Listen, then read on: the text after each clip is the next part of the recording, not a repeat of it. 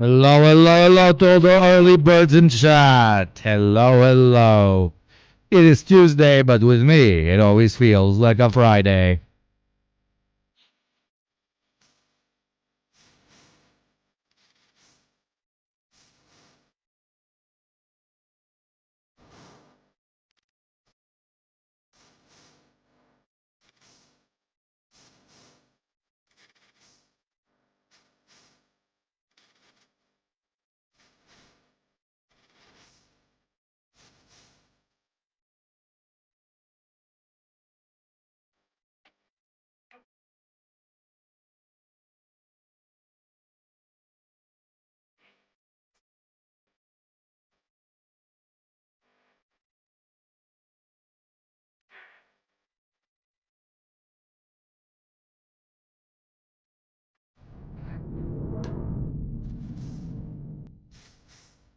Wonderful, a new child soldier, subscriber.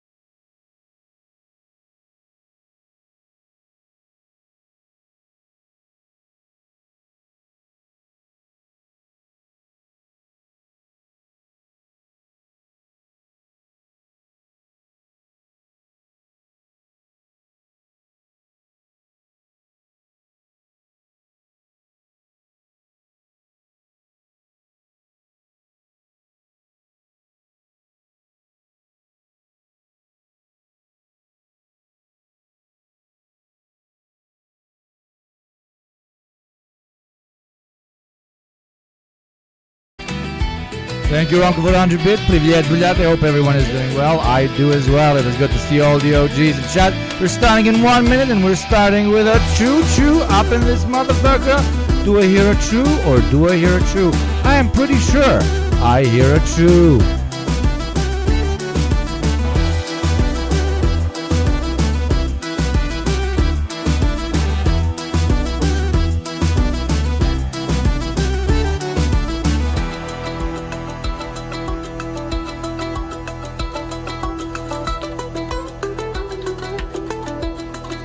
Let's fucking go, baby. Thank you. Just another heterosexual 41 for the sub with Prime.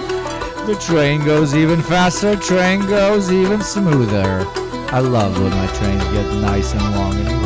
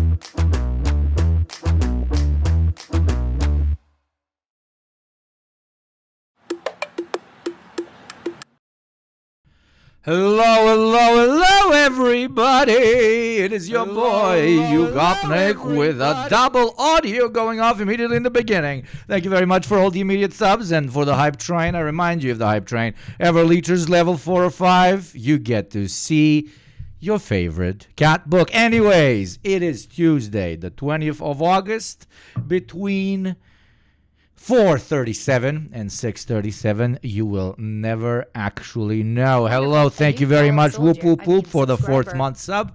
I hope everybody is doing well. I sure as hell am. Today was a lovely day. I managed to finish my script finally. I'm going to record the audio later and send it over to the beautiful editor to get ready for release, so look out for that. Earlier I did chest, baby, did these titties over in the gym. That was very nice. The weather is absolutely fucking popping outside. How are all my OGs doing today? It's been a second. It's been, 3 days since the last stream. Look forward to 4 streams this lovely week. The outfit today is very simple. We got some gold on here. We got some gold on here. We got some gold on here. We just got classic, normal, fucking brown. Okay, brown, but not the brown shirts. Some nice jeans, and that is it. Today we are going simple. Today we are going nice. How are you guys doing? How are you guys doing? It is good to see all the OGs. Snicky, Joe One, Tactical Santa, Red Garlic, That Doctor, Neb D, Too Hardcore, looks maroon. Is it maroon? It's kind of brownish. I don't know if the light kind of pops it off a bit.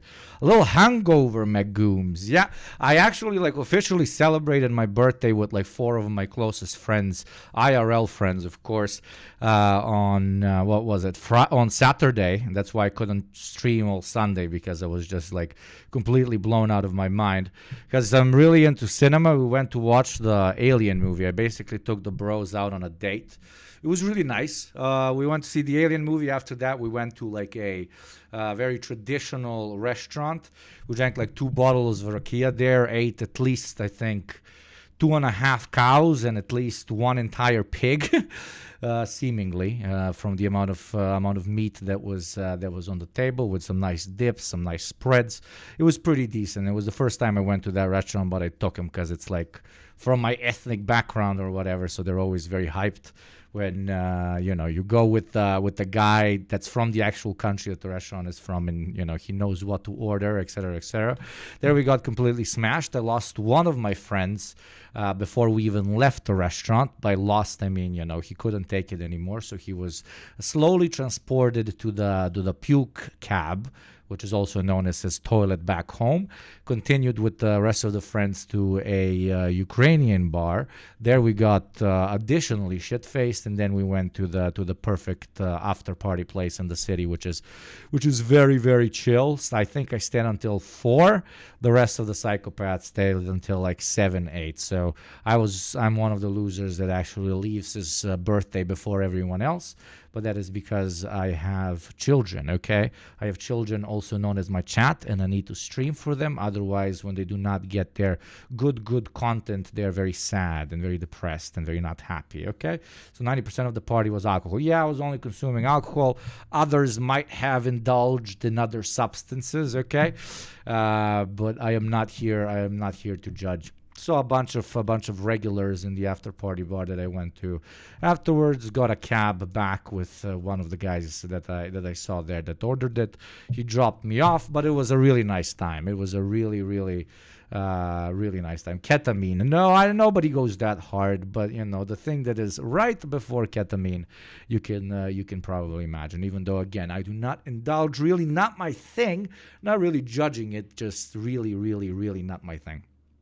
But yeah, it was lovely. Then I had a horrible hangover for the entirety of Sunday. I cured it with copious amounts of incredibly greasy pastries, very large amounts of water, and fruit. That is kind of my thing. I don't really go for greasy meats. I go for greasy pastries. I go for a lot of H2O and a lot of fruit that helps hydrate you. I don't really take any sort of medicine to combat the hangover, nor do I really eat very greasy shit, etc., etc. The greasy shit, like, it feels like it's curing your hangover because you get so much positive hormonal reactions to it because you're eating something extremely tasty. But then your body afterwards has to also process the greasy food while it's attempting to process the incredibly toxic substances that you consumed on the previous day. So while you might stop the hangover for like an hour and a half, I think it's going to elongate your hangover by 3 to 4 hours afterwards. So I don't really recommend it. Thank you for the level 2 hype train. You don't get the fucking cats, baby. You don't get the cats. Burek, absolutno. Burek for life, man. Burek s mesom, burek sa sirom. Da, it is burek sa sirom as well. I am one of that degenerate tribe.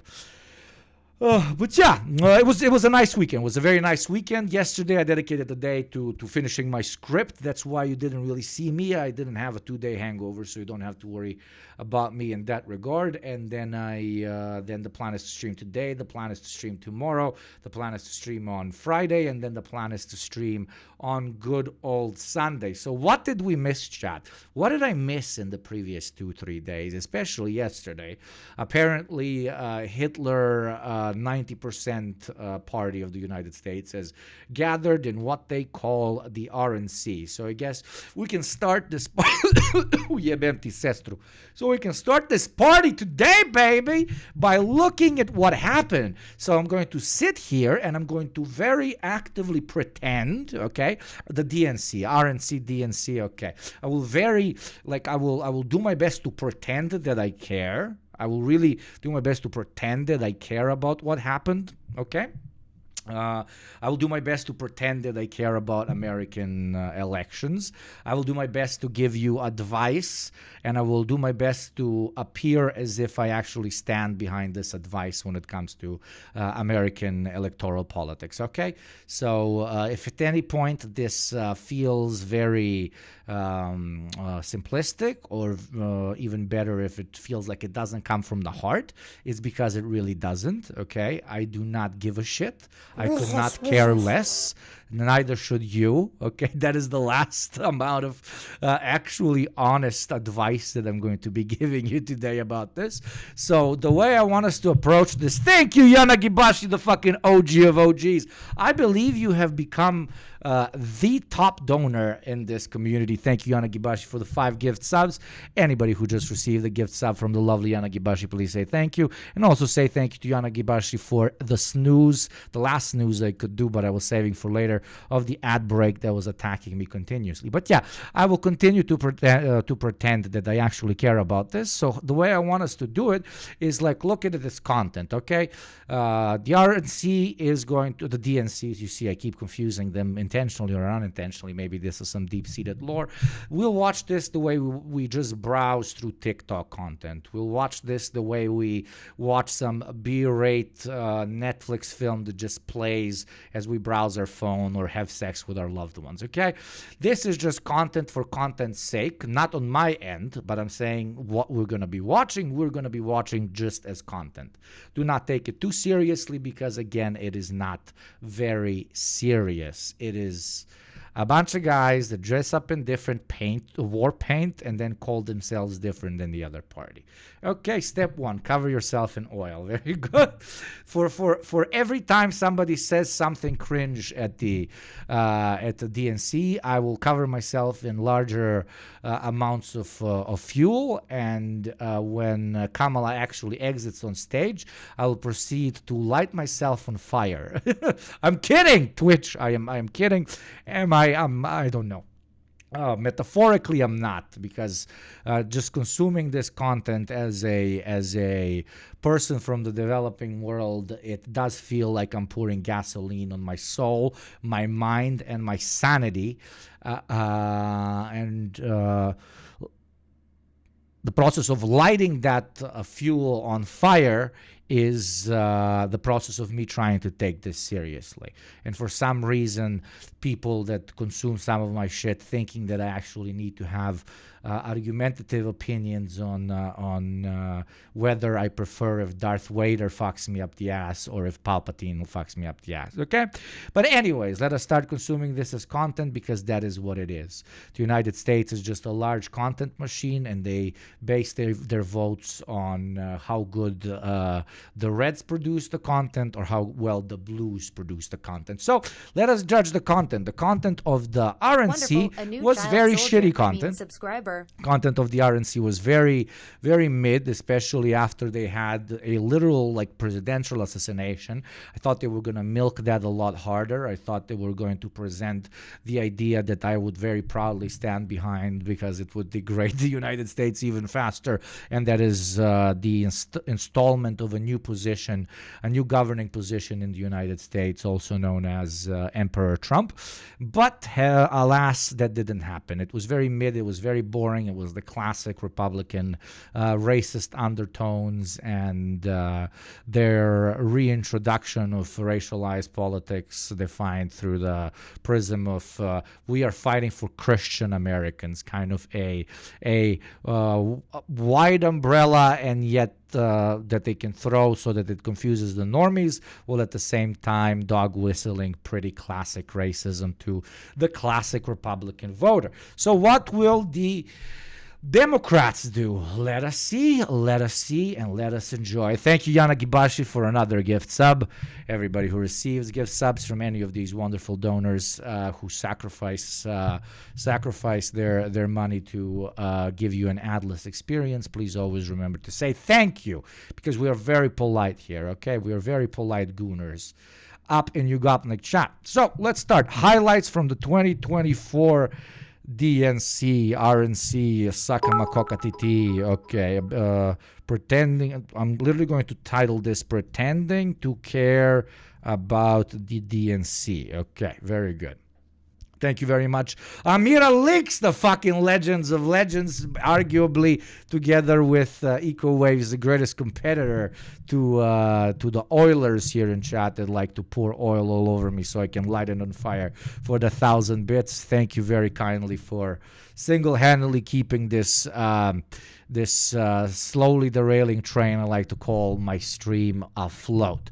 Okay, so this is a bit of recap. Let's see what a PBS NewsHour, PBS, what is a PBS anyways? Is that like a PMS but for bitches? Get it? Because it's B. Oh, God. Sorry, it was just too good. I'm sorry if that's fun. It was just too good not to say, okay? Ad starts, by the way, in 30 seconds. I snoozed all of them. If you don't want to watch ads, please do consider becoming a subscriber. I know, public broadcasting system. I know. Okay, let's go.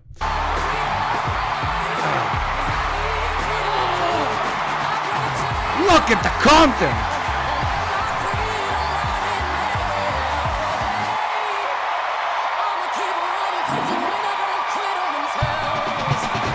Cool old people walk on stage with music playing. Look at how representable she is. Remember when we had that guy that wasn't representable? Now we have a girl that is very representable. Let's fucking go get that erect fucking voting finger nice and thick. This is going to be a great week. Is this what nerds imagine a party looks like? And I want to kick us off by celebrating our incredible President Joe Biden. And how do we celebrate him? We scream Wonderful, and new shout child and soldier. let it all out Forever. and scream and shout. We really love you, man, who we said, please do not run again because we will lose 1,000 fucking percent. Thank you very much, Champion Soap Eater, for the sub. That's what I feel like when I cover the American electoral politics. Wonderful, Like a I'm new child slowly soldier, consuming subscriber. bigger and bigger bars of soap, and I know that it's not good for my internal organs or my soul, but I must consume. For if you do not consume political content, then are you really a political advocate? Because as we all know, the more political content you consume, the more of a political advocate you are. Don't we know that? Of course we know that. Imagine treating these ghouls like pop stars. That's half of the fucking country, bro. And thank you very much, Joe One, for the 4 months, baby. Thank you very, very much. War cries in native land by colonizer adopting cultural norms of everyone else. Let's go. Thank you. And we'll keep working. Oh my God. To bring hostages home and end the war Is that the first thing you say, you decrepit cuck? in Gaza and bring peace and security to the Middle East. I mean, you are still president. You can do those things. Like, just do those things? You can, like, do those things? Wait, Panda sent me something from the DNC. Oh my God. You might actually... Excuse me. Something from the DNC you might actually care about. Okay, let's see if I actually care about this. Let me put my caring a lot glasses, okay? Let me try and care a lot. Let me become a Karen. Oh my God. Oh my God. Oh my God. Oh my God. Oh my God. Excuse me. Oh my God. I'm such a big fan of you. You're amazing. Can I take a... Holy shit, the two OGs actually meet. Holy fucking shit. Amy Badman from the Depression Now, depressionnow.com, brought to you by the Warren Port, meets with the communist with the biggest head having communist Wonderful, in the and your world, child the soldier poorest becoming and subscriber. biggest head having communist in the world. Hassan, also known as the only communist with a house, okay? Like literally, my two fucking heroes finally meet. A communist with a house, my greatest dream, and a depressed lady doing the news, who I want to become, okay? I want to have a house, and I want to be a depressed guy doing the news. And those two things met. I think the world will combust on itself, for those levels of base should not exist in one room. Thank you, Good Doc Gonzo, for the 6-month sub. Thank you very kindly. Photo with you? Yes, you can. Oh my God. Oh my God. We're live right now. Oh my God, chat. I don't even know if this is... Hassan. Hassan. Oh, you guys have? You guys know who? I wonder if Amy herself knows who Hassan is. Man, Amy, look at how I'm gonna eat Amy. I'm gonna eat you, okay? She's so cute. I wanna just like, squeeze her like she's like a baby, like, No, she's a brilliant woman. She's fucking awesome. Oh, I am? Oh my God. You think she has no clue who he is? Come on, there's no way she doesn't know who fucking Hassan is. Come on. That's crazy. You're, yes. I literally do not get this DNC thing. It feels like TwitchCon for politics, but it's full of blue suits that feel abnormal for a non-American dude. Dude, it is literally TwitchCon, but for political nerds, which are the worst people that exist. It's like people who care about things, but not enough, but just enough for them to like LARP that they care about things. And then they make a convention for that, and that's what happens. You're amazing. I love you. I love you so much. I love all of you guys. You guys are incredible. Thank you. Hi, of course. Hi, Hassan. Sharif, nice to meet you. What's going on? I got the hat and everything. I'm also a donor. Someone sent me from your donation. Organ. What organ? No. Oh my God, what organ? Oh my God, she's so cute. She doesn't know who he is. Oh my God, she's so cute.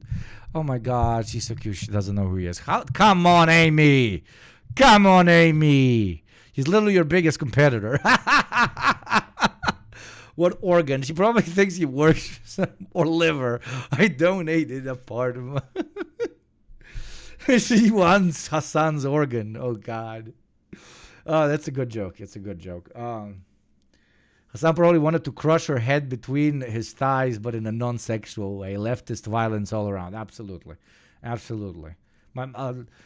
50% of my dreams are like they last for 2 hours, and I am sitting on top of Hassan's massive head, and my thighs are slowly sinking into his skull as it proceeds to turn into mush, but not like violent mush. Like the bones don't explode. You just like slowly goes into my thighs, and then one of my thighs literally becomes Hassan. And then I don't even have to turn on a stream. I just sit there and talk to my thigh, because I always talk to my thighs because they're so damn thick, boy. But now I will actually get some pretty interesting, informative, and entertaining political commentary as I do so. Okay. We're working around the clock, my Secretary of State. I got that informative gyat, okay? I got that class-conscious gyat, okay? It's like vor, but like your gyat consumes a personality type, a person, a persona mucha grata. Okay, whatever. To prevent a wider war and reunite hostages with their families. Secretary's home. And we'll keep working to bring hostages home and end the war in Gaza and bring peace and security to the Middle East. We're working around the clock, my Secretary of State. Work better, motherfucker. We're working around the clock as we send countless billions of dollars over to the guys doing the genociding to stop the genocide. It is very important for us to make sure that instead of 40 billion, we send 20 billion, which is going to really, really help bring a permanent ceasefire to the region. That silly moment when I very openly support an apartheid genocidal colonial state, while at the same time being a very silly boy who also wants to stop that apartheid colonial genocidal state from being an apartheid colonial genocidal state. That moment when I'm giving my friend a bat to beat the shit out of his wife as I'm trying to convince his wife to stop getting the shit beat out of by my friend who I'm giving a bat to. Welcome to the Democratic Party. I'm impressed Biden can talk so much. Dude, he's on that good meth, bro. He's on that good meth, dude. He's on that good genocide math. Said Amy doesn't know Hassan. I hope she looks him up. She will. You could see that all the staff were like, oh my God. Oh. Just a silly little guy. He's a silly little guy. We're working around the clock to ensure Israel has $20 billion for bombs to drop on the brown people. We're working really, really hard. Thank you very much, Corey Sweet Tea, for the sub with Prime. Welcome to the sub, normal sub, not with Prime. Welcome to the community, my friend. Here, we love when somebody minimizes how much genocide they do, because we are very proud of them, and we give them our our political support when they're not doing 100% of the genocide. They are only doing 40% of the genocide, okay? They are good guys. Thank you, Ramka, as always. You fucking legend for the 100 bits. Biden is probably on some designer shit. Yeah, brother. There's a soft Hanes. There's a soft designer drugs. Smoke bean doing smoke buenofied. To prevent a wider war and reunite hostages with their families, and surge humanitarian health and food assistance into Gaza now.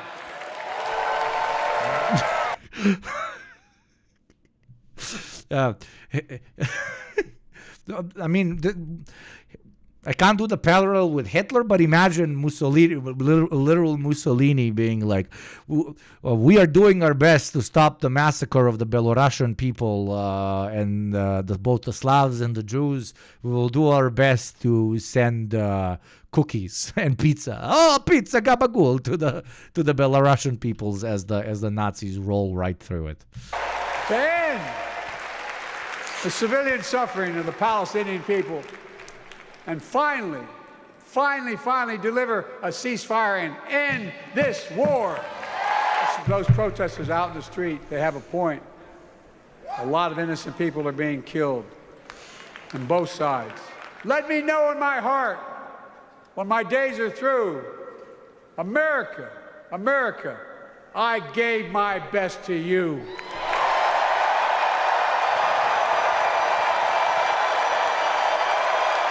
Well, if that's your best, I don't want to see your worst, dude. I mean, no, thank you for your service, but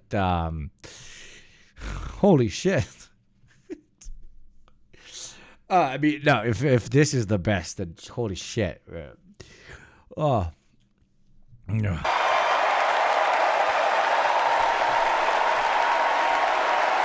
Donald Trump's America is the America of January 6th. And yours is of everything that happened after October 7th. Also October 7th as well. I mean, bad. People who have no vision traffic in division. He does not. Imagine how cucked you gotta be in the front row of a Biden speech holding a "Thank you, Biden" sign. Know how to lead us, and so he wants to divide us. America, make no mistake, Donald Trump is a plague on the American conscience. I'm Michigan State Senator Mallory McMorrow. I mean, he's a plague on the American conscience because he reminds you of who you actually are in the face of the rest of the world, okay?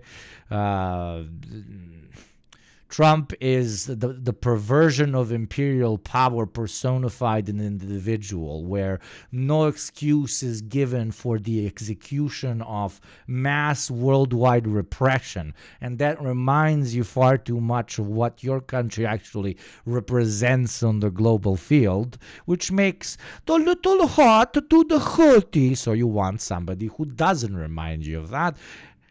You never really care about actually changing the things that your state is doing internationally. So, yeah. And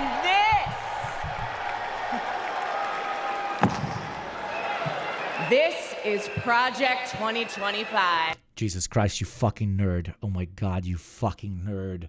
You fucking nerd. Jesus, oh my God.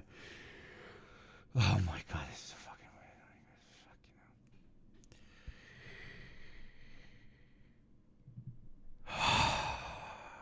Why are all of these people the amalgamation of everyone I would never actually have a beer with? Okay? They probably wouldn't have a beer with me either. Oh my God. Girl bossing Project 2025 Yas Queen. Okay? Okay? I'm going to girl boss the shit out of that 2025 project. Look at how I slammed the book on the table. I am not doing virtue signaling. No, no, no. Over the next 4 nights, you are going to hear a lot about what is in this 900-page document. Why? Because this is the Republican blueprint for a second Trump term. As I approached, I mean, that is true. That is absolutely true. Trump has openly supported it. It is an actual project that has money and power behind it, that has a very set up plan on what they want to do. And it's very bad and it's very fucked up.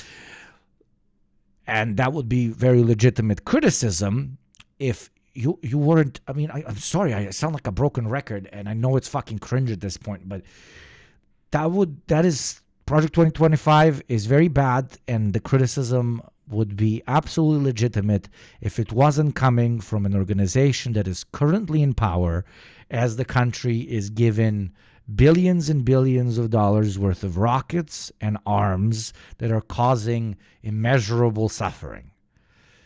Again, lib Yugopnik in chat, that is literally the only thing anybody with a straight conscience is asking you to do, and there is no line redder than that, which is, please stop killing kids. No dead kids, please. I know that's a lot to ask from a political candidate in the U.S., but please no dead kids, and then, yeah, we'll be like, yeah, Project 2025 bad. But anything in comparison to dead kids, not that bad, you know? Vice President Harris, for our official photo. The Project 2025 stuff goes into action under any president, right? Isn't it more of a local government thing? It is a local government thing if they also win the local governments, but they would need to have enough political power in those particular places where they want to instill, quote unquote, instill Project 2025, so that they can actually put their own people, representatives of the Republican Party or different radical conservatives, into positions of power in different American agencies, government organs, etc., etc. Put as simply as possible, it's just slowly ideologizing different so-called independent government departments, agencies, etc., and then slowly from the inside filling them with allies of the so-called Christian nationalist, new American, clero-fascist ideology. That's it. And it's going to be much easier the more Republicans win both local and national elections. That's pretty much it. Yeah. Привет, товарищи. Привет, привет. Asked, "What's wrong?" Mind you, we'd never met, but she saw right through me. She saw the distress. I immediately began crying.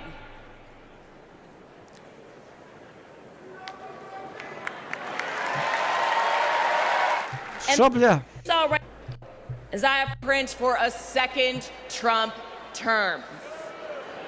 As I approached Vice President Harris for our official photo, she turned to me and asked, "What's wrong?" Mind you, we'd never met. Holy shit, Kamala Harris is like a great boyfriend, you know? Women be like, I will be suffering immensely internally, but I will not actually verbally voice it to you. And the really good boyfriends, they know. They know that something is going on. You're like, is anything going on, honey? And she's like, no. And you're like, is anything going on? No, nothing is going on. Kamala Harris, not only a brat, but real fucking boyfriend material. Went up to this lady, was like, what's wrong? I can feel that something's wrong. She was like, no, nothing's wrong. But Kamala, that fucking boyfriend energy. She got that real fucking wholesome boyfriend energy. Knew that something was wrong. And that is how the relationship was saved. And that is how another child of the Democratic Party was brought to the forefront. Whatever. Speaking of forefront, in exactly 1 minute and 45 seconds, Twitch is going to play incredibly cringe advertising to you. Instead of watching that incredibly cringe advertising for $6 a month or for free through Prime, you can not watch the ad and join me in watching this incredibly cringe American content just willingly instead of unwillingly, while supporting the show, of course. So that's the ad pitch, the first one of the day. The ad will play in 1 minute and 25 seconds. Let's fucking go. But she saw right through me. She saw the distress. She is supporting the Mama Kamala rhetoric. She will heal the nation, kiss our boo-boos better. Exactly. But I'm repitching it. I'm repitching it to all of you boyfriendless motherfuckers out there. It should be boyfriend Kamala, okay? Boyfriend Kamala. The warm, non-toxic, extremely chill, always putting you first. Boyfriend Kamala, okay? Hashtag BF Kamala. You see, Amira Links, 5 gift subs, fucking agrees, okay? Why would you want to watch an ad if you could listen to me talk about boyfriend Kamala in this bitch? Thank you very much, Amira Links. Yeah, baby! Let's fucking go! I immediately began crying.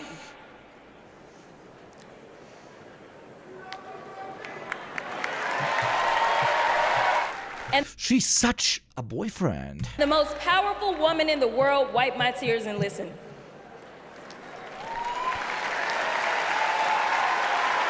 It's so hard for me to tell this story. She then said, among other things, you are exactly where God wants you. Your district chose you because they believe in you, and so do I. Nearly 66. Here's the fucking demon. Wait, I'm sorry. Orthodox Christian chant. No, come on, something more intense. Begone! Begone, demon! Begone, demon! Demon, begone! Luciferus demonus exporicus Hillary Clintonicus destroyus. Pokemon, go back to hell! Pokemon, go back to hell! Pokemon, go back to hell! I curse you back to the depths of the underworld! I curse you back! Go back, demon! Back, demon! Back! We must fight the demon! The demon appeared on the screen! Back, demon! Satanus, Hillary Clintonus, disappearicus from this criticus! Remove yourself, Pokemon! Go back to hell! It is good, my brothers. It is good we have protected ourselves from her entering our soul, brothers. Oh, brothers, we shall now continue to listen to the demon so that we know what it thinks. But we have done our chance and it shall not enter our body. I want to hear amen in chat. I want to hear amen. Hitlerus, demonicus, satanus, hilarius. Begone. Begone, I say. Amen. Amen in chat. Amen in chat. I want amen in chat.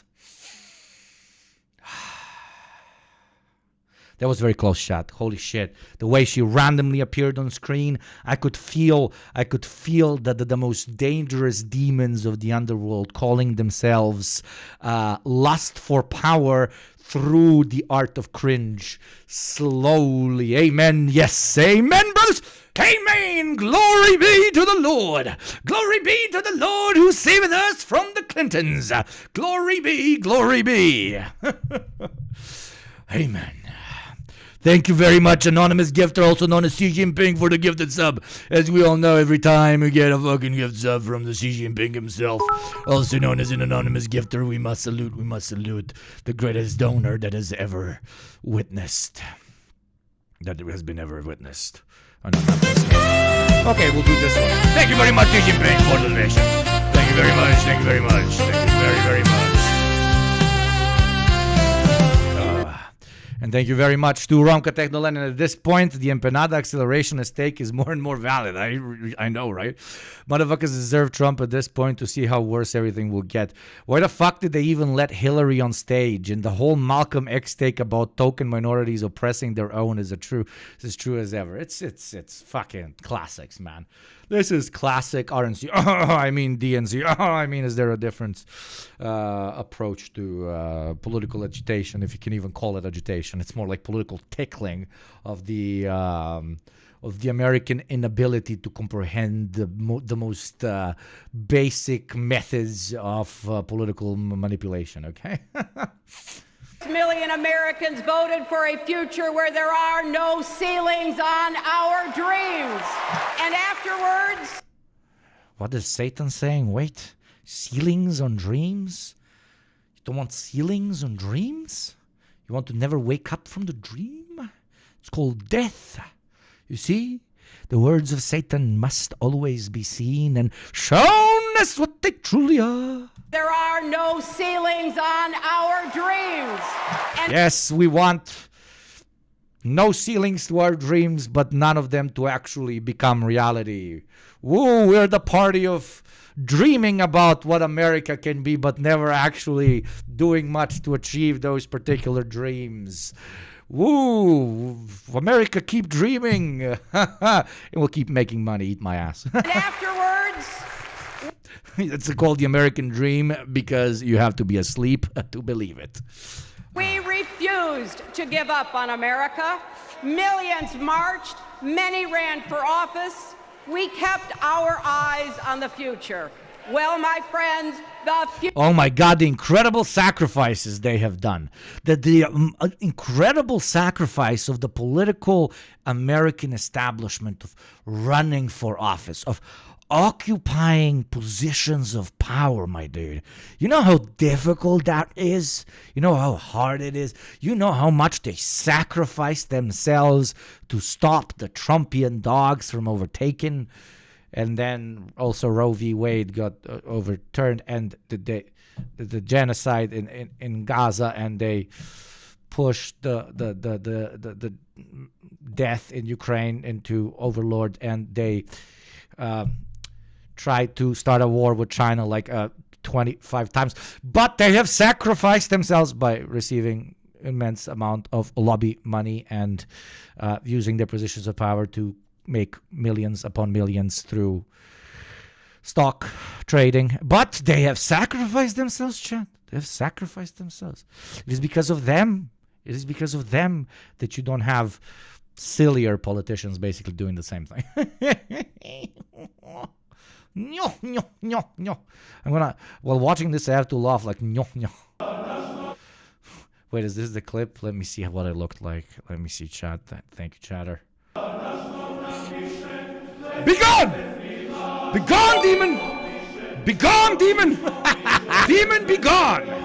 Luciferus demonus exporicus Hillary Clintonicus destroyus. Pokemon, go back to hell! Pokemon, go back to hell! Pokemon, go back to hell! I curse you back to the depths of the underworld! I curse you back! Go back, demon! Back, demon! Back! We must fight the demon! The demon appeared on the screen! Back, demon! Satanus, Hillary Clintonus, disappearicus from this clinicus! Remove yourself, Pokemon! Go back to hell!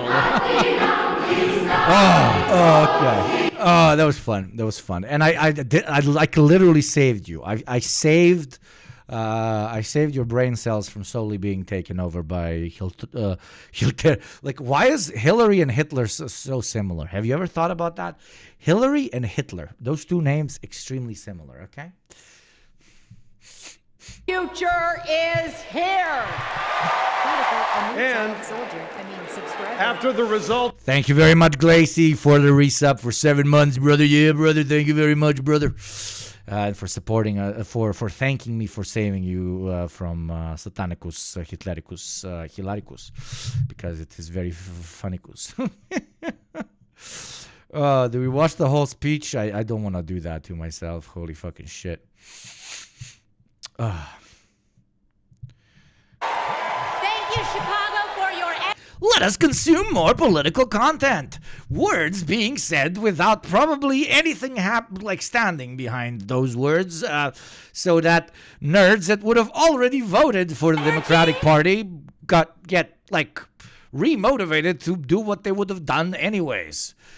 More slop, more slop. Again, guys, please, when we watch this, we are treating it 100% just like random content. Like, imagine we're watching Warhammer 40k lore, just instead of Warhammer 40k lore being a fictional universe that doesn't really harm anybody in the real world. This is the actual empire, just, I guess, with less cool uniforms and But still with a corpse emperor. At least we're replacing the corpse emperor. At least, dude, we did it, man. We did it. The chaos guys will no longer know what to shout on the battlefield. Oh, you want to die for your corpse emperor? Die for... No, we no longer have a corpse emperor. Now we have a fully legit girl boss cop emperor. Okay, so when they scream that next time, we'll be like, no longer, kind of an L take, dude. Kind of an L take. Come rejoin the emperor. The empress. I'm sorry, the empress. Oh. Now, like, first female character to actually enter Warhammer 40k. Commissar Kamala. Democratic Yapping Convention. Yes. Thank you, Kamala Harris and Tim Walz, for your vision.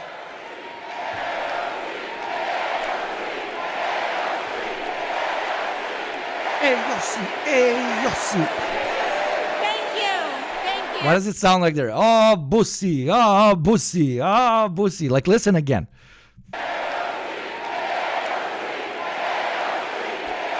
When you hear it, you can't unhear it. Hey, bussy, hey, bussy. Come on, listen again. Hey, bussy.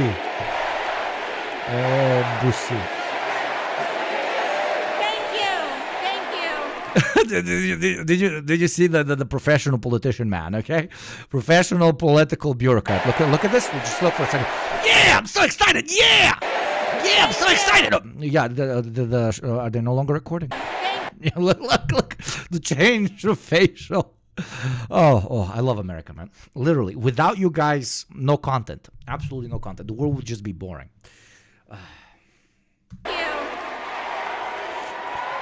Thank you. Thank you, Chicago, for your energy.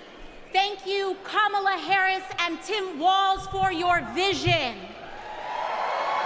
And thank you. I mean, said nothing wrong up until now.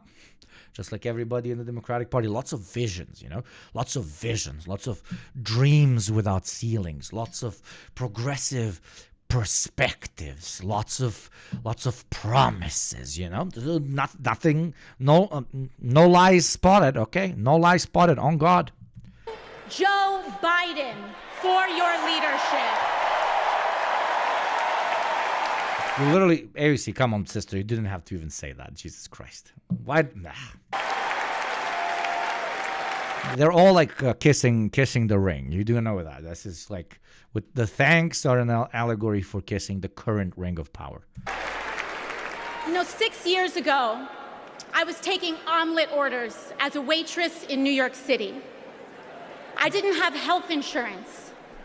My family was fighting off foreclosure, and we were struggling with bills after my dad passed away unexpectedly from cancer. Like millions of Americans, we were just looking for an honest shake. And we were tired of a cynical politics that seemed blind to the realities of working people. A great perspective and great motivation, and that hasn't changed. That last part, let me... Cynical politics that seemed blind to the realities of working people.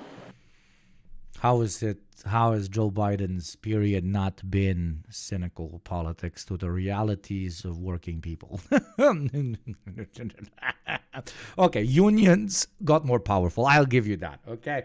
If you really want to dig deep down and find something positive, okay? Paid by the DNC, YugopnikTwitch chat. Yeah, I guess. Unions a bit better, okay? It was then, only through the miracles of democracy and community. So things have changed. Oh, I see. Okay, sister. That the good people of the Bronx and Queens. Okay, elected me. Okay. Chose someone like me to elect them in Congress. That's so Wonderful. smart. A new child soldier. Subscriber. Oh, fucking legendary. Thank you, eating bees. I love eating bees as well. Kill all bees. Kill all bees because that's how all humans die and make me happy. Yeah. And America, heart, I know from that same cloth of hope and aspiration, we will also elect Kamala Harris and to also do almost nothing really, and nothing ever changes. Hurrah, huzzah, hurrah. But hey, at least she's not a rotting corpse, am I right? Tim Walz as President and Vice President of the United States of America. USA. I am here tonight because America has before us a rare and precious opportunity. In Kamala Harris, we have a chance to elect a president who is for the middle class because she is from the middle class. She understands the urgency of rent checks and groceries and prescriptions. She is as committed to our reproductive and civil rights as she is to taking on corporate greed. Yeah, I am super committed to drinking less. I'm super committed to taking less Zins, you know? I'm super committed to going more to the gym. I'm super committed to do more reading.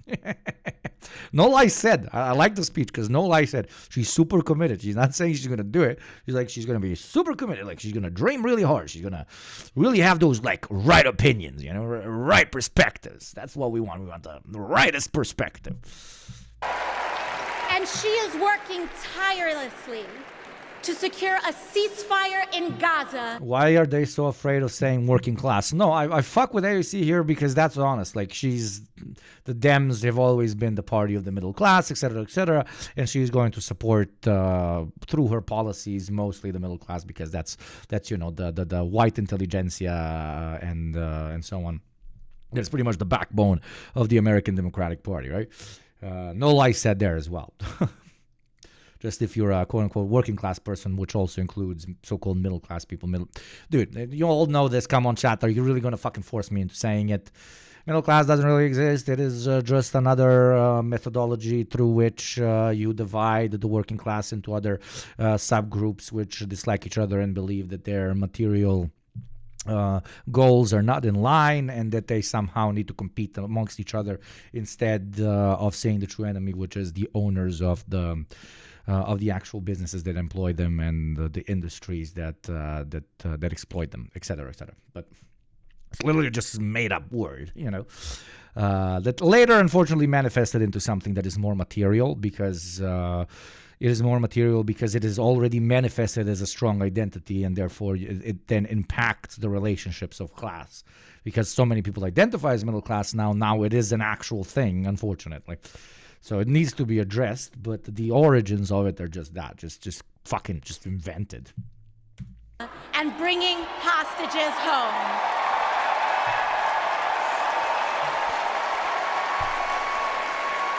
In Kamala Harris, I see a leader who understands. I mean, what are you guys expecting? An outright communist at the DNC? No, we're not, my friend. I mean, I'm with you, but I don't get this. No, I'm not even making fun of, like, we're consuming this like content, okay? And we're just rubbing ourselves off shit talking, okay? And I'm trying to lower my levels of shit talking as much as I can, my friend, okay?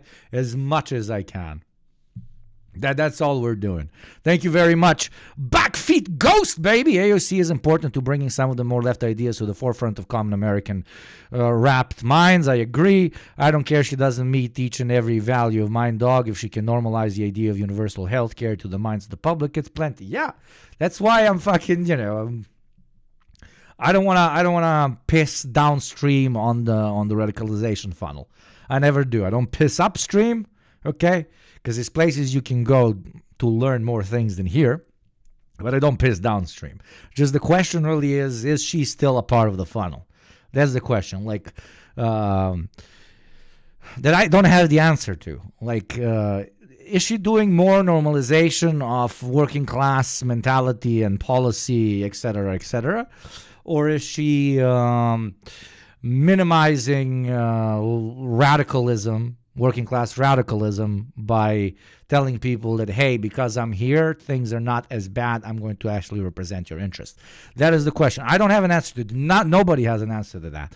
Both the guys that are like slobbing on the knob of the, the squad or whatever, or the guys that are just like super actively pissing and shitting, arguably are both wrong, in my opinion, because they do not know the long-term either positive or negative consequences of having them in positions of power and how that is going to influence the broader increase in class consciousness of the American, okay? Because we've never really been in a situation like this, so we don't really know how it really impacts, right? I see a Do you see Hassan met Amy Goodman yesterday? Yeah, brother, we watched the video, brother. leader with a real commitment to a better future. I think so. At least 5 years ago, she was in my pipeline. There you go. Absolutely. Probably a lot of people got introduced to more working class politics through them. Yeah. But then on the opposite side of the spectrum, again, I'm not saying which one is heavier or more influential. On the opposite side, people don't go further down the funnel because they tell themselves, hey, I helped get AUC in power, and I've done my part, quote unquote. So now things are actually going to change. And it's going to depend on her and different politicians in the mainstream like herself, choosing between, towing the line, continuing to tow the line really hard, or having a bit more balls and actually introducing more radical opinions so that they actually do shift the status quo further left. That's it. Future for working families. And Chicago, This is the definition of something that is genuinely not that black and white. we have to help her win. Because we know that Donald Trump would sell this country for $1 if it meant lining his own pockets and greasing the palms of his Wall Street friends. And I, for one, am tired of hearing about how a two-bit union buster thinks of himself as more of a patriot than the woman who fights every single day to lift working people out from under the boots of greed, trampling on our way of life. The truth is, Don, you cannot love this country if you only fight for the wealthy and big business. To love this country is to fight for its people, all people, working people, everyday Americans like bartenders and factory workers and fast food cashiers who punch a clock and are on their feet all day in some of the toughest jobs out there. You know, ever since I got elected, Republicans have attacked me by saying that I should go back to bartending. But let me tell you, This is a strong pitch towards everybody who works in the service industry and who is a member of the union. It's a very strong pitch. It's a from our perspective, obviously, this is just fucking centrist. What do you want to call it? Classics. But for them, it might work. I'm happy to any day of the week because there is nothing wrong with working for a living.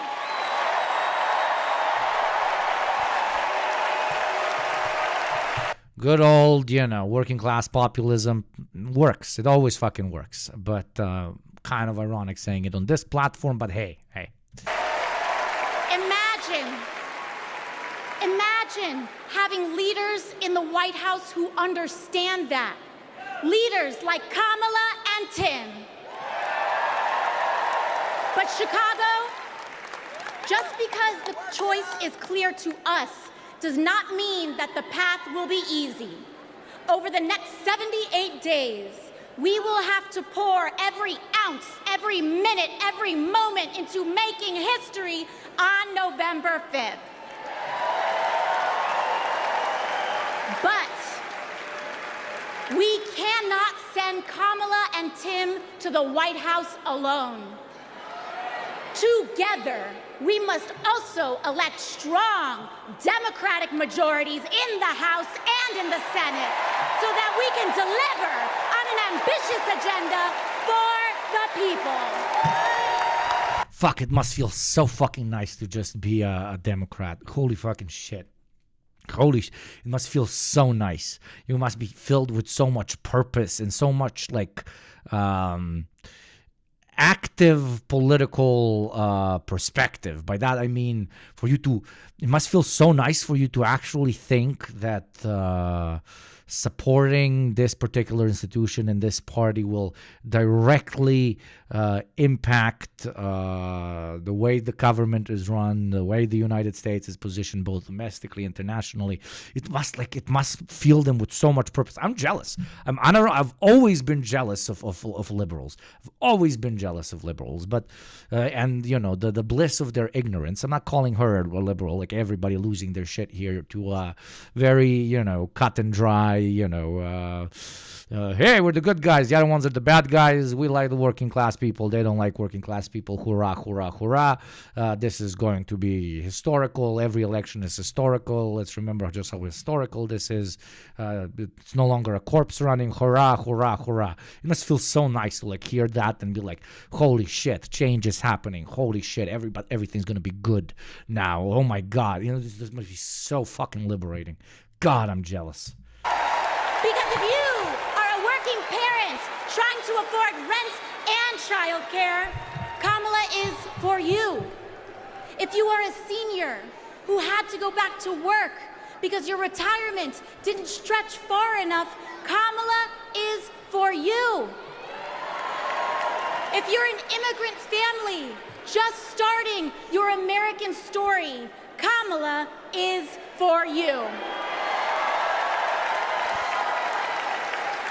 America, when we knock on our neighbor's door, organize our communities, and elect Kamala Harris to the presidency on November 5th, we will send a loud message that the people of this nation will not go back.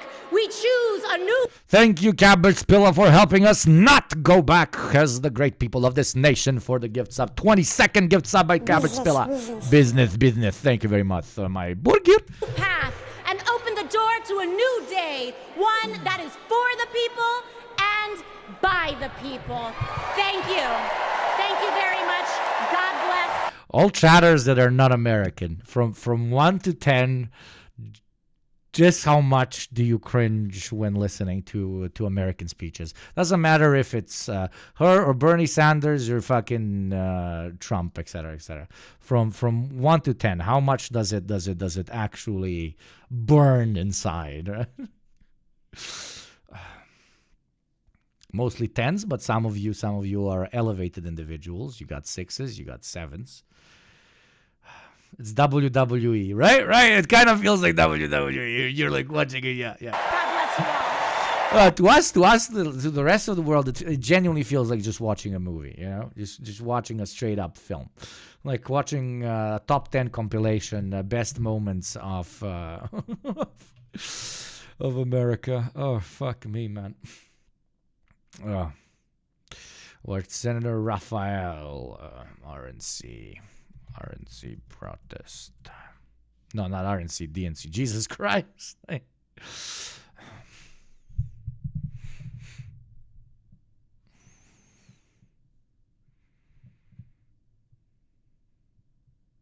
Police crash.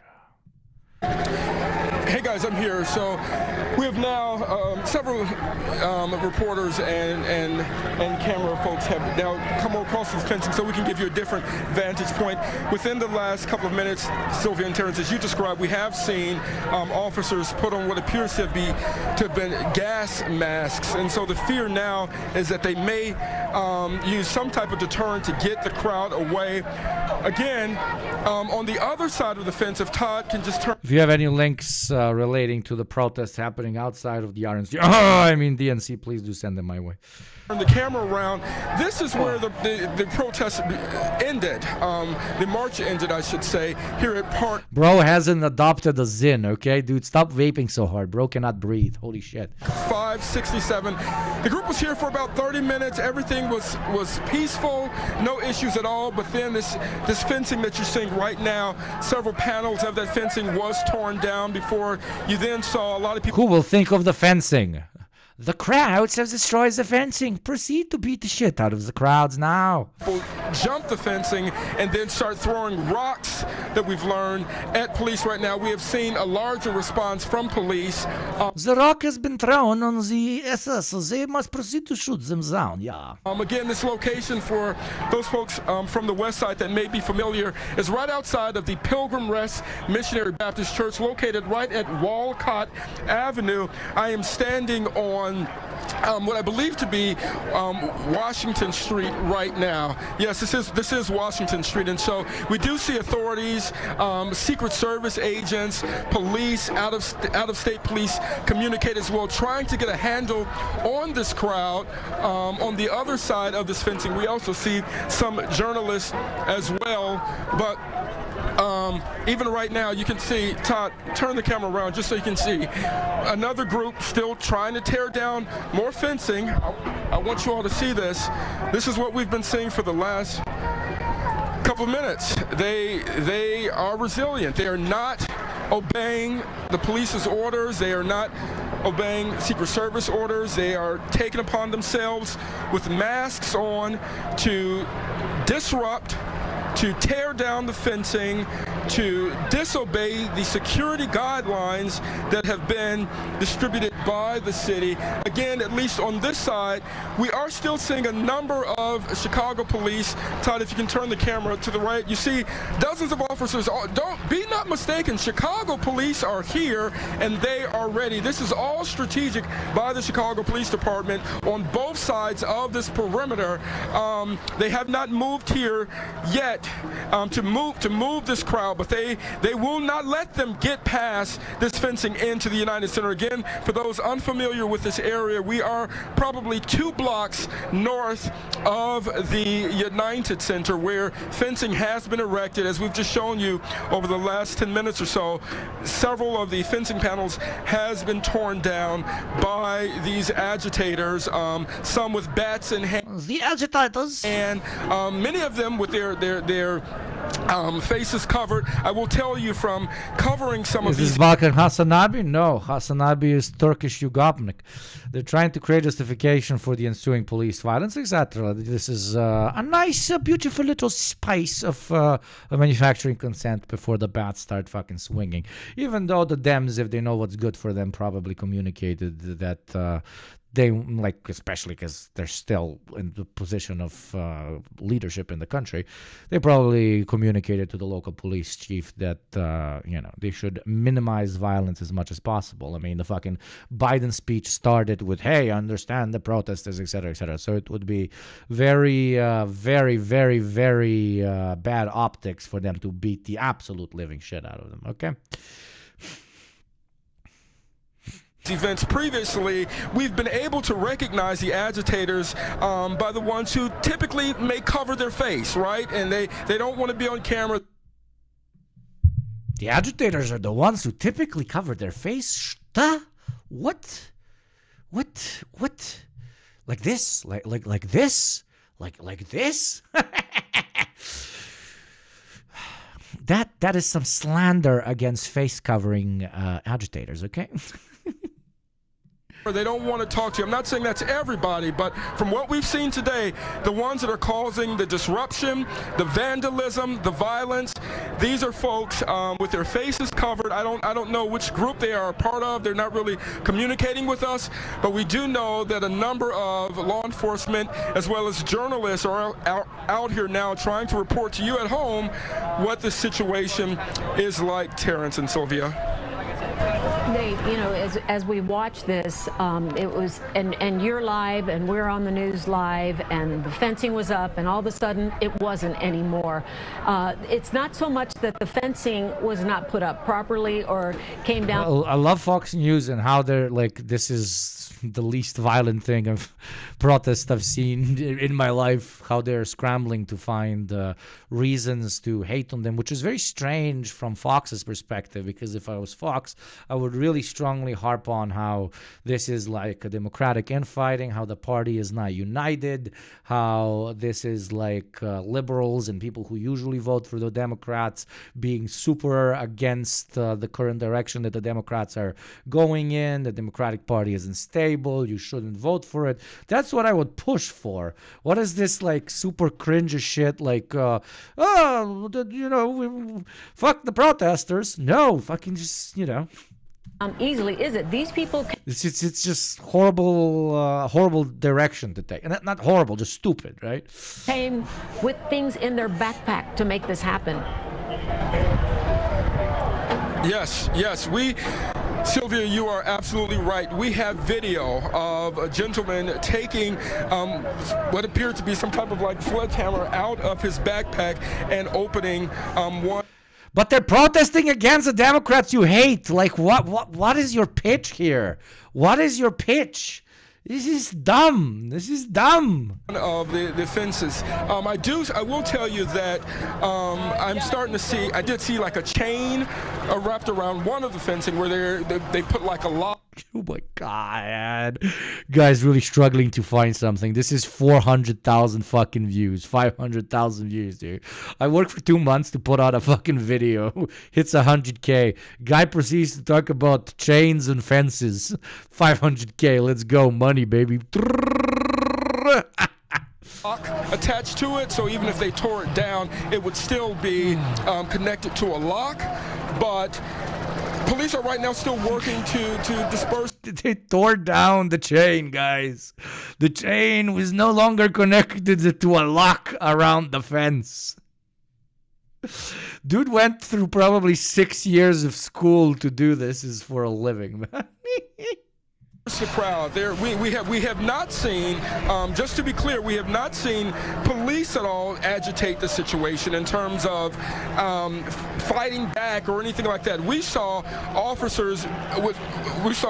demonstrators or agitators throw rocks at officers, but the officers, as you're seeing them right now, have stood in position. The only change that we've seen outside of one officer who appeared to just raise his firearm, we've seen some officers. This is like chat. This is like the most violent American protest. Meanwhile, the least violent European protest. Okay, the least violent European. Wait, where is it? Oh, this is not the fucking compilation. No, I'm kidding. You Americans know how to riot when you really want to. Put on in front of the RNC, DNC. No gas sprayed or anything like that. In fact, they, for the last 10 minutes or so, or however long we've been on with you all, they have allowed this group to continue to stay here in what is the perimeter outside of the United States. I'm sure that is 100% intentional. Like, they could have removed them 10 times by now. That is intentional because of the direction the Democratic Party is currently going in, and that is, okay, we're not going to outright do anything about the genocide, but we will continue saying that we understand the grievances and that we're doing our best to address it. And that is going to be more than enough for their core voting body to continue supporting them, even if they have a particular, strong opinion on, dead children, also known as not wanting any dead children. But yeah, this is, they would have been crushed by now if Joe Biden called the local police chief. But that's not the direction the Democratic Party is going in right now, so that's why it's not happening. It's just another electoral, just more electoral politics, which is smart, which is very smart. I'm not gonna say anything to the contrary, and it's very funny to see the Republicans kind of squabble and not really know how to cover people protesting Democrats. I am, but in, you know, in Republican brain moment, like, but the Democrats are crazy leftist Hamas terrorists. Why are other crazy leftist Hamas terrorists protesting the original crazy leftist Hamas terrorists? My brain cannot comprehend this. Oh, fuck it hell. And that's why they actually might lose. Like, holy shit. The reps actually might fucking lose. But again, they do not know how to adapt to this this change. They really don't. They really don't. And you can see it from this coverage specifically. A very strategic move by the Chicago Police Department. As an example. Superintendent Larry Snelling has said all along leading up to this that they've trained for this, that they have prepared. And so all of their responses, they want Chicagoans to know, not just Chicagoans, but delegates, all of the visitors to our city. They want they want folks to know that they are indeed safe and they have a handle on this. Right now, we're continuing to see and hear people chant. Oh my God, not the chants. Who will think of the Democratic National Convention, which begins tonight in Chicago. Tonight, President Joe Biden, First Lady Jill Biden, former Secretary of State and Trump popular vote beater Hillary Clinton will be on the docket, as will AOC. That's so good. This is basically. But yes, this is a night where I think like both conventions do this. This is a night where they hope you tune in on Wednesday. Right. Like we love AOC, but the rest of that lineup of Hillary and Biden and Jill Biden is like they want people to have better things to do on Monday night. Well, I mean, it's to set like where we came from, and then but AOC sort of makes it hopefully, it's rhetoric. It's a campaign, but it's encouraging. This is Walls in Pennsylvania. Emma, do you want to? Well, I find it interesting. Emma's got an axe to grind here. I hate Josh Shapiro. So the dude can't even be bothered to show up, apparently. There was a report that he had scheduling conflicts and didn't show up to the tour all over Pennsylvania yesterday. That's interesting because I'm sure, like, it's not like they just dropped in, like, hey, I've been in the neighborhood. Shapiro, you want to get a coffee?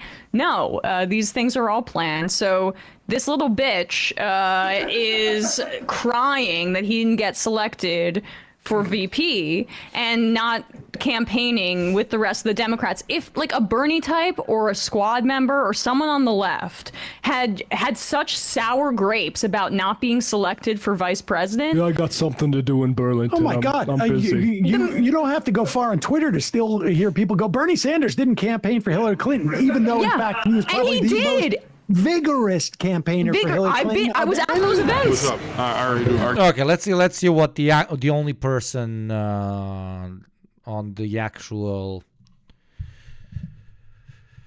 Democratic National Convention that I do kind of care about. Let's see what he's up to. What's up? Our camera's about to die. Hi. Oh. I wanted to show Unc, OG. The OG before this is literally dude. You're so lame. I saw Amy Goodman when I was walking out. I was about to leave, and I almost cried. I like teared up a little bit. Because she's a legend? Yeah. It was amazing. She was the RNC too, yeah.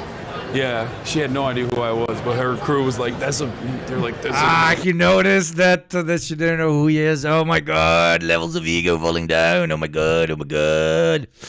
Afterwards, we're actually gonna watch Depression Now, depressionnow.com, okay? Content creator, and she's like, oh, they tell me you're big. Yeah. I ran in the flesh. What's up, Charlie? How you doing? You gotta send me commission on all the YouTube videos you make about me. Is that the Kirk man? Is that the your hands are too fucking soft, brother? Is that the I love Israeli dick? Kirk boy. Oh, he actually approached them. Oh, and what happens? Knock him out. Come on. Just right hook. Right hook him. Also, what is he fucking doing at the DNC? Who let that fucking guy in? Anyway. Nothing. Oh my. Oh, even better than the fucking right clock. Just ignores. But yeah, what were we talking about? So Amy Goodman. So I love her. Democracy Now! Young Turks is only 2 shows. I love her, but I'm also very jealous of her arc for Cenk over here. Also, Cenk obviously incredibly jealous of his of Hassan. You know, you know it. You just look at the body position here. Okay, look at strong Chad straight position versus weak beta simp Nagyat Haver beta position. Okay, you see this line right here versus this line right here. Okay, very jealous. That were against the Iraq War. She's been around even longer than us. But when I saw her at the RNC, I don't know if she threw shade at me. Okay, listen to what she said. Shade at you. I don't think so either. But she doesn't know. I don't think she's that tapped into what's going on in the world. No, she knows Young Turks. We've run into each other 100 times at these conventions and stuff. She said, "Oh." You see, nephew, she knows about the Young Turks, but she does not know about me, okay? You must understand, okay? I am presidential candidate. Oh, it's good to see you here. You probably feel at home. And I was like... She probably thought you were someone else. Maybe, that's possible. Yeah, there's no way, bro. Come on. Nah, she's from... Look, I love Amy, but she's from the old school. Tom Hartman, who's also down there, who we had a falling out. Because all those people, they love Biden. They didn't want, so they were really mad at me for being anti-Biden. No, I don't believe that. Jesus Christ, the way Cenk fucking spins it, that he was too radical for Amy. He was too radical for Amy because she was like, oh, we don't want the corpse. I don't believe that. I mean, I don't know. I can't speak for Tom Hartman, but anyway, but yeah, that was sick. This is. We're trying to see if they can give me like a desk or something so I can like actually stream out of here instead of my hotel room. So what happened with the desk and stuff? Isn't like the death of mainstream media a fucking insane thing? Like Hassan is literally the most famous guy at that entire fucking convention. And because it's ran by corpses, nobody, like not nobody, but 85 to 90% of them don't even know who he is, okay? Because it's ran by corpses. He's fucking more popular than anybody there, dude. Okay? More known, more influential, more impactful, everything.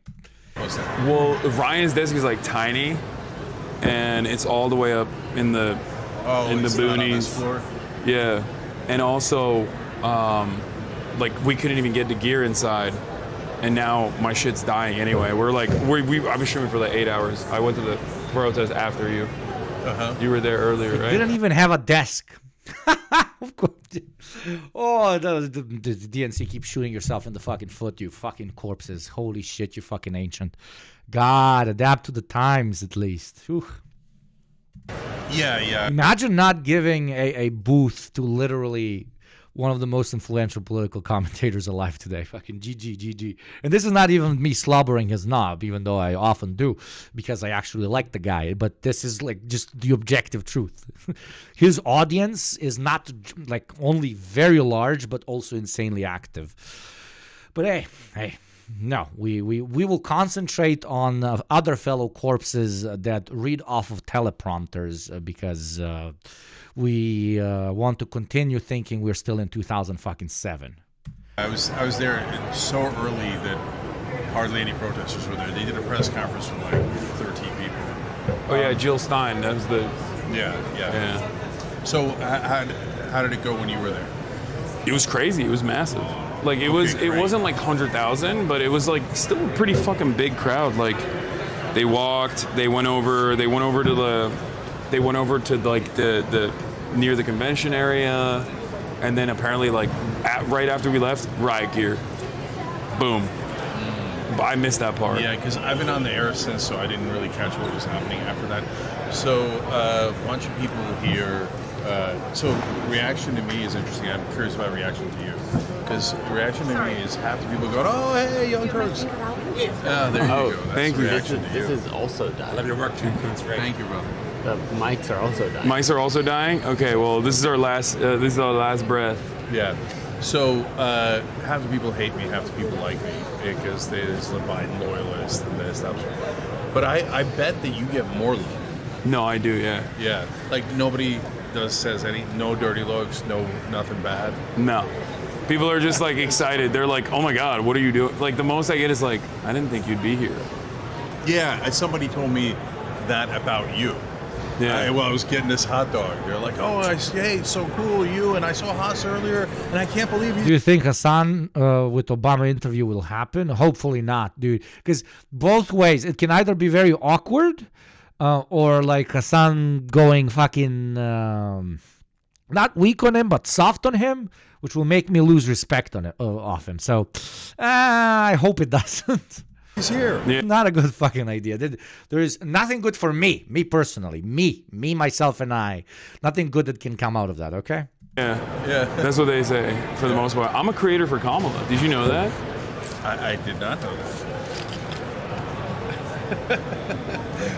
Yeah. Well, that's news to you. It's sick. I mean, I don't care. Yeah, I'm a creator for Kamala. Did you go to the Creators Lounge? I did. I did.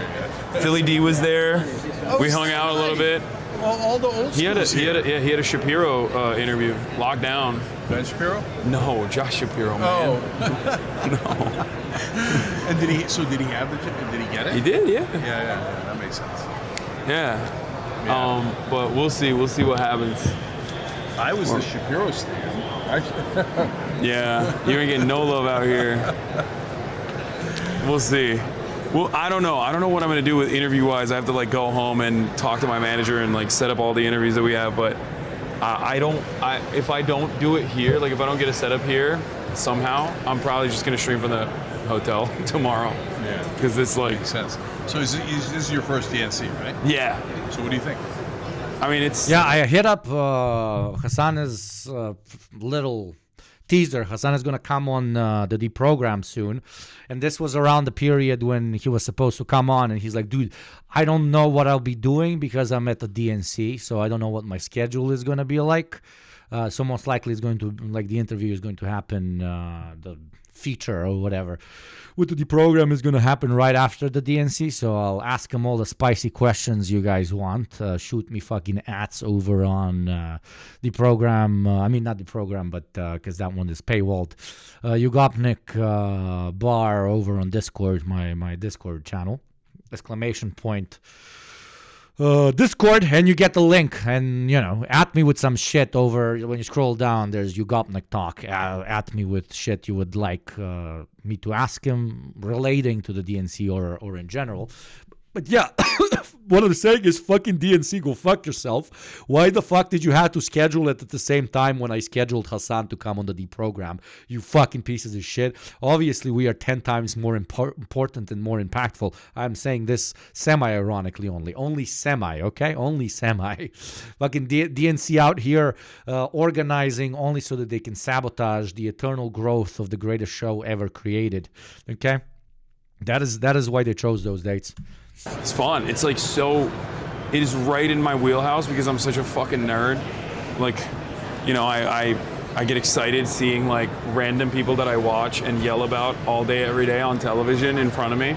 Yeah, that must be fucking crazy. That must be fucking crazy, especially because I'm outside of the U.S. and I don't actually get to meet anyone. Just meeting JT from Second Thought and Hakeem from Hakeem, both of them from the D program, has been absolutely fucking insane, right? Oh my God, they're actual physical human beings, even though I worked with them for like 2 years now, and I know they're human beings, but they were always digital human beings. But actually, like if I saw Boy or some shit or Amy Goodman, I would probably just pass the fuck out. Okay, I don't have the stable energy that Hassan has, okay? I would be like, what the fuck, you're fucking real, is this, it would literally break the fourth wall for me, but completely. But like other than that, I mean, I saw Ed Markey, that was cool, from afar, walk past them. It's so funny because like, these people have no fucking clue who I am. Like, not even remotely aware, which is awesome. Okay, let me tell you. A bit of cope from our brother, but it's good. Which is awesome. Saved yourself there, brother. Quick story. So I went to go see Bernie speak at Progressive Democrats America, and I gave a quick speech there. And after me and before Bernie was... I don't ever want to meet Hassan because I've watched Hassan for so fucking long, and literally he was an active part of my radicalization pipeline or whatever the fuck you want to call it, that like seeing him IRL would 100% break my fourth wall, and I would be so fucking awkward. I would be so immensely fucking awkward, okay? I would ruin it forever. I would ruin Hassan for myself forever, and I would ruin any potential future collaborations with him forever. So that's why I indirectly, deep down inside, don't actually want to meet him, because I think I would turn into a fanboy, and it would be very cringy. Both for him and me, and it would kind of suck. Thank you, Lady DXDDI. Welcome to the community, my dear friend. Thank you for the sub. Let's get to that fucking beautiful 1,000. We have 10 days left, motherfuckers. Let's get to 1,000, baby. Pramila Jaya. Yeah. So I go to talk to her. She didn't want to talk to me. Oh, she... but she was there, and we talked, and she was pleasant, and she was nice. Also, let's get to 15,000 followers, baby. We're so fucking close on that shit too. Holy fuck. Let's get to 15,000, which is, dude, I thought I would peak at 5K, and I would be fine with it. The eternal dream is 1K viewer, Andy, okay? Thank you, Jarana23 as well. Thank you very, very much. I think I'm going to interview her. Yeah. So... You passed 15K. No, I haven't. I have 13 more. 13 more. To give you a sense of how little they know, she's like, I just didn't think that force to vote was productive. And I'm like, nobody was against force to vote more than me, right? Oh, she thought you were like Jimmy Dore. Like, not that she thought I was Jimmy Dore, but she thinks, all online people are forced to vote. Yeah. All online people hate us. Shut the fuck up. You should have the best Balkan meal possible with him together in a bit of rakia. That is the only way for it not to be. I would get him absolutely pissed. But he says he doesn't drink, blah, blah, blah. No, I would get him absolutely pissed. If we ever do an IRL stream, it would just be a drinking stream, okay? Me bringing over some fucking homemade shit over to the US, or if he comes over here, and just getting him absolutely fucking pissed. Getting him absolutely pissed. Completely opening up the power levels, okay? Sub with Finnish government money. Thank you very much for the third month sub, my beautiful child soldier. Let's fucking go! The Gunnar army increases. Forge Israel shall return to its rightful people. Yeah. Right. I mean, I don't know. They just have no idea what's going on online. Bro, I like Cenk. Yeah, as a person, he's extremely likable. Of course, dude, he's a fucking uncle, man. He's like, how do you not like a non-cringe uncle, you know? Non-insane, conservative fucking Satan uncle. At all. They barely know. Did you get Hakeem wasted on booze? No, I got JT wasted twice. Hakeem is a devout Muslim and does not drink, so I didn't push anything there. That all of us even exist, when in reality, like, TV's almost dead, and then they're gonna have to come to you and me, and then they're gonna be discombobulated. Like, what do we do? Jesus. I'm telling you, they should give me fucking MSNBC's desk up there next to them. Like, I needed a permanent desk. What the fuck? What the fuck, DNC? Man, these zins are so fucking good, man. These Nick pouches, no fucking joke. Like, absolutely no joke. These are the best thing on the planet. Super White Ace X. It's so good, dude. It's so good. Makes zins, makes the fucking Swedish shit look like a joke. Who produces this? This is made by Ministry of Snus in Svendeborg. So I guess it also is Scandinavian, but it's fucking legit, okay? Super White. You're not even hiding it anymore. You go, no. I have always said this is only for 100 pure-blooded Aryans, which I am not, so it hits me even harder. The Nick hit is even fucking harder because I am misusing it, okay? They have made their levels super strong so that only a pure-blooded Aryan brother can properly consume it. So when you are not an incredibly strong and powerful Aryan brother and you consume it, you lose your shit immediately. Put some respect on Epoch. Mid is shit. You figure it out. Nah, it's all good. I like this. This was fun. I enjoyed like running around. You know, getting to see the process behind the scenes a little bit. Got to see a bunch of people. It's cool. I'm just still riding on the high of meeting Amy Goodman. I don't care. That was so And sick. don't get me wrong, I love Amy Goodman. And even if she was throwing shade at me, even if that's true. This is so cute. This is so cute, right? They probably told Amy, no, actually, he's super huge. Like, he's super based, actually. Please post a photo with him. Wait 1 second. At the DNC in Chicago with Hassan. Oh my God, look how cute she is. Oh my God, I'm going to eat Amy. I will eat Amy. I will consume the entirety of Amy, okay? I have that instinct of wanting to completely break something that is cute in me is fucking overpowering, okay? But her real name is Amy Badman, and it's not Democracy Now! It is Depression Now, DepressionNow.com with Amy Badman and the War and War Report. I still love her. She's a true warrior. She did all the great things. Nothing but respect. Is that Lauren Boebert? That's not. It's the DNC. No, it's not even close. But on the other hand, I thought that lady over there might be Karen Bass. Okay. Jesus Christ. Come on, tell me that doesn't look more like Karen Bass than that lady looks like Lauren Boebert. Okay, no. I don't. No comment. Okay. You did great. You guys did great. We're good. We're going out. We got to do. I'm going to the show. Okay. Am I going back in? Not to rush you, but what's up? Not to rush you, but this could die at any moment. All right, we're gonna die right now. So we gotta end it. We gotta end the stream chat. So what's the update on the Obama stream? Let's see. The Obama stream, the Obama interview or whatever. No, not that one, you stupid fucking schmuck. This one. There you go. Chicago. Folks, we're here. We're freaking here, baby. A lot has happened. Nice, rich hotel, you filthy commie. Yes, I am not in the Ritz. I'm not in the Ritz, but I am in a very nice hotel. Just kidding. I bought this. I bought another house, okay? That's right. Best in the city. Trump Tower, baby. How was the flight? Did you fly American Business? What would you do if you were in Hassan's position and Charlie walked up to you? Fucking right clock! Bottom. I'm LARPing. It's the same thing, dude. Just laugh it off. Just laugh it off.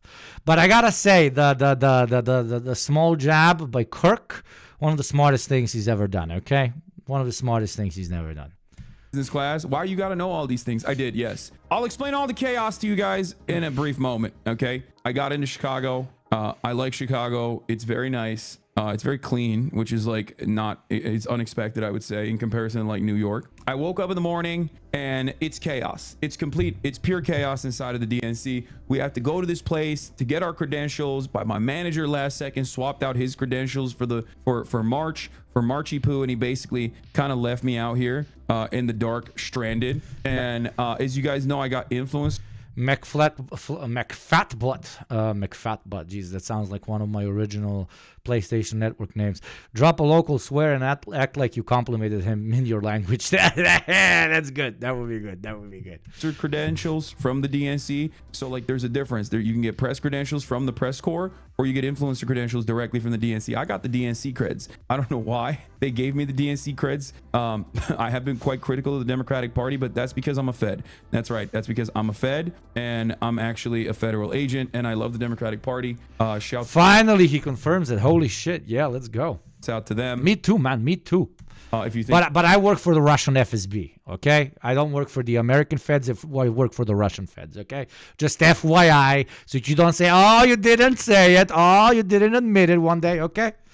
That they paid for this. I'm meeting up Putin like in an hour, dude. It's a fucking crazy. The guy refuses to use Zoom calls because they're an American invention, blah blah blah. So we have to use Russian Microsoft Teams, which is basically like calling each other with like that old school Telegram. I've got to go.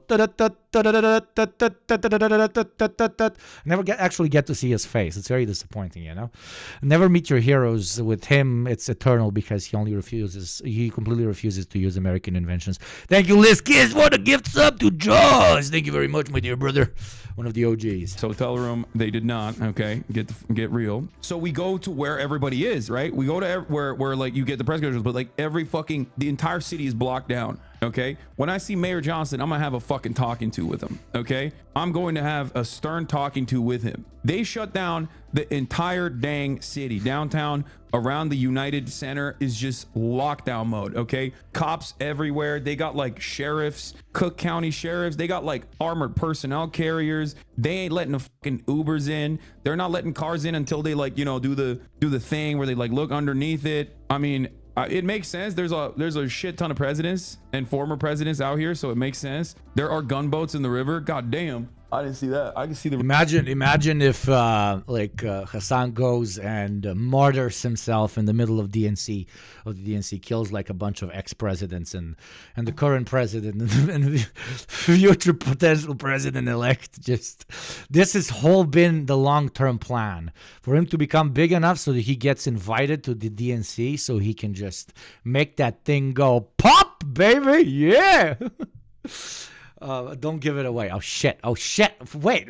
No, this is the hour when it's supposed to be happening, okay? Don't Google Hassan 9/11 DNC. Don't Google it. The river from over here though is pretty nice. It's like pure panic. We get out of the Uber, March and I talked to Austin in the morning and he immediately was like, I'm going back to sleep. You got a Harris Walls camo hat? Shut the fuck up. Not going back. He's not lying. I live in downtown. My block is shut because Kamala is staying on the next block. Oh, SMH. SMFH. I hope you can actually go grocery shopping and shit. We're not going back. Dude, that's crazy. That's crazy. Oh, I got my cred. Oh, I got press too. So we're good. Yeah. Oh, we're fully good. But this is not like an honor. Thank God some fucking Zoomer actually talked to the corpses over at the DNC about how influential this dude is. Thank you, Jesus. Guest access. This is not all access. Made in the USA. Man, they didn't do union shop. They fucking look at that. Kamala will continue. Wait, are you? Oh, the plan is set up the IRL backpack.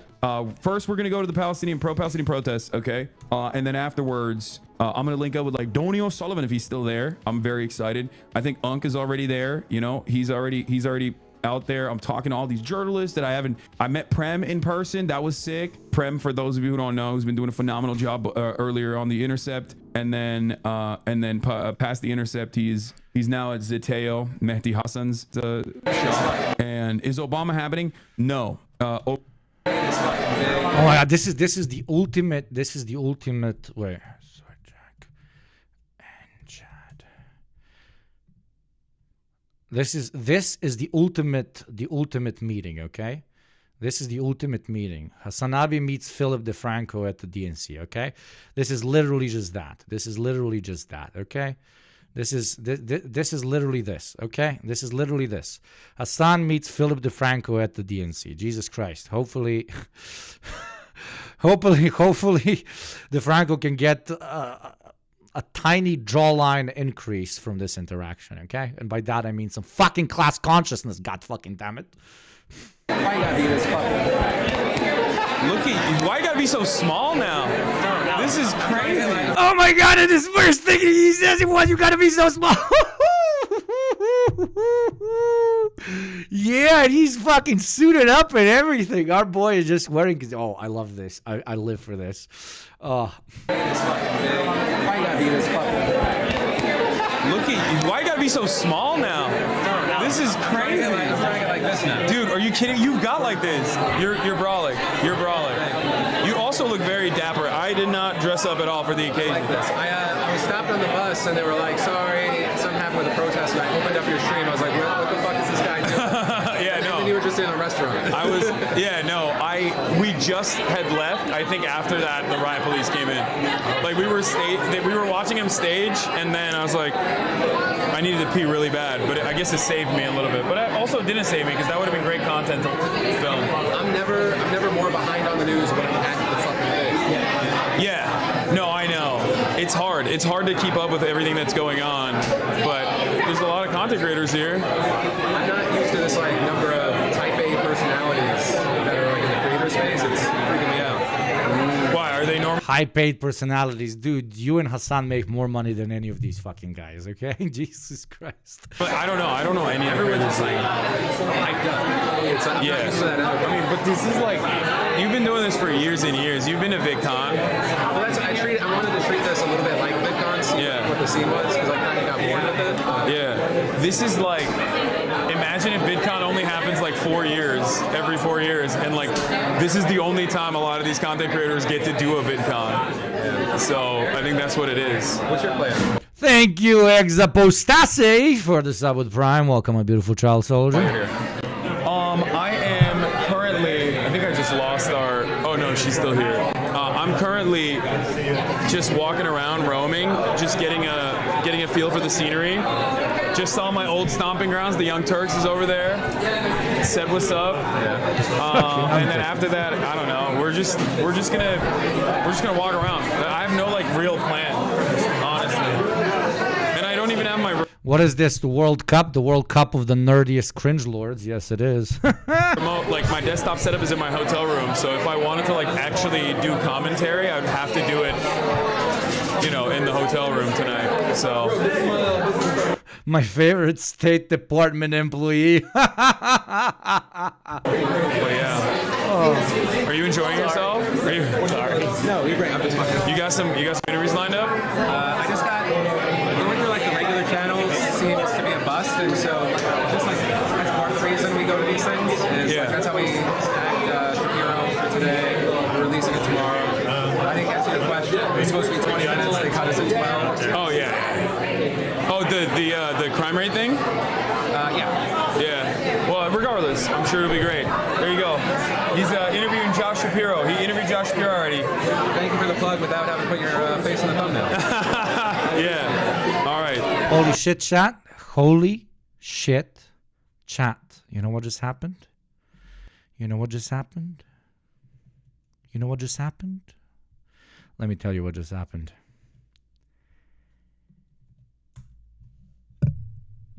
15? Yes. 15.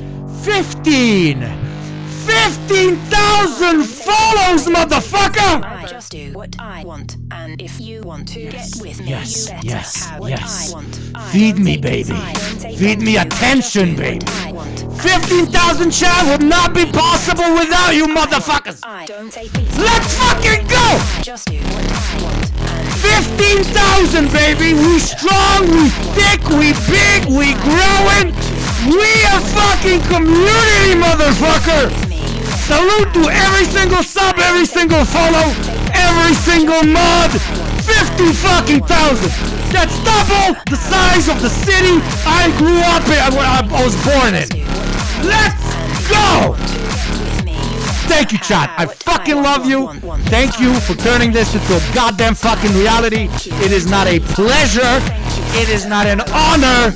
It is my purpose, okay? You have allowed me to find purpose, and not only find it, but put bread on the fucking table through it. Thank you, fucking Amira, for the 5 gift subs. Thank you, ZPIH, for the 10 gift subs. You fucking legends. Fucking go monkey shit! 15,000, motherfucker! 15,000, motherfucker! 15,000 friends, 15,000 comrades, 15,000 child soldiers for the great Gunnar Yugopnik army of Jizrael. We shall retake it, for now there is no one stopping us. Let's fucking go! This motherfucker promises 4 fucking streams a week. We're gonna fucking increase it. We're gonna turn this into a real fucking thing. Great Gunnar army, stand fucking up. Thank you, Mother Nature, for the sub. Thank you, Kikimari, baby. Let's fucking go! Yes! God life feels fucking good. Feels fucking good. Thank you, Noam Samskuti, for the gift sub. Yak, yak, you get the fucking cat. Fucking cat. You wanna see a cat? Look, that's a fucking cat. Look, there's another fucking cat, okay? You want more cats? You want cats? You want cats? Another cat on a car, okay? You want some big cat? Look at this big cat. Look at this big cat, okay? We don't forget our traditions here, baby. We don't forget our traditions. Nothing makes sense in this stream, and that is the beauty of it. We will make shut communists look like fucking sissies, okay? We are disgusting, we are savage, we are dirty, but most importantly, we are class fucking conscious. Thank you very much, I fucking love you. Thank you. Jesus, I'm gonna start bleeding out my mouth from how much I'm fucking screaming. Ah! Woo! Hey, oh my God, thank you, Stresshead, for the 20 fucking gift subs. You fucking legend. Thank you, thank you, thank you, thank you. Seriously, thank you. This made my fucking month, and if not more. Blah, blah, blah, blah. You know, for many, 15K, what the fuck are you glad about? No, seriously, thank you, Siras head. Thank you, thank you. I almost said Strasse, right? Thank you, thank you, thank you. And maybe many are like, oh, 15K, what the fuck is that? Okay, that is a lot to me, especially that such a large chunk of that community actually tunes in on the regular and actually watches and actually subs and actually supports and actually participates the way a community should. Thank you to all the chatters. Thank you to everybody who joins in here, and thank you for joining me on this trip where we are eventually going to reach our dream of being a 1,000 streamer. Andy motherfucker, thank you, Cenk Pecker. That's funny. Thank you, Cenk Pecker, for the 4th month sub. And again, thank you, Siras Head, and thank you to the fucking to the psychopaths that always don't know here. Thank you so much. Oof, God. Oh, yeah. Thank you, Moog MT. 15K is a hell of a lot for an actually committed Marxist. I hope so. I feel like it is, okay? Congratulations, Hugo. Thank you. Thank you, Moog MT, for the sub with Prime as well. Oh, I'm sweating, but I'm happy. I'm genuinely fucking, this feels nice. I'm not going to lie, kind of feels nice. But not to flex on my own community too much. Let's get back to the regularly scheduled broadcasting. But holy shit, it's nice. It's kind of nice. You know, the podcast is literally my favorite thing in the world. My channel, I like it. There I only post things that I care about. I post once a month, once every 2 months, cover particular things, etc., etc. But it is completely different when you are actually actively engaging with your community and covering things as they are happening on the ground, sharing a few laughs, sharing a few thoughts, potentially saying god-awful fucking things and completely ruining your life. That is kind of the risk you have to take. But thank you, Jesus, I am not a fucking pedophile, a fucking racist, or somebody who doesn't actually believe in the communist cause. And I've read a fucking book or two, so hopefully that will never happen, right?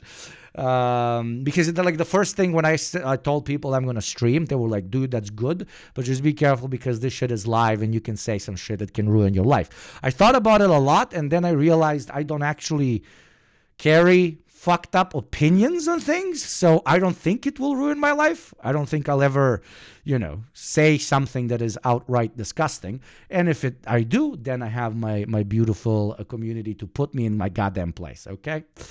I don't know, man, that FD signifier moment. Oh, Jesus Christ, don't remind me of that. That was a 100% mistake, you son of a bitch. Okay. Damn. Fuck. That feels nice. Thank you very much for the 15,000. Very nice. Hating on private property is considered a sacrilege in the West. Absolutely. I am a hardcore bigot towards capital, okay? I am exhibiting a class hatred on the daily, okay? Okay, let's go back to the regularly scheduled broadcasting. Holy shit, I'm sweating. Reconcentrate. Okay, pop some zins. Let's go. As some are still trying to tear down, additional fencing. It is. Oh no, not the additional fencing. Let me just blow my nose for a second. Sad sight to see out here, but that really is what's happening right now. Let me give you one more. Okay, so Chicago police right now are running toward this area. We're going to get out of the way, but they're running toward this area, appears with helmets in their hand. I believe they are about to stop the crowd. They are about to move everyone out the way. You see it, they are probably 300 feet from us. They're running with helmets on. I'm sure to move us out of this perimeter, and so we're going to keep the camera on this, but we're going to just move out of the way. Give us 1 second, guys. I love how we went away for like a full hour only to return for this guy to continue crying about the fences. This is truly, truly horrible what is happening here. The Antifa jihadists are proposing their Shakira law by destroying the fences. As we know, when the people who believe in Shakira law come to our countries, the first things that they take away are the fences. That is how it begins. First it is the fences, and after that it is Shakira law, where we all have to dance to Shakira, Shakira. I still refuse to believe that Shakira law is anything but that. Everybody's like, oh, Google Shakira law, Google Shakira law. I Google, nothing pops up, just Shakira shaking it up and not paying taxes. And I'm like, how is that bad? As we move.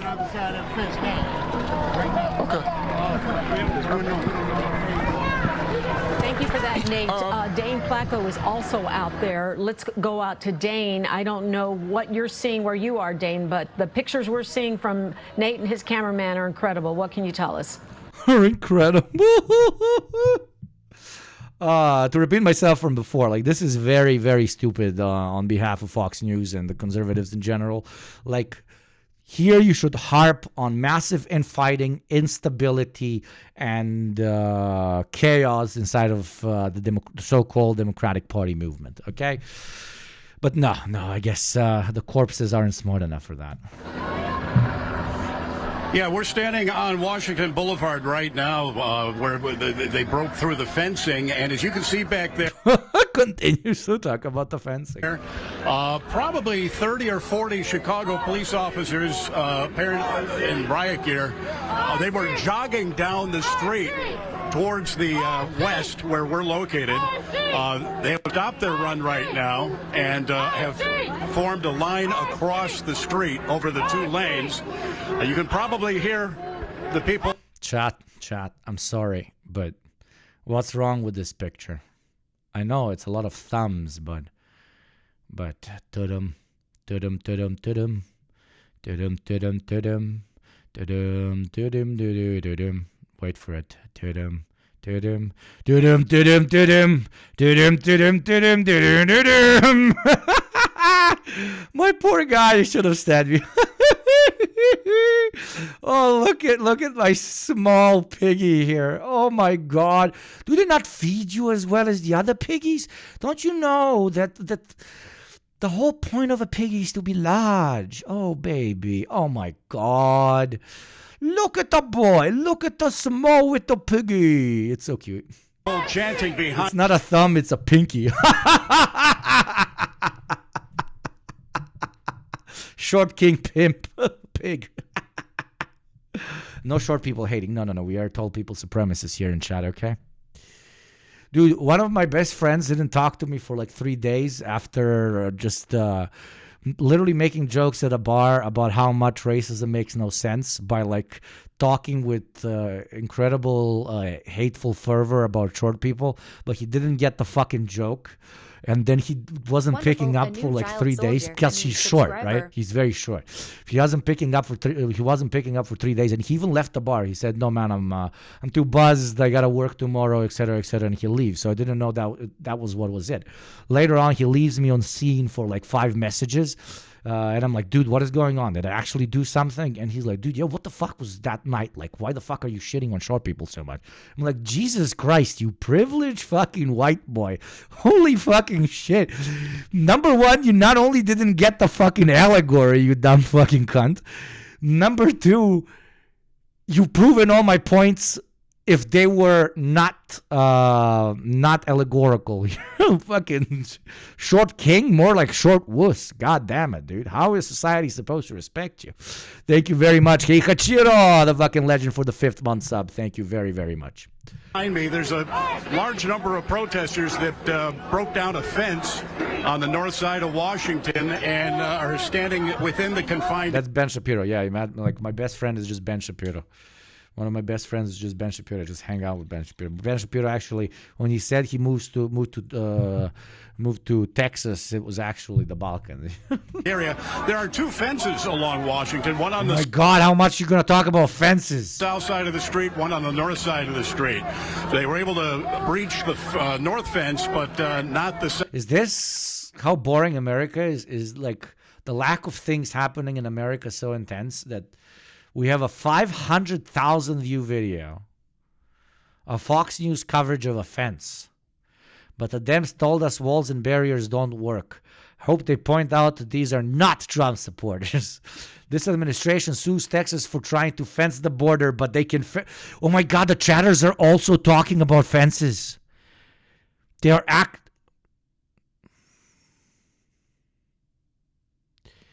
This classic, this eternal classic, pro-Palestinian pride flags. That is an oxymoron. Take those to an Islamic country. See what happens next, brothers. Yeah, we got them, brothers. Yeah, we want to kill the gays, but we got to also make fun of the gays for supporting the other people who we think also want to kill the gays. Classics. Imagine being a cop defending people who hate you. Interesting times. I wonder where you were on Jan 6th.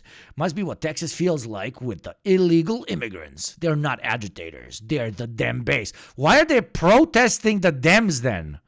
What the fuck are you... This is like... Making fun of these people always feels borderline like I'm doing something wrong because I should feel sorry for them and not actually make fun of them.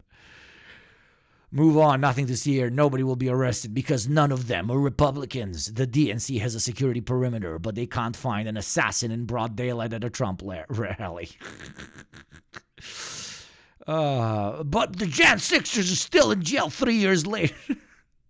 Arrest these fence breakers. The violence is really hardcore. South fence. And now we have the Chicago police, as you see. It's ableism. Yeah. Sometimes it really do feel like it, okay? Walking towards us. This is going to be an interesting confrontation. The protesters behind me have their fists raised in the air, are chanting. They are eager for some sort of a confrontation here with police, it would seem.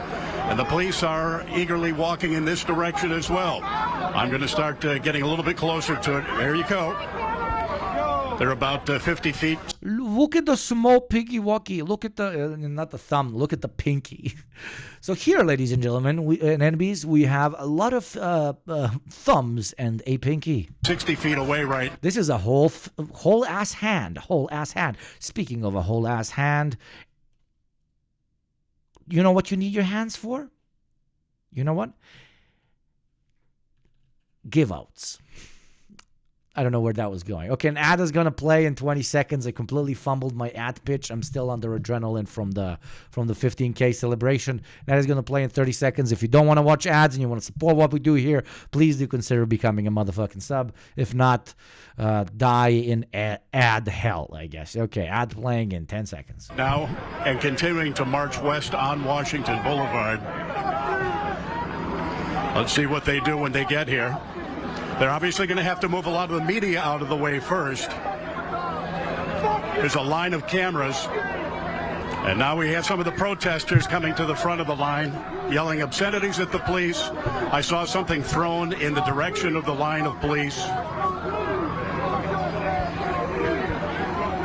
There you see one officer giving instructions. Oh, there's somebody just threw a can from the other side of the fence. The crowd agitating for a fight here, it would seem to appear. And the police are certainly looking to give them what they might be looking for. Although the police are just backing up. Oh, yeah, police. Please give them what they're looking for.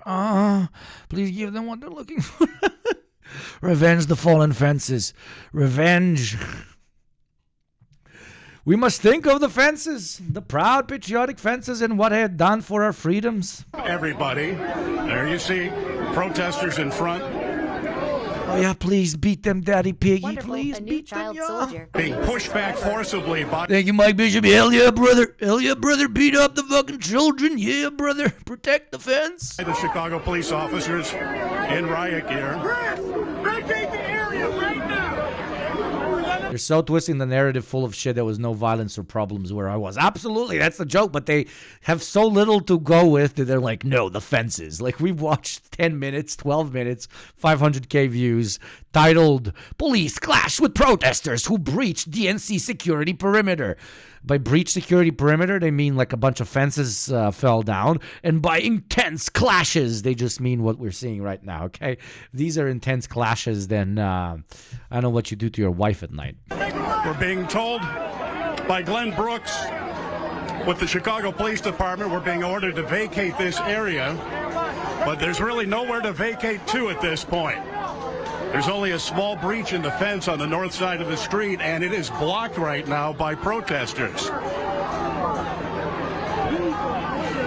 There you see there's some pushing and shoving, there's some confrontation. The officers on the front of the line are using their batons, holding them one in each hand across their chest. But you know, not to repeat myself for the 5th time, and I'll stop fucking harping on this. Biden probably told them not to clash. If they weren't told from top down not to clash, because again, it's going to clash with the current Dem rhetoric when it comes to, you know, twisting it and saying, hey, we understand the protesters, we understand that there's mass suffering in Palestine, we will do all we can, as they proceed to do almost nothing, most likely. Hopefully not, but most likely. That is why they don't want actual escalation of violence on the ground with the protests that are outside of the DNC. And that's why you have 15 piggies instead of 500 with armored vehicles. Wonderful. That is the only reason why the I mean, cops haven't subscriber. bashed the living shit out of every single pro-Palestine protester the way they have in the past, pretty much at this point, almost a year. Okay? Because they don't want the flack. They don't want this happening in front of the DNC. They don't want blood. Not because they're good people, but because it would clash with their current outward rhetoric on how they're going to tackle the Palestine problem. Okay, optics. Then Hugo says some bit more about optics, but I've garnered, I believe, a smart enough chat here to know all of these cliches that I'm saying without me having to say them. Okay, thank you very much, H9OA, for the 5th month sub, baby. Thank you very much, my child soldier. The thing is also, you always need to remember that escalation almost always happens on the side of the police. Here, obviously, we need to respect the protesters, etc., because they're comrades, blah, blah, blah. But it's not that the cops aren't beating them up because the protesters are hardcore peaceful, etc., etc. They most always are. The reason the cops aren't beating them up is because they were probably told top down not to do so. That's it. And occasionally, as they step forward, pushing a protest. Lots of chatters here that were there. You can tell me. At me and tell me if you have any other details on how the day transpired for you from your perspective actually on the ground. But it seems like a very, very classic protest to me, like nothing out of the ordinary, yeah? Tom Ahern from the Chicago Police Department now telling us to move into the park to the north, Park 578. Again, the problem with that is that the protesters are blocking the breached portion of the fence, and we have nowhere to get no way to get back into that area right now. Okay, now they were clearing a spot, and they're going to ask us to move it through the fence into the park so that the police can begin making arrests here. Guy just completely talking out of his ass, dude. This is, oh my God, it's fucking pathetic. You see somebody just threw a sign over the fence into the area where the police are. A man proceeded to breathe. A man proceeded to say a word. A man proceeded to violently shake his protest sign. A man was violently standing. A man was standing. The officers again, shoulder to shoulder, crossing 2 lanes of Washington Boulevard.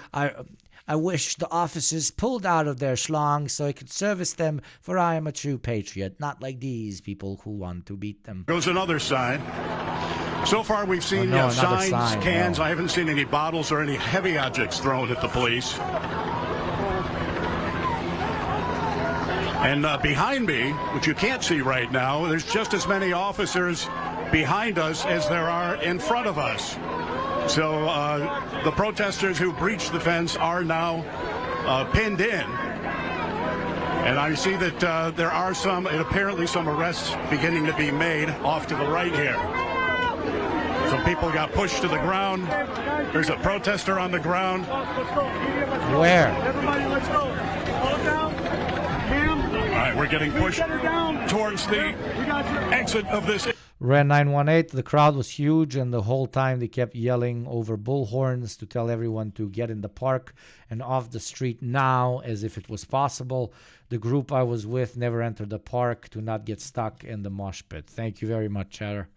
So yeah, classics. Area. I'm gonna like the only way for the Fox guy to lie even harder out of his ass is to just start going like, the protesters have taken out guns, they have killed 500 police officers, they are proceeding to violently SA the dead body of the cop, they are shouting death to America, and oh my god, they are literally wrapping the cop in an American flag. Oh my god, they are lighting the flag that is wrapped around the American cop on fire. Oh my god, they're also shouting in what seems to be both Arabic and Mexican. Oh my god, this is the end of our country. Close the wall. Step out of the way. It's a massacre. It's a massacre that killed all the fences. And then it cuts off. Incredible. 500,000 views for a video where literally nothing happens. Literally nothing happens. Just two journalists talking about fences.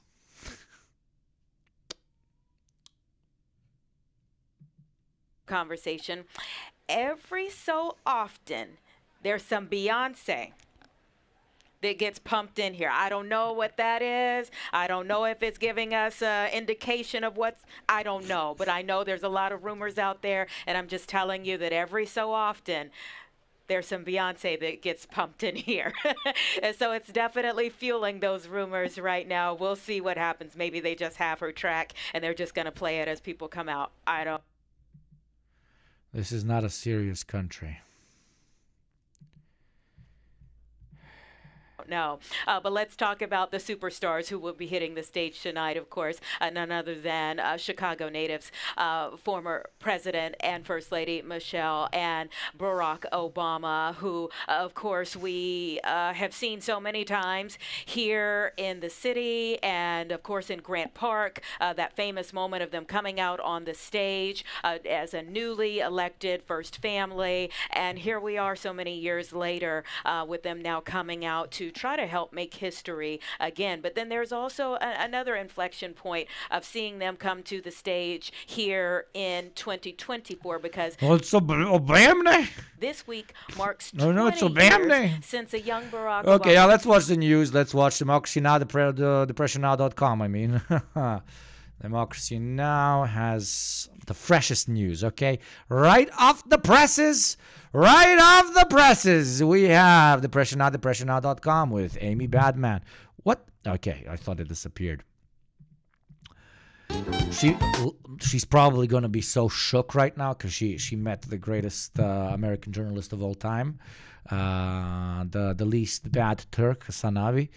So she's probably shook. She's probably not going to be able to deliver like a classic talk show host, just completely unbiased, completely like straight to the camera. She's probably, gonna be shaking, gonna be super like, oh my god, I can't believe still thinking about the great moment when they met. So just, keep in mind that Amy Badman is a great professional, but she just did meet Hasanabi. So, give her a bit of space.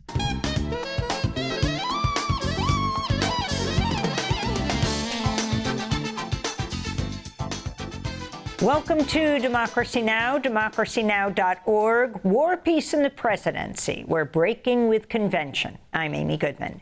President Biden. What? We're breaking with war, peace, and the presidency? So the war and presidents report? What? Biden took to the stage on the first night of the Democratic National Convention Monday, where he passed the torch to Vice President Kamala Harris. Selecting Kamala was the very first decision I made when I became our nominee. And it was the best decision I made my whole career. A few minutes into Biden's remarks. Oh, okay, Uncle, Jesus Christ.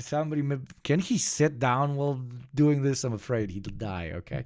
Protesters dropped a sign that read, "Stop arming Israel." The sign was quickly wrestled away from protesters. We'll speak to 3 delegates involved in last night's... Popping that Zin so I can try and take this seriously, okay? Let's continue.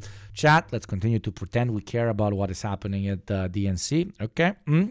Reestablish, reposition, recalibrate brain to not get an aneurysm, okay? That is what I'm attempting to do. Because I can slowly feel at least 3-4 blood clots that have developed in my brain from the immense amount of pressure I have to exert over it to take all of this seriously as a non-American. And it's very difficult. I don't know how you do this yearly and sometimes every 4 years and sometimes even yearly with local elections and so on. So a bit of, this rarely happens here, but a bit of respect to all Americans for not having entered kind of a mass psychosis at this point just from existing in this country. So I just want to say thank you to all the patriots who have exhibited their American patriotism by just being alive in America, because I think it is genuinely a great achievement to just continue breathing and not jumping out of windows, not putting that cold M1911 right next to your temple. It is truly impressive. It is truly a sign of patriotism. Okay. The rest of us, we will do our best to create different mechanisms and structures which will help you potentially emigrate from that country and what it is going to slowly be becoming in the next 20 to 30 years. So stay strong, patriots. We really believe in you.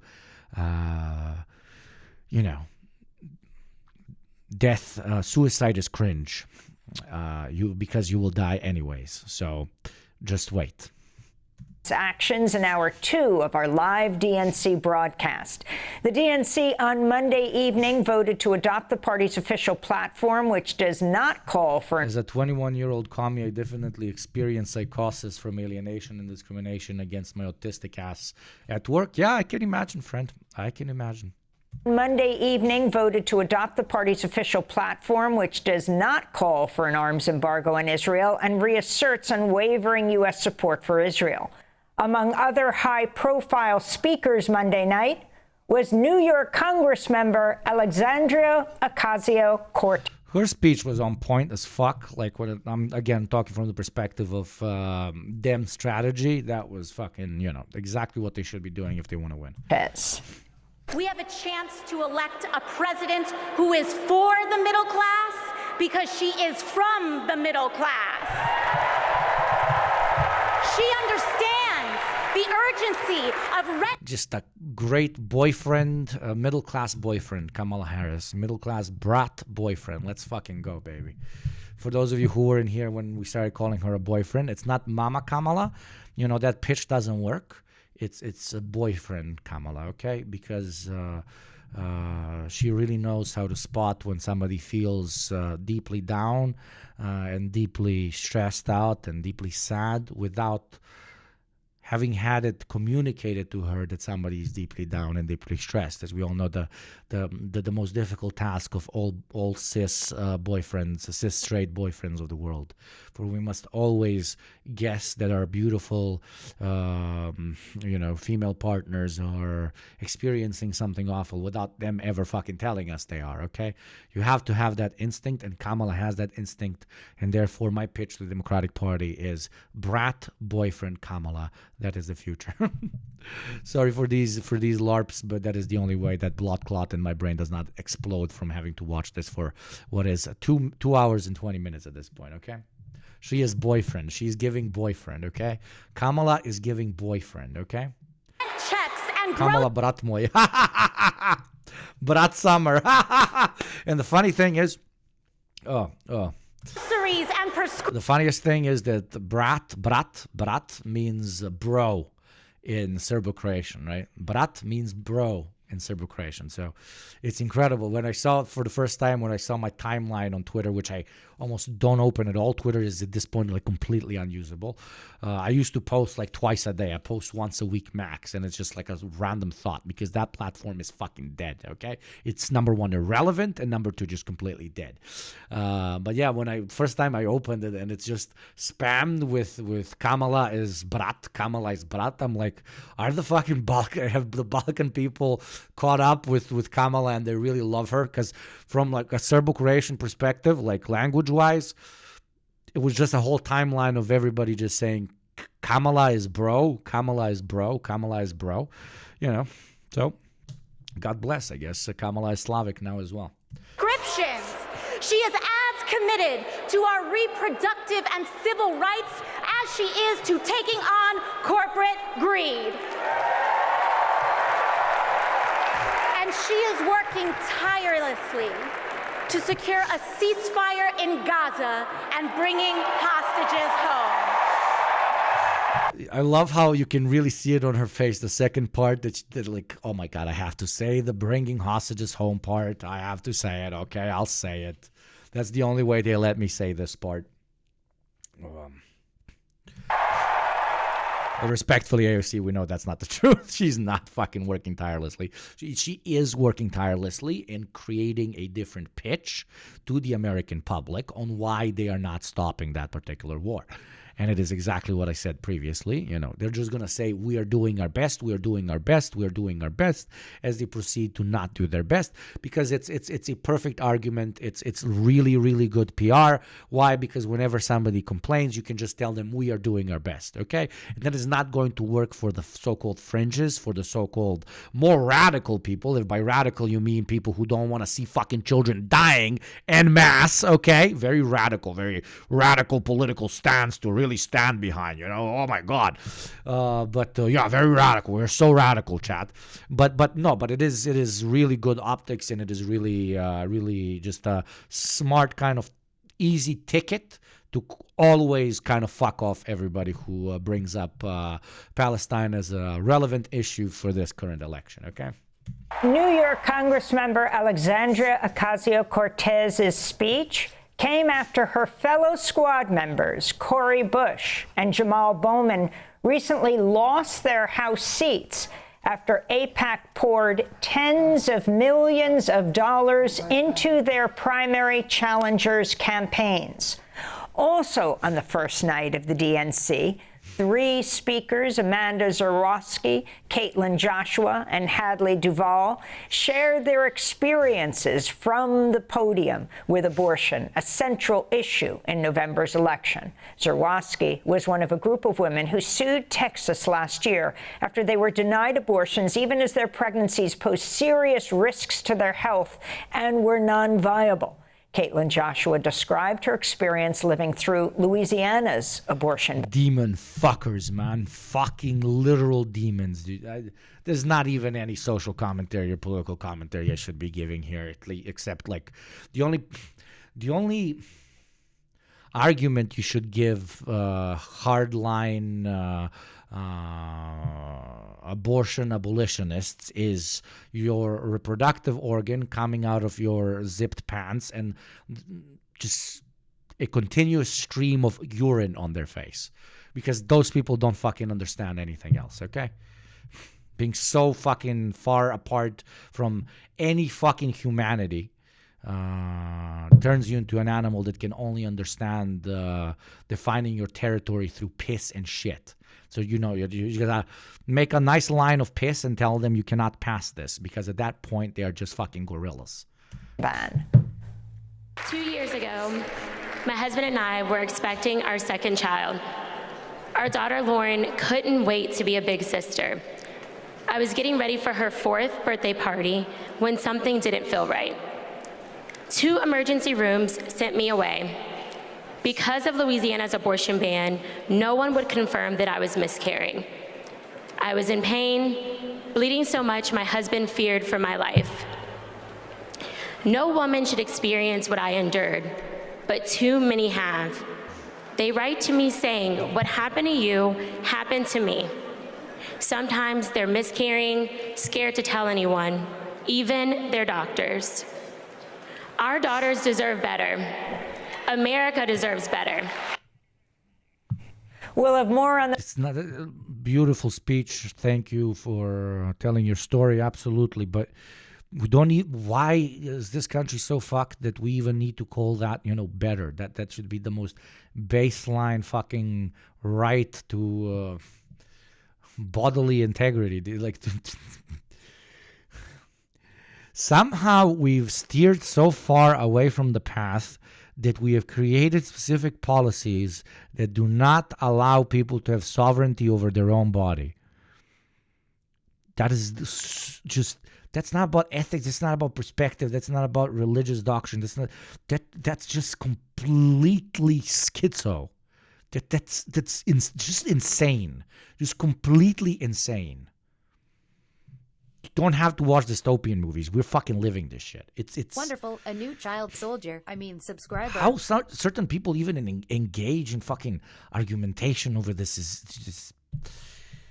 Thank you by any means necessary. Thank you for making the American politics that impacts us all seem interesting. I'm doing my best.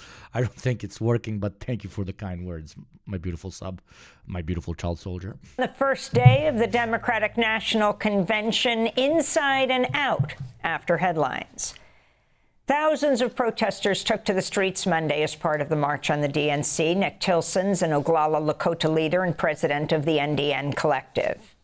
I'm here to remind America that this election is happening on the stolen lands of indigenous people, and the Land Back movement stands in solidarity with it. I've never heard it put like that before. I like it. New phrase, sovereignty over your own body. But that's what it is. That's what it is. Like the one thing that nobody should be able to question is that once you're given consciousness, you are basically given the same thing that every other human is given as a complete baseline, as a complete fucking baseline, and that is your organic robot body, right? And for us to even have conversations over what somebody should be able to do with it or not be able to do with it is basically commodifying the body, which is, again, schizophrenic. It's fucking it's not, it's insane. Free Palestine and to end all military aid to the state. I don't want to do an ad plug after such a fucking serious conversation, so I'll just say it. An ad is going to play in 40 seconds. I've snoozed all the ones I can. If you want to support the show and not watch the stupid fucking ads, please do consider becoming a sub for $6 a month or for free through Prime, or gifting it to someone less privileged than you. That's it. Israel. Ad plays in 40 seconds. And to stop genocide. Amidst heavy police presence, a group of protesters... Giving women sovereignty over their bodies means acknowledging that they are people equal to men. Yeah, and that's what these fuckers will never fucking do. Broke off from the main march and headed to the United Center, where they breached a security fence as they... Thank you very much, Gabriel Hellborn, for the 10th gift sub, baby, which starts the beautiful, beautiful hype train. Motherfuckers, let's get that shit. As we all know, if the hype train reaches level 5 in chat, I show you pictures of cats. Yes, it's that simple. I just show you pictures of cats from a big book filled with pictures of cats. Thank you, Maltese Leftists, for the 100 bits. You have a right to private property, so my body is private property, right? No, not like that. Exactly. Even ideologically, it makes no sense. It's the most nonsensical fucking thing. It doesn't warrant discussion, doesn't warrant debate, because wonderful. It's a new child the greatest baseline of what makes you human, having a fucking human body. Okay, thank you, okay, bro Lievar, for the sub with Prime, and thank you, Cuckfitter. Thank you, Cockfitter, for the 21st gift sub. Thank you very kindly. Chanted, whose streets are streets? Choo-choo train goes to level 4, only 3 levels, and you get cats. Before police began making arrests outside the DNC. We'll hear a number of those voices after headlines. During a separate action Monday, Sherry Hankala with the Poor People's Army was also arrested near the United Center after she crossed a police line as she attempted to walk into the DNC to deliver a citizen's arrest warrant for Democratic leaders the Poor People's Army has accused of crimes against humanity. This is Hankala speaking before her arrest. Either arrest me or let me continue to walk. Thank you very much, Anonymous Gifter, also known as Xi Jinping, for the gift sub. Thank you very much. We salute Xi Jinping and thank him for the continuous support of this channel. As we all know, this channel is 100% supported by the great CCPP. We love that big CCPP in our mouth. Can you push? Am I under arrest? If I'm not, I've already once saluted you, Xi. Maybe we will in the future as well. But for now, the Democrats will realize that we actually work for you. We are the deep Chinese state. So as we cover this topic, we will attempt not to. But thank you, Xi Jinping. Thank you very much. My mom almost died 2 times after self-provoking abortion at home because it was illegal then. She was in an abusive marriage and very poor. Sometimes I wish the pro-life people lived somewhere like that so they could experience what it's like. It's horrible. I'm sorry that your mom had to go through that. Jesus fucking Christ, that's so fucked up. I'm really sorry that she had to go through that. But they're not supposed to have to go through that in order to understand that. They have a body, okay? They have a body. And as humans who know what it's like to have a body, they need to be understanding of bodily autonomy, also known as, hey, if I need to take medicine. Hey, if I need to stop something that's potentially either socially or physically dangerous for me. Hey, if I believe that this is a rational decision that I need to do with my body, that is supposed to be something that is accepted by absolutely everybody, because we are supposed to de facto understand the need for humans to want to control their own fucking body because we have a body. Everybody, that's like the most fucking, that's the one thing we have all experienced. Having a body and wanting to control it. And for there to be an actual unironic fucking ideology that's like, no, I get to tell you what you do with this thing, is just fucking insanity. Just fucking insanity. Not have a right to beat or hurt me. I'm asking you. Led a yes, chat. Everybody has a body. Yeah, haha, you're so funny. You fucking assholes.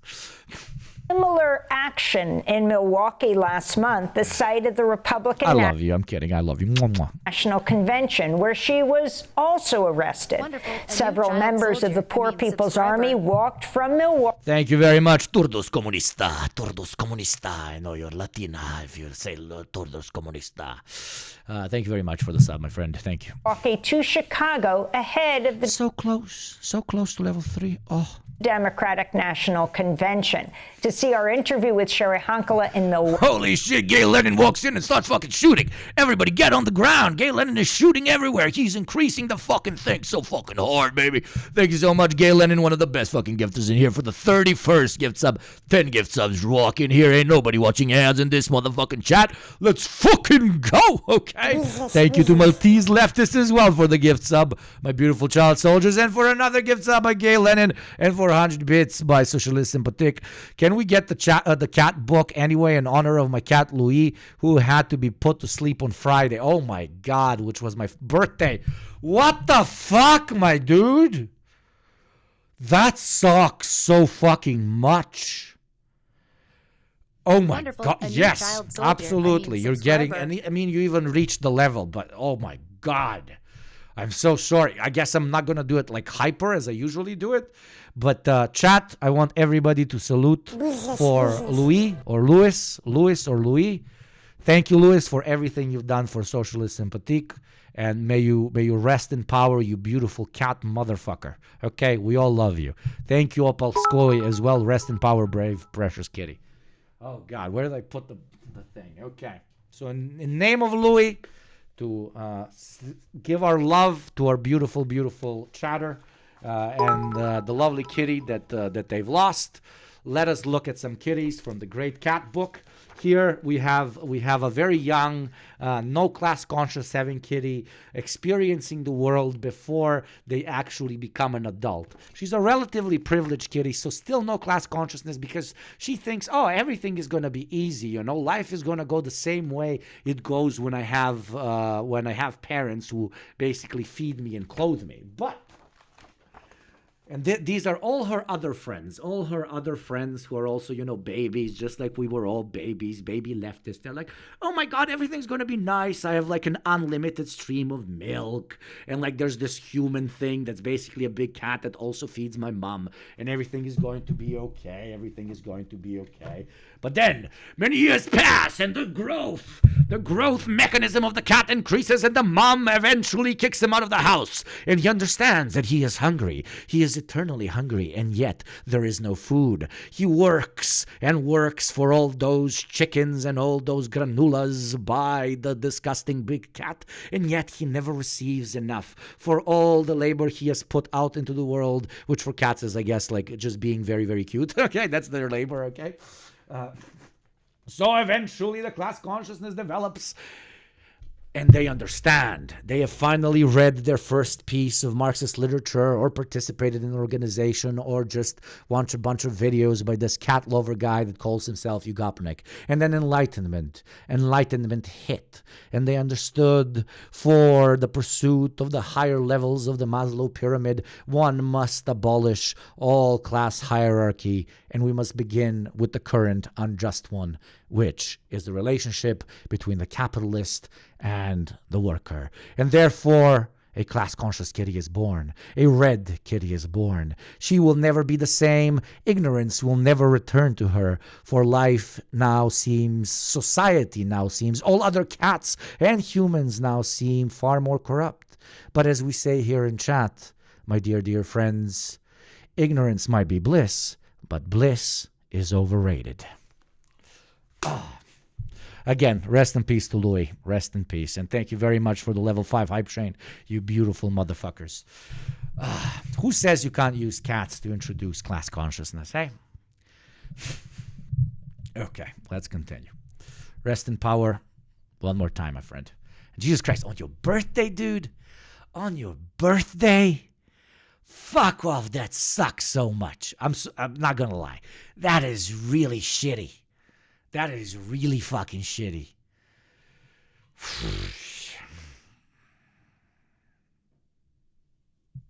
Your birthday was on Friday, which is...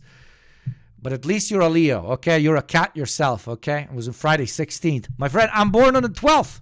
We're basically siblings, okay? We're Leo siblings, okay? Fucking hell, that sucks. That genuinely sucks. Shit. Rest in power. Walkie, go to democracynow.org. And I'm not doing like, now the streamer is like, oh my God, I'm so sad for your kid. No, that really fucking sucks, dude. Like, I would have just ignored it. No, that really sucks. Another speaker to take the stage on the first night of the Democrat. It was the worst, but I gave him the gift of peace, as you should have, as a great dad or mom. Rest in power. National Convention was United Auto Workers President Shawn Fain. So for us in the labor movement, it's real simple. Kamala Harris is one of us.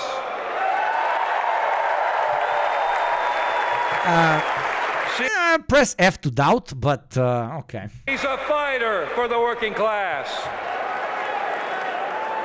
And yeah, Lennon, did you get my Discord message about Johnny Rebel? Shit is wild. Don't show him on stream, obviously, but holy shit, isn't that guy fucking awful? Where did you text? Like, I don't have message requests. Maybe. What's your Discord pin? You texted me directly, right? Donald Trump is X to doubt, fake gamer. I'm still in that period when it was like F to show respect. Remember that? Scam! As the DNC got underway, hundreds of nurses from the University of Illinois Hospital stood on the picket line as they kicked off a week-long strike just a few miles from the United Convention Center.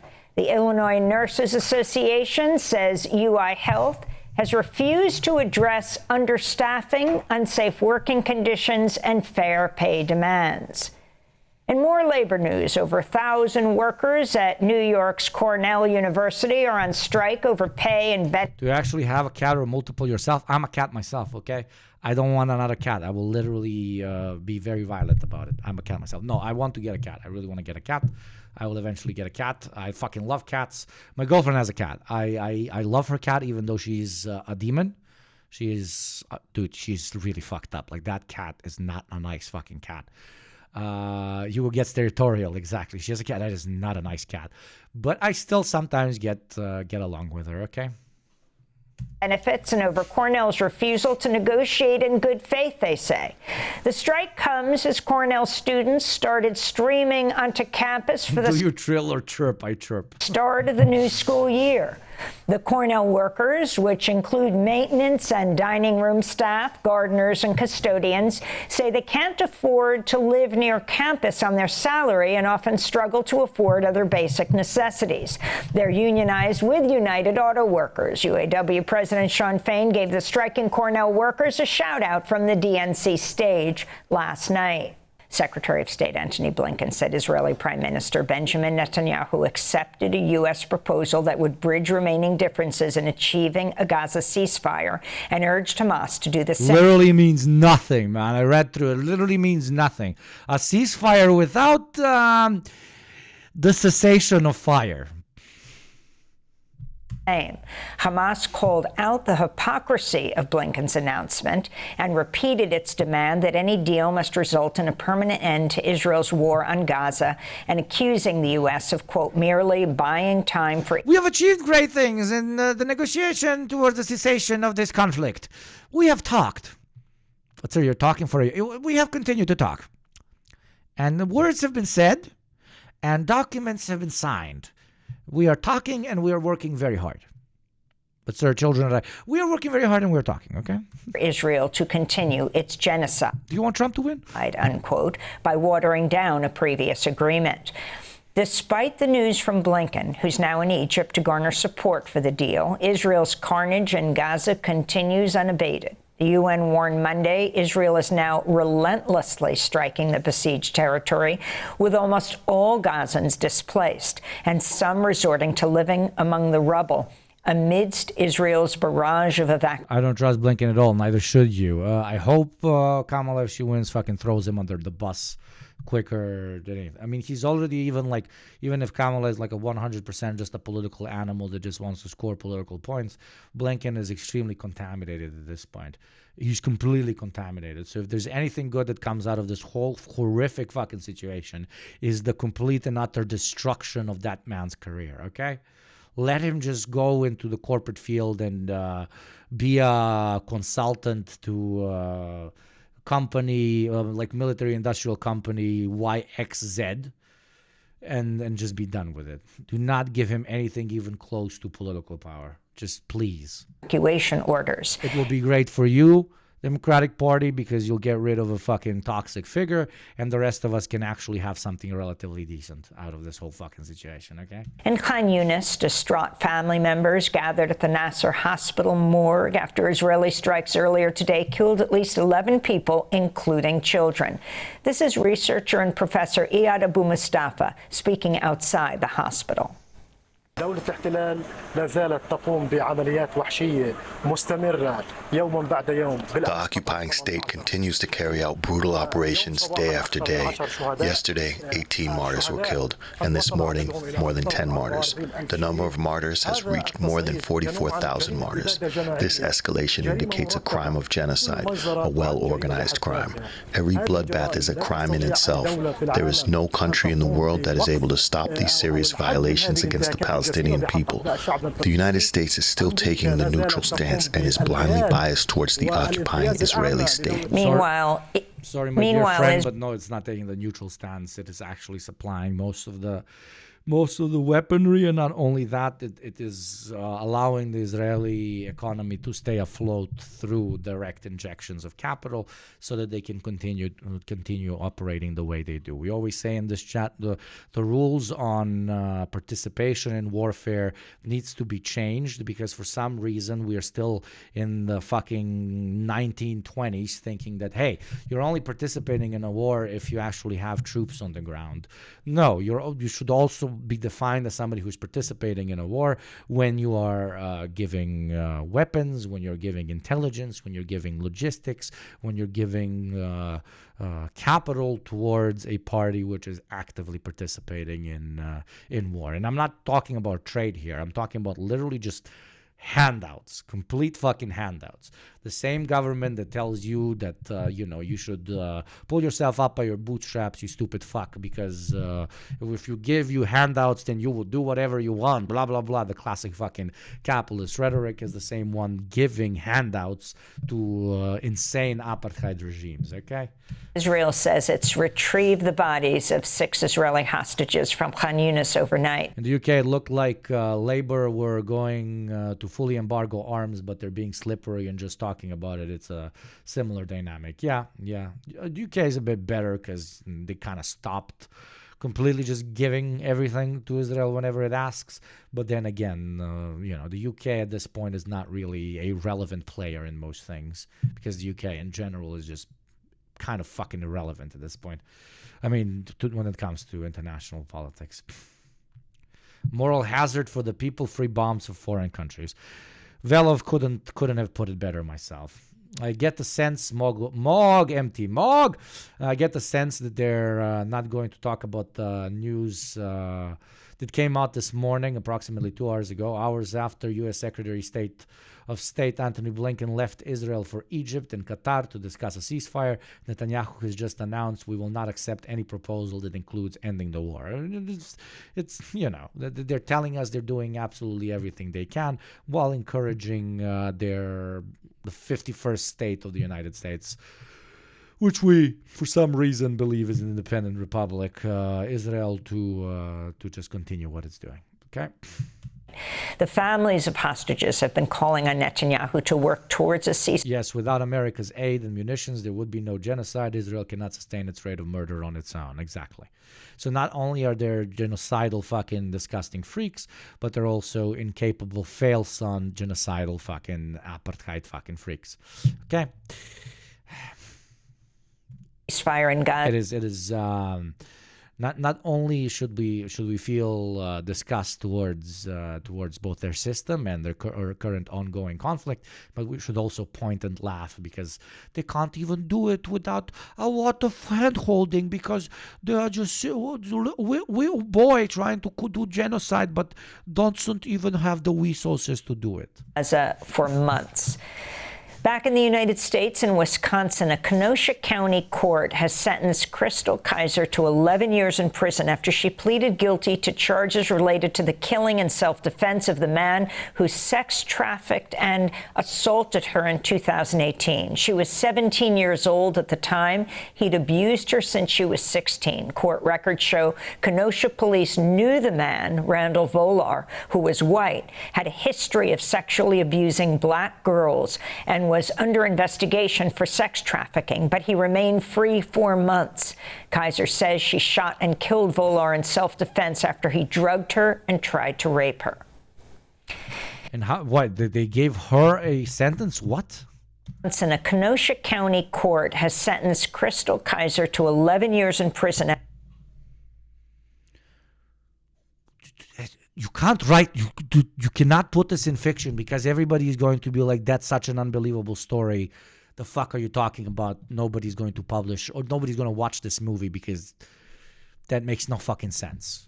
Just a random Tuesday over in the US. Just a random fucking Tuesday. A black girl who's been, I don't even want to say it, it's fucking disgusting, since she was a fucking child, in self-defense kills somebody who should not be classified as a fucking human. And not just like a 6 months or a year or 2 years. 11 fucking years. 11 fucking years. 11 years. The justice system. Yeah, a lot of justice you're doing there. What? She needs 11 years so that she can recount the horrors and tell herself, what I did was wrong. Next time somebody fucking SAs me, I am not going to do anything. Just great signs of a very healthy society. Punishing the definition of a victim that cannot defend itself. A fucking child. GG. Trafficking, but he remained free for months. Kaiser says she shot and the judge related to the perpetrator too much, probably. Fucking killed Volar in self-defense after he drugged her and tried to rape her. In Georgia, the Republican-controlled election board approved a new rule Monday, giving county election board officials more power to examine votes after Election Day, a move which could delay the certification of results and allow officials. Yeah, and remember when they let Kyle Rittenhouse go? Yeah, Hannibal, exactly. Remember that? Remember that? Jesus Christ. Who are unhappy with the results to sow chaos and doubt over the election. ProPublica reports the new rule was pushed by the far-right group Election Integrity. The only way to ruin your life even harder in the U.S. if something horrible is happening to you is to actually call the police. Network, which is run by Cleta Mitchell, an election denier who tried to help Trump overturn his loss in Georgia in 2020. In New York, former Republican Congressmember George Santos pleaded guilty to federal wire fraud and identity theft charges. Among other things, Santos admitted to defrauding his donors by using their money for this fucking guy, man. This fucking guy. Personal use and charging their cards without authorization, as well as lying about his finances on House disclosure forms. The former Congressman Santos. Court artistry did him dirty. Yeah, my boy is far sexier than this, bro. Let's fucking go. Says guilty. He's giving brat, man. He's giving brat. Guilty plea comes just weeks before he was scheduled to stand. Oh my God! Oh, he lost his shit. Trial. Last year, he was expelled from the House in a rare move, putting an end to his brief congressional career. Santos will be sentenced in February. He faces at least 2 years in prison. This is Nassau District Attorney Ann Donnelly. George Santos is many things. He's a liar, he's a master manipulator, and a con man. But one thing he's not above the law. Oh my God, I knew. Shit, chat. I should have fucking said it. I should have said it. Everybody in chat, you knew exactly what she's going to say. Knew exactly what she was going to say. I fucked up. You know, L streamer, man. L streamer. I'm supposed to see the future. Streamers are supposed to be the most intelligent people on the planet. And yet I didn't say it. God. The advocacy group Tax Justice Network said even a modest wealth tax on the world's richest. Dude, why am I so hungry? I'm so fucking hungry. I ate. Today, you know what I ate? I ate 3 bagels. I ate a bagel. I went to work out. And then I came back and I ate the bagel. And then I wrote. And then I needed to stream. And before streaming, I ate a bagel. I ordered 4 bagels. My girlfriend ate 1. I ate 3 bagels because I'm a strong boy. I'm a thick boy, okay? I'm a thick boy.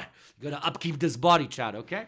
And yet I'm super hungry now. I'm super hungry. I guess that hole in the middle, doesn't let you actually be fed. Which ones did you eat? I ate one with salmon. I ate one with avocado, and I ate one with pepperoni. It was fucking legit, okay? It was really good. George Santos made you hungry, I guess, man. Seeing that build made me want to bulk, okay? This could easily raise $2 trillion each year, more than enough to help poorer nations become climate resilient and transition to clean energy. I love your accent. I love you. The group cited Spain's solidarity search. I have one thing I'm proud of with the fucking accent is I don't think anybody has my accent. I have the only guy with this accent, okay? Who else has my accent? Unironically, send me links to videos of people talking like me. I'm from the Balkans, but I don't really sound Balkan. I have a little bit of a Slavic undertone or whatever. it's not too masculine. It's a bit feminine, but not too much. You know, I have a squeaky voice, but then it has, you know, deep undertones. But I'm not going to be like certain streamers that just the entire time talk like this and they never actually sound like what they actually sound like. Hugo hungers for the blood of the bourgeoisie. Yes, brother, there's lots of protein in that shit, brother. You just sound Eastern Europe to my monkey British brain. I guess, maybe. Gru. Wait, do I sound like Gru? Eat my ass. Do I sound like Gru? Wait. Gru talking. Now I'm going to be triggered. The plan is simple. I fly to the moon. I don't talk like this. If I talk like this, I fly to the moon. Minions, assemble. We will conquer America Stan. By many minions put in rocket. Rocket become very heavy, and then land. We will defeat America by making AI-generated art with minions on cross. They will lose their shit because they will be like, art go too far. We must infight now because they put minion on cross.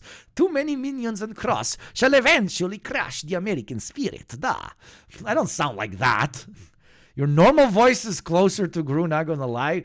Yanagi Bashi, we're gonna... I shrink the moon. I grab the moon. I sit on the toilet. What? But you know this, like Jokic, Gru, like the most famous Serbian, basically the greatest Balkan man ever, and they also compared him to Gru. I'm the second greatest Balkan man ever, third, okay, after Nikola Tesla, okay, I'm a modest guy. So third greatest Balkan Slavic man ever. But you know this ad, right? You know this ad. It's I thought I look really good that day. I put on this beautiful suit that said, I'm in business. Like the one you're wearing? Yes. Then what happened? They say I looked like Gru. Why does that bother you? It doesn't. Then why bring it up? Because they won't leave me alone. They?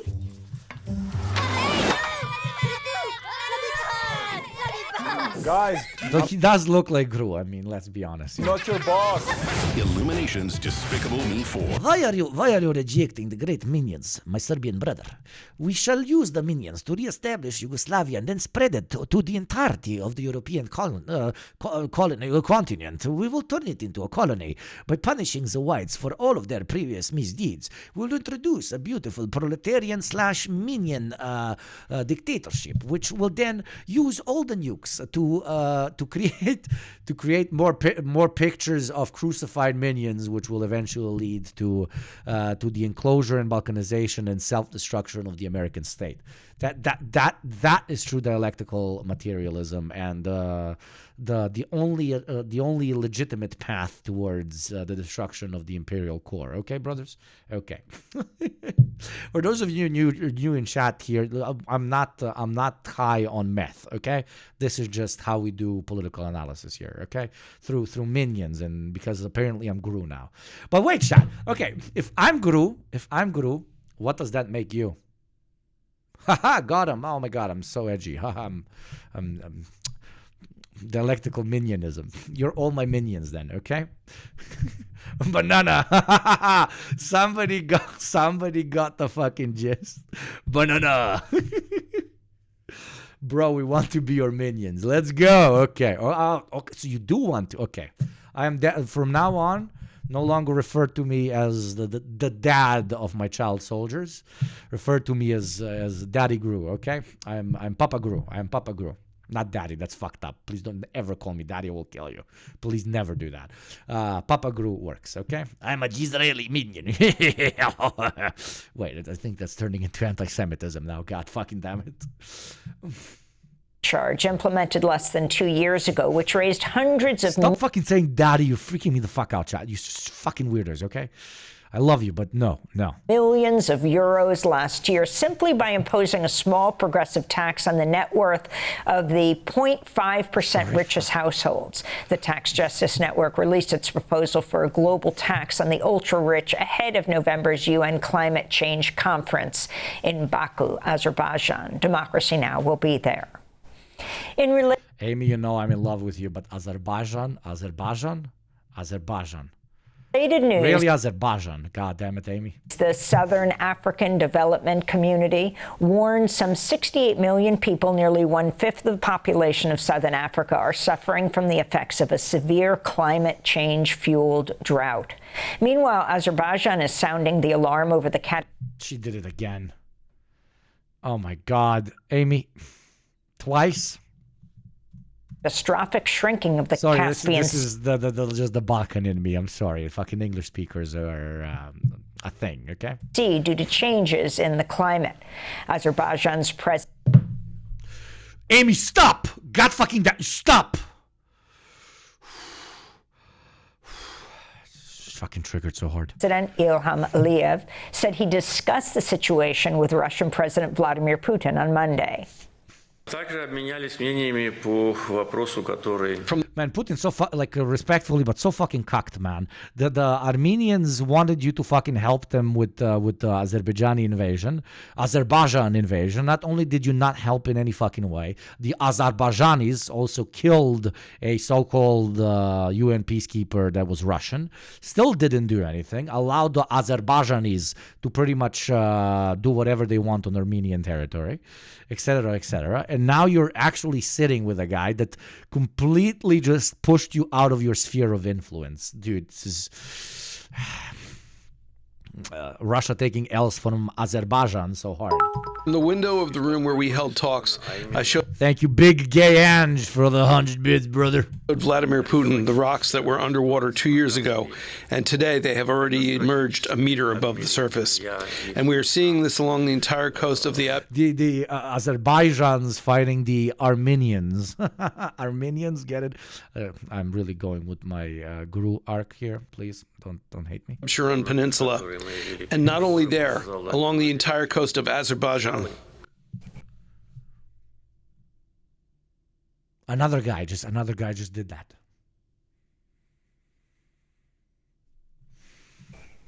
The Caspian Sea is the world's largest inland body of water and is bordered by Azerbaijan, Kazakhstan, Russia, Iran, and Turkmenistan. I'm going to stop this fucking stream. I'm going to stop this fucking stream.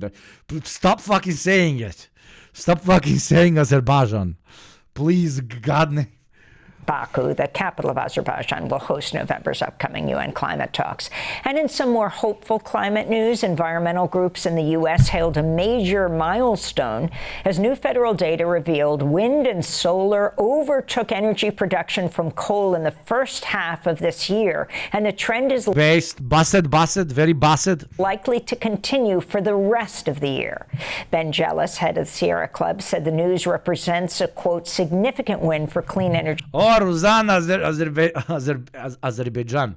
My country, it's pronounced Azerbaijan, but they'll say Khan. They'll literally say a Khan. new child soldier, subscriber. What a stream to come back to. Keep up the good fight. Thank you very much for the 2 months, my friend, and welcome back. We are streaming tomorrow. We are going to start streaming 4 days a week. If you're looking for a place to hang out, learn something, talk about theory, politics, and just, fucking shit talk. That's mostly 70% of this. Before the Hassan stream, especially for all the Hassan heads in here, I'm your guy. I'm your gay. Okay? I'm your gay. Advocates for ratepayers and for people in communities across the country that simply want to breathe clean air. Better stream tomorrow. I will. I promise. Drink safe water and worry less about climate disasters like floods and wildfires, Ben Jealous said. Ukraine has ordered families to evacuate Russia's eastern... I can't, because of this guy, because of this gay, I can't, every time I want to say the word guy, I start automatically, for some reason, start saying gay. I'm teleporting back to 2005 because of this channel, Square, okay? Because of this guy. Hello, gays. Because of how he starts it. Hello, gays. Today we have a list of top 5 funny memes. Número 5. Cat Humskare. It's just a bit too light. Número 4. Talk.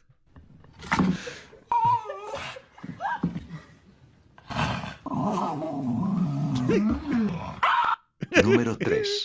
Man.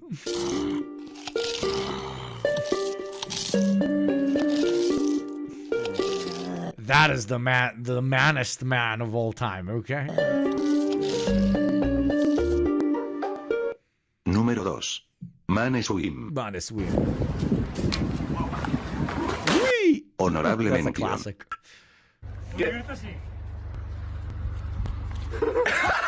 Número 1. Manuakeat. Hello, gays. Won't like Dracula.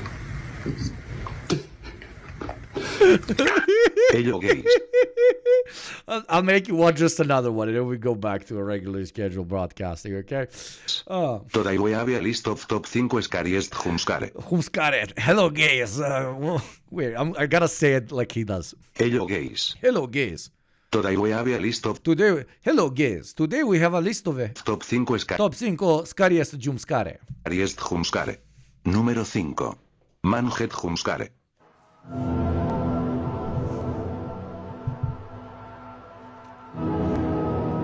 Número 4. Rat Humskare. Little rat, look at little rat. Hello, little rat. You are so cute. What are you? Are you a rat? I don't know. Número 3. Bear Humskare. Rat Humskare, Bear Humskare.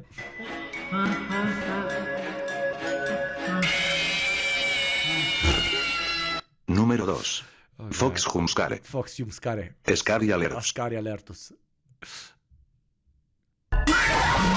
Honorable I mención. shat my pants, chat. Koje droge koristite? Droge? Oh, this is Serbian. Oh my God, what the fuck? This is Serbian. Wait, you gotta read the text in the bottom if you don't speak Serbo-Croatian. Honorable mención. Koje droge koristite? Droge? Ne, ja se ne drogiram, folklor je moja droga. Número 1. Cowhead Humskare. Oh, but there's a different one in that same interview. That's one of the greatest classics. They go to interview, like they're interviewing different people for what drugs they're doing, and they go to this like very stereotypical Balkan man, and they're like, "What drugs do you use?" And he's like, I don't do the weak shit, brother. Look at these hands, brother. I don't do the weak shit, the cocaine, the meth, or the alcohol. My drug is cholesterol, brother. When I take that fucking bacon and I wrap it in a bunch of bacon and then I put it in a steak, brother, and then cholesterol starts going tuba tuba tuba tuba tuba. Your heart starts fucking crunching on itself. Your legs start wobbling. The cholesterol, that's a real man's drug, brother. That always kills me. That always fucking kills me. Next time somebody asks me what's your drug of choice, just say cholesterol, brother. That is a real man's drug, brother.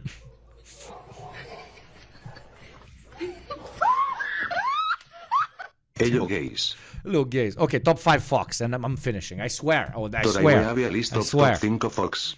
Número 5. Okay, but before we continue with this, I must tell you something. Hello, gays. Today we have a top 5 ad or watch Yugopnik. If you want top 5 ad, then no pay $6 a month or free through Prime.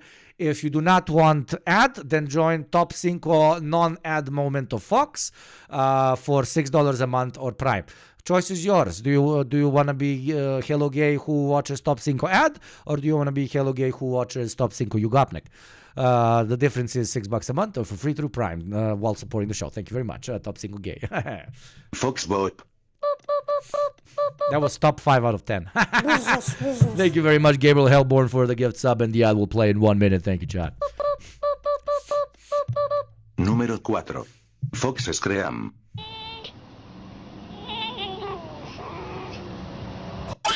Número 3. Fox Disappear. Número 2. This is kind of Fox. Honorable mención. Anymore. I just wanna. He's recycling. Número 1. Fox Humskare. Scary Alerts. Dude, he recycled all of them. Fucking top 5 gay guy is getting fucking lazy. God damn it, man. One of the staples of YouTube meme culture, getting lazy on me in 4K. On God. City of Pokrovsk as Ukrainian forces continue to advance in Russia's. This is a classic Yugopnik extreme moment. First, we say have Hello Gays top 5 Fox moving into war, destruction, chaos, more people dead. Welcome to YugopnikTwitch. Region. Ukrainian President Volodymyr Zelensky said Monday Ukrainian attacks in the region showed Moscow's threats of retaliation were a bluff. We are now experiencing an extremely important ideological shift, namely the entire naive, illusory concept of so-called red lines regarding Russia, which dominated the assessment of the war by some of our partners, has crumbled these days somewhere near Sudza. Holy shit, holy shit. Russian military bases and Russian military... Speaking of memes, I have memes. You want memes? Where I put memes? You put them? Okay, all of you. You wanna assist me in my playlist that I can watch with you? I have a playlist called literally Unhinged Playlist, okay? Chat, this is the playlist. There you go, Gabriel. Thank you for the 100 bits. This is the playlist. You can add or you can go into the deprogram, not into the in the Yugopnik bar, also known as the Discord channel. And in stream suggestions, just put them there. My mods are going to see and they're going to add. Just put it in stream suggestions. Airfields, Russian logistics, and other military facilities these days somewhere near Sudza. Russian military bases and Russian military airfields, Russian logistics, and other military facilities whose existence allows Putin to avoid seeking peace are entirely legitimate targets for our defense forces.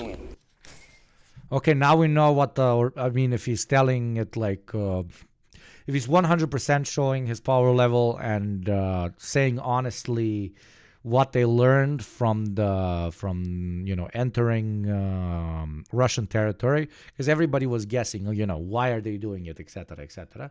I guess it was to see if if Putin was bluffing or if he was not bluffing to an extent.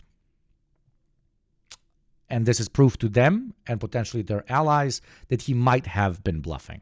So what the Ukrainians are basically pitching is, hey, let's hit Russia proper, at least military targets, etc., etc. So we'll see where this goes. But this might be the answer that all of us were looking for, was like, why is he doing this? Is this for a morale boost? Is this so that they can negotiate better once negotiations for peace start, if they continue holding the territory? Is this for this? Is this for that? Maybe this is the answer, why it was actually done. In Mexico, Zelensky, Russia weak on God, for real, for real. Yes, for all of you with brain rot, that is kind of what he said. Representing judicial workers launched an indefinite strike Monday as lawmakers prepare to vote on a highly contested court reform. Judges joined other court workers in opposing the proposed overhaul, which would see... Or Russia no riz, Putin get no bitches. Zelensky got on point.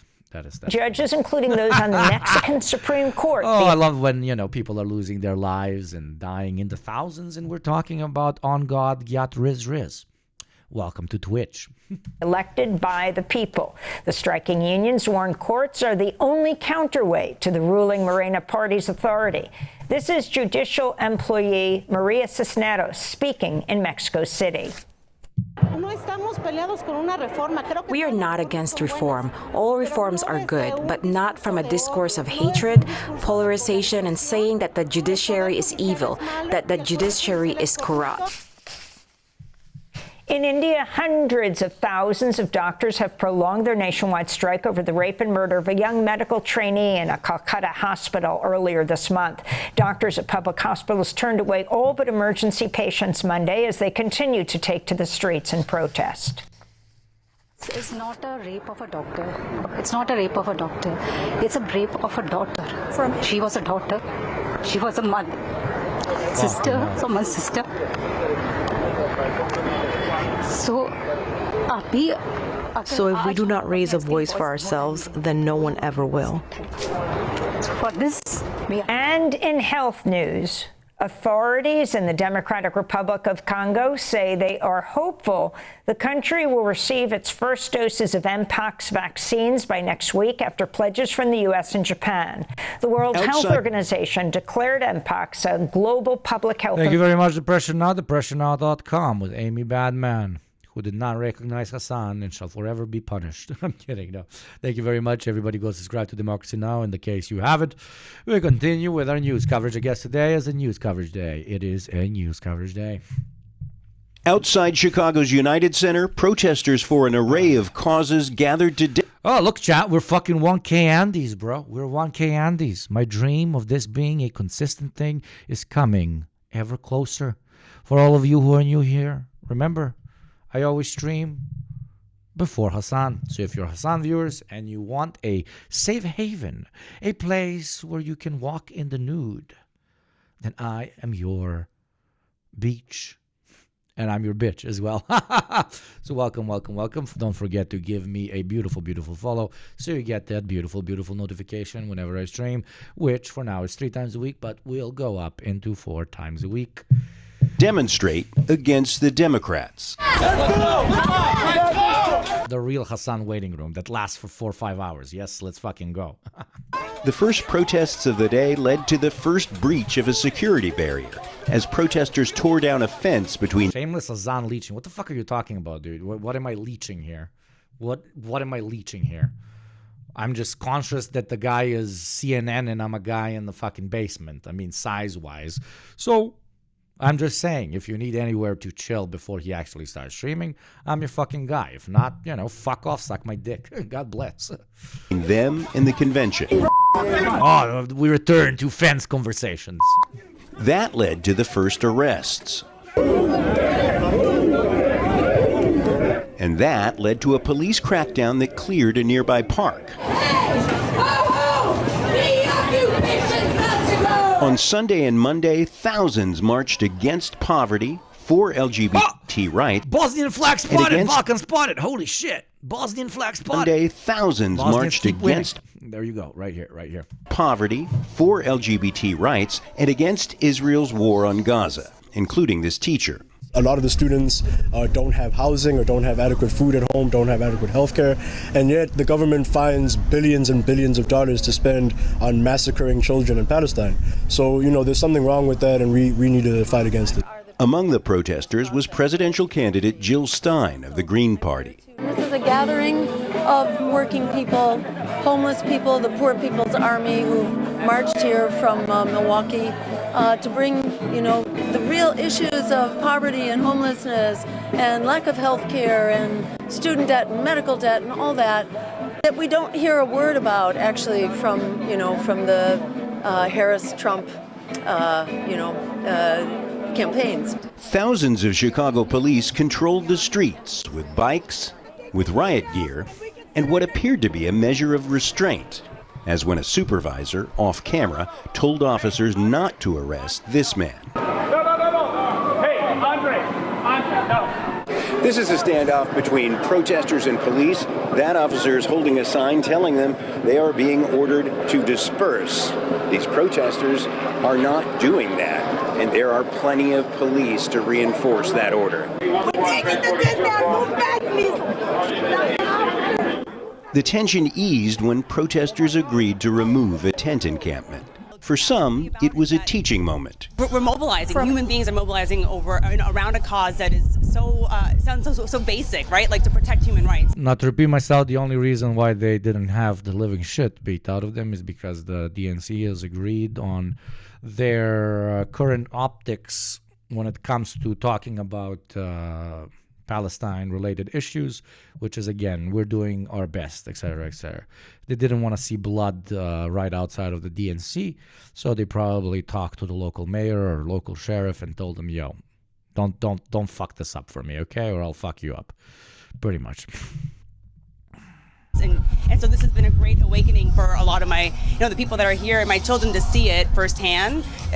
You can't teach us in the books, so that's why we're here. Thank you, Gabriel, for the 100 bits. And here's the fundamental flaw in our democracy: you have to do all of this just to get some minor changes done. Yeah, welcome. Time and time again, police avoided repeating the bloody crackdowns of the 1968 convention here, mindful of the city's reputation, but knowing there are many more protests to come. John Hendren, Al Jazeera, Chicago. make sure to... Okay, I think we have absolutely milked the shit we can milk out of the DNC. There's nothing else to really cover, so let's move on to Cuckwatch for a little bit. See our lovely, beautiful little What is a difficult beautiful little boys and them losing their shit about their lovely, lovely campaign not going the way What is they a difficult wanted to. job? And this title got me fucking freaking out here, okay? This title got me freaking out. The media are definitely right wing, definitely. Let's listen to a guy who owns what is at this point a very large right wing media funded by frackers, which is turned into a business that garners hundreds of millions of dollars every year in profits, only because they are right-wing and because they agitate for hatred and bigotry and lack of class consciousness, etc., etc. Let's listen to this guy, who's basically one of the owners of this enterprise, talk to us about how media is actually not right-wing on average. I love that. I love that. Yeah. Oh, Lord.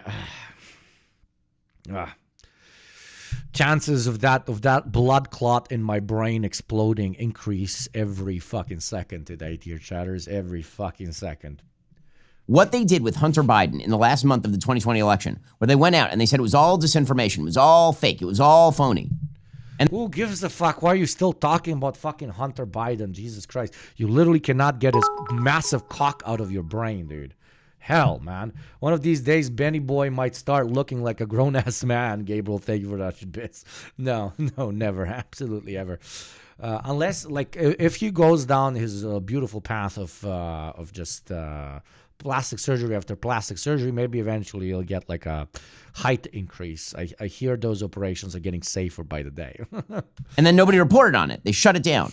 Social media wouldn't disseminate any of that information. The entire media are now for a dude harping so much on like so-called classic masculinity, which is not actual masculinity, as we all know here, hopefully in this community.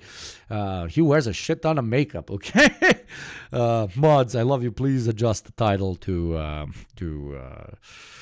Shapiro, Peterson, etc., etc. Don't delete the pretending to care about the DNC part. Just move the Chud watch. Engaged in the same thing, except not about one story, Hunter Biden and his laptop. They're engaged in that about an entire candidate and everything surrounding her. We still don't know the details of what Kamala Harris knew and when she knew it about, for example, Joe Biden's mental health. They have nothing, dude. They have absolutely fucking nothing. They're still harping on Boudin's corpse. He's dead, man. Why unhealthy men run? Okay, they're harping on what about the laptop? What about the laptop with the stuff? Oh my God, they have nothing. They have nothing. It's pathetic. For that matter, we still don't know what she knows right now about Joe Biden's mental health. Why is she allowing a clearly senile person to run planet Earth right now? I mean, that's what's happening. And yet there's been no curiosity about that. Why has Kamala Harris been able to switch every position she has ever held to the complete incuriosity of the media? They keep saying, well, eventually we'll get to it. The question would be when? When will you get to it? We're about 800 hours away at this point from the opening voting in Pennsylvania. That is not a lot of time. We are getting down to crunch time. People are going to start turning in their ballots right now, pretty much. And the media are just trying to hold this, again, 25 days. 25 days. That's insane. I mean, you understand that if you go back 25 days, that's when Joe Biden stepped out of the race. And if you went back 25 days before that, that was before the first debate. That's how long a period 25 days is in American politics. And Kamala Harris has been able to skate completely across the campaign. Does Ben always sound like he's being played at 1.5 speed? Because, the smarter you are, the faster you talk. The faster you talk, the smarter they think you are, which is literal chud logic, okay? American chuds, oh my God, look at smart man because he talks so much, so fast. Doesn't matter what he actually says. As long as he talks fast and appears confident, I will love my Ben Shapiro's, my Matt Walsh's, my Jordan Petersons, okay? Men who absolutely say nothing of value but to talk very fast. With not even a ripple from the legacy media. In fact, the legacy media are going out of their way to claim that the media are actually right-wing and are bending over backward in order to take care of Donald Trump. Oh my God, the media? are saying that the media is actually right-wing. Holy shit. Media doing self-crit in chat. Please give me whatever planet you're on so I can travel to it and live in this fucking utopia of yours, my brother. And the right. This particularly stupid argument, which finds its roots probably in Noam Chomsky's Manufacturing Consent, an idiotic book by a foolish man. The idea being that corporations run the media, therefore the media is a right-wing tool of these evil capitalists or some such nonsense. The left. That's what you run. That's what you run. That's literally why the Daily Wire exists. That's literally why the Daily Wire exists. That is an evil company ran by capitalists for capitalist interests who continues to divide and water down class consciousness and call for hatred. What? Yes, that is what you're doing. That is literally your whole career. That is the later part, the most successful, at least profitable part of your career. And that is what Noam Chomsky talks about it in his book, and you are a perfect fucking example. You are literally the example of what happens when we allow private entities and capital to actually influence the direction and path of information, and how, because capital is involved in the way we give out and receive news and analyze events, will eventually influence everybody around us to have a more bourgeois mentality, because they're only receiving information that is filtered through bourgeois filters, basically, because they're the ones with the money and they're the ones actually owning these particular enterprises. Your enterprise being like the high point of that relation, being the definition of everything wrong, with just allowing a bunch of billionaires to basically shove a bunch of money into a bunch of talking heads and tell them, say this, say this, say this, so that they can eventually turn everybody into fucking idiots that completely go against their own interests because they've been lied to for so long by shills like yourself. Literal definition of it. That's the Daily Wire. Look at what he says again. This is literally can't believe he actually said that with a straight face. It's incredible. Donald Trump and the right. This particularly stupid argument, which finds its roots probably in Noam Chomsky's Manufacturing Consent, an idiotic book by a foolish man. The idea being that corporations run the media, therefore the media is a right-wing tool of these evil capitalists or some such nonsense. The left has been continuing to try and Dude, that is literally... he said, look at how straight his face is. Look at how straight his fucking face is. I mean, it's straight from all the Botox because he literally can't move any muscle that he has in his head. But Jesus Christ! Speaking of corporate media and receiving billions from billionaires, here on Twitch, we have a bit of a different situation. Either Twitch pays us a very tiny part of the advertising revenue, such as the ad during this ad break that is going to play in exactly 2 minutes, or it is thanks to thousands of you beautiful capitalist billionaires who really want to push left-wing media up into the forefront through a 6-month sub for free through Prime, or by giving it to those less of a big capitalist but still a capitalist because you support us or whatever by watching us, etc., type of capitalist for $6 a month or for free through Prime, through gifting, the last one. Yeah. So the choice is yours. Support evil corporations by watching ads, or support evil communists by becoming a subscriber to them or gifting it to those less privileged than you. The ad will play in 1 minute and 30 seconds. That is the pitch. About this line for, decades at this point. It doesn't work at all. Here is a left-wing guest on left-wing MSNBC, on left-wing Morning Joe, trying to explain the left-wing media. Thank you, Gabriel, for the 100 bits. Dude, I just want to shave his eyebrows, and that poor excuse for a beard. Don't even get me started. Are actually secretly right-wing.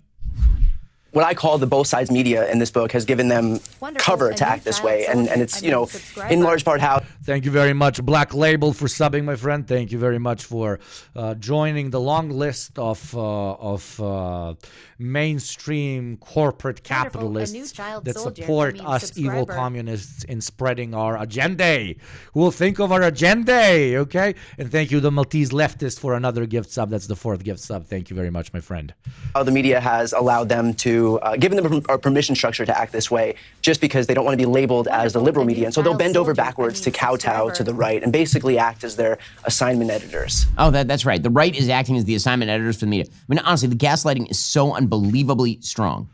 And so the media, they were looking for a way to hone in on this particular argument. Jonathan Lemire of Thank you, ZVH, for another gift sub, my beautiful child soldier. Ain't nobody watching ads up in this motherfucker. MSNBC. He tries to make the argument that when Elon Musk interviewed Donald Trump. I will not rest until every single one of you is turned into a dirty capitalist investor into my grand corporate liberal project of proposing.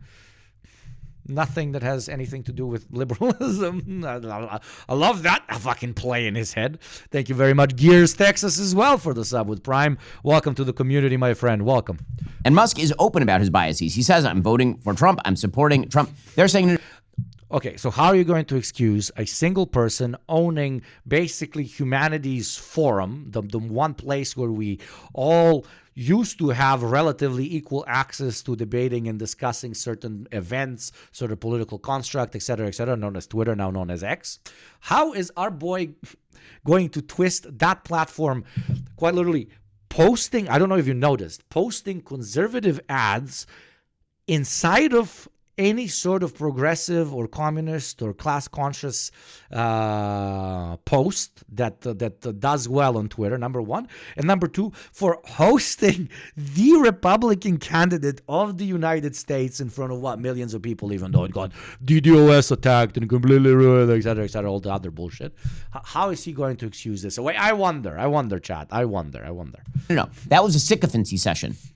But Musk has never lied about what his political perspectives are. The media are lying. They keep hiding behind their faux objectivity to pretend. Okay. Not a bad argument. Bravo, Ben. But then why don't you apply that to Fox News? Why don't you apply that to yourself, et cetera, et cetera? That is a perfectly adequate argument. There is no such thing as unbiased media. They all hide between a veil of objectivity and yet push certain ideological currents because it is in what, though, Ben? That is what you denied previously in this conversation, because that is what is in their financial interests. And who does that financial interest, also known as the money they generate, go to? Well, yes, Ben, yes, good boy, to their owners. So, if we come to the conclusion of what you're saying is media lies that they're unbiased because they want to garner a particular type of audience. Why do they want to garner to a particular type of audience? Because they want to grow it. Why do they want to grow it? Because that's how they will continue the echo chamber, which allows it to grow more and more and more, generate more and more money. And where will this money go? To the actual investors and actual owners of those said companies. Therefore, Ben, I love the going here and going there type of moment. It's classical for fucking imbeciles like yourself. But still, so if it is money that is influencing particular media outlets to lie about their objectivity, but not really objective, but are pursuing their own selfish needs to make more money, and that money goes to investors. Therefore, having media that is owned by capitalists will eventually create money for capitalists, and therefore only really represents the interests of said capitalists. This is like the most basic fucking 101, not even just what do you call it? Manufacturing consent. This is like just 101 understanding of read some Gramsci and shit of how so-called bourgeois mentality eventually spreads even towards the working classes, where, not to use fucking fancy terminology and sound like a nerd here, which is basically, it doesn't matter how oppressed you are, et cetera, in a particular capitalist society, the morality which is the one accepted by all is the morality of the ruling classes. And in the case of capitalism, that is actual owners, et cetera, et cetera. And that is done both directly through direct ownership of media by the capitalist classes, which quite literally are just, talking heads reminding you constantly, everything is okay, everything is okay, everything is going really well, everything is okay, do not worry about anything, everything is okay. But also just organically, because they are the people in power, they are the ones who have a higher voice, and therefore they are the ones who define what normality is. And that is the further naturalization of bourgeois mentality among everybody. As an example, what the fuck are you talking about, Yugopnik? That is how, for example, we naturalize that it's normal for your boss to exploit you, that it's normal for you not to have health care, that it's normal for you to have less and less days off, that it's normal for you to have just given fucking birth and you're required to go clock in, etc., etc. They move the goalpost of what is ethical, what is moral, what is seen as right or not, both organically indirectly, but both very directly through the ownership of mass media, et cetera, et cetera. There, I hope you learned something. If not, I hope I allowed for that concept to kind of click in your beautiful, beautiful heads. Thank you, Kakfira, the fucking OG, for the gifted sub. Thank you very, very much. That they are not in some way in Kamala Harris's camp, which they clearly are. Here's Jonathan Lemire attacking Elon Musk. First of all, trickle-down brain rot. Yeah, you could call it that. Yeah. Trickle-down brain rot. Trump was not challenged once during this interview. Elon Musk has sort of remade Twitter X as to a sort of a very Trump-friendly platform. He has endorsed him, and he said ahead of time, I'll be up asking softballs. I want to have a conversation. But basically, we're watching fucking neocon and liberal infighting here, right? It's the libs over on MSNBC being like, they're being biased. And then we have the neocons over in the Daily Wire being like, but no, you're being biased. Chat. All of them are. That's the fucking point. Absolutely all of them are. Oh, but does that mean you support state-run media? No. People outside of the U.S., such as myself, we fucking point and laugh at state media. But the thing with state media is that everybody knows it's just the talking points from whatever party is currently in government. Okay, they're just regurgitating and spinning it out.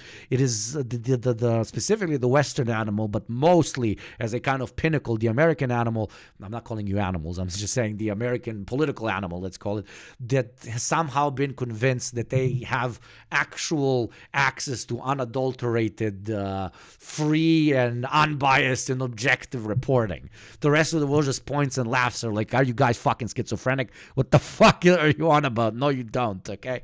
About vibes. So yes, it's liberal and neocon infighting, and we're so here for it, chat. So fucking here for it. And that's what we got last night. A vibe established there. First time on Twitch, Hugo. Thanks for the YouTube content. No, thank you for being here. All of you, probably a lot of refugees over from Hassan. I fucking stream 3 to 4 times a week, and I always end around when Hassan starts. So you're always welcome here as a part of the community whenever Hassan is not streaming. And then afterwards, you get to go and look at his beautiful small head. Just remember that. By Donald Trump standing in front of a portrait of himself in tennis gear as he did this 2-hour Twitter Spaces interview. All of this is insane. We're now finding out that yesterday, Vice President Harris was supposed to travel everywhere she goes with the press pool. She ditched her press pool to attend an event at Howard University, according to Peter Doocy. Well, it is a fact that Kamala Harris is not with us, but not in the same way as Joe Biden. Joe Biden may be dead. Kamala Harris is just not all that mentally healthy. Dude, they still don't have any points, man. This is so sad. This is so pathetic. So literally, no, like the PR team, nobody hit up the Daily Wire and is like, okay, this is what we're going with when it comes to pissing on Kopmala, right? He's just like, oh, remember when we talked about how Biden is like a corpse? I guess we'll say that Kamala is also a corpse, and she's also like mentally unfit for leadership. It's like, come on, grow up, baby. Well, that is a fact. The fact is that probably Kamala Harris needs more than just kale smoothies to operate at her best. And we all do. That's why I want to tell you about Momentous. Momentous creatine, omega-3, and protein covers all the bases. These 3 supplements support nearly every aspect of foundational health, from aiding cognitive function to reducing muscle and joint inflammation. My good friend... that was yo, Shapiro, I need to... you inspire me to do better fucking ads, okay, Matt? Like, Jesus Christ. That was an incredible segue. This man inspires me to do better segues, okay? Maybe I can inspire you to have better sex with your wife, but you will inspire me on how to do better segue, okay? People learn from each other. It's okay. It's normal, okay? Okay. Media, and they are all trying to play defense for her. Why? Why? Because they have to. Because without them playing defense, they've got nothing. Literally nothing. She is not a good candidate. She never was. Said the guy, I can't believe I'm defending fucking Kamala Harris. Said the guy who is still using the points they had for Biden against Kamala, even though it's completely nonsensical. Was a good candidate. Listen, any half-decent politician can read a speech decently from a teleprompter. That is not a difficult job. What is a difficult job is knowing your own... Ben Shapiro be like, raise yourself by your bootstraps. How about you raise your wife's fucking orgasm count, eh? Positions. Sorry, I'm harping on this a bit too hard. I'm sorry if it appears misogynistic, but just shit. It's too easy. Being able to speak to those positions, taking on critics, facing down controversy. That's a hard job. But Kamala Harris is not facing down any of that because the media are acting as her Praetorian Guard. Donald Trump, again, is running. Yeah, right after the biggest fucking, arguably the biggest fucking platform for news and information, Twitter sucked Trump off publicly. It is only Kamala that is getting unbiased reporting and unbiased presentation towards the American public. The brain rot this man has to participate in every day so that he can get that good conservative dinero is absolutely impressive to me, man. He's probably at some point going to die of a brain aneurysm, because the way you need to wire your brain so that it continues to function in this completely irrational manner is a thing of beauty. Okay, people need to I hope he signed that document where you people get your body to study it after you pass, and some organs get donated if your organs are actually working. I hope he does that so we can study this brain, because this is absolutely incredible.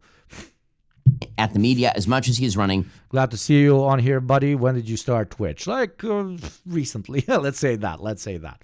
But I'm very proud today to be a constant 1K Andy. That is my dream, and we're getting closer and closer to being a modest but strong community of continuous 1K Andys. Let's fucking go, okay? Against Kamala. Welcome to all new beautiful child soldiers. I am Gru, and that is how I'm referring to you, my beautiful little child soldierinos, okay? Thank you to all new people in chat and in stream. Click the fucking follow button so you can see when I stream, which will be tomorrow as well. Let's fucking go, baby. Wait, please play. I want to hear the beautiful voice. Kamala Harris. The New York Times has an entire display piece called Kamala Harris Found Her Footing in the Spotlight. Did you find her footing in the spotlight? Or has she only been in the spotlight for about 25 days here, and you guys are doing your best to drag her across the finish line? It's a performance worthy of Samwise Gamgee. They're not able to carry the ring of power, but they are able to carry the person who's carrying the ring of power, Kamala Harris, all the way up that mountain. I do horrible allegories here. Chat, you know this. I do very stupid fucking, allegories, etc., etc. But he just did a Lord of the Rings. The only way to make this cringier and worse is if he did a Harry Potter thing, but he can't because the liberals own Harry Potter, okay? Fucking hell.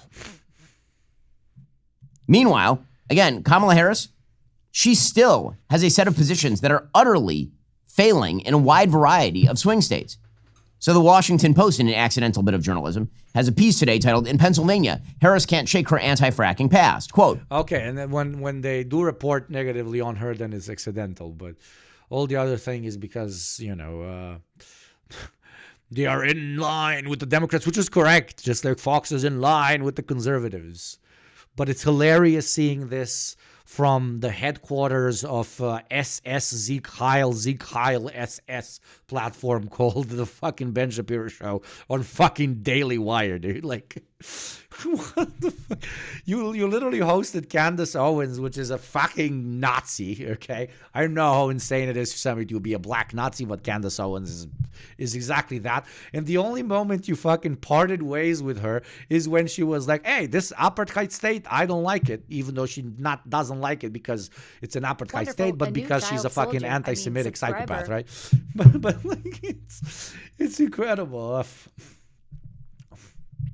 So I have an important question. What is going on with Shabiba's eyebrows? I don't know. My boy is on a. I make half of my career talking shit about people who want to transition while modifying my body on the daily. Okay, thank you very much, Zagny, for the fifth month sub, my beautiful.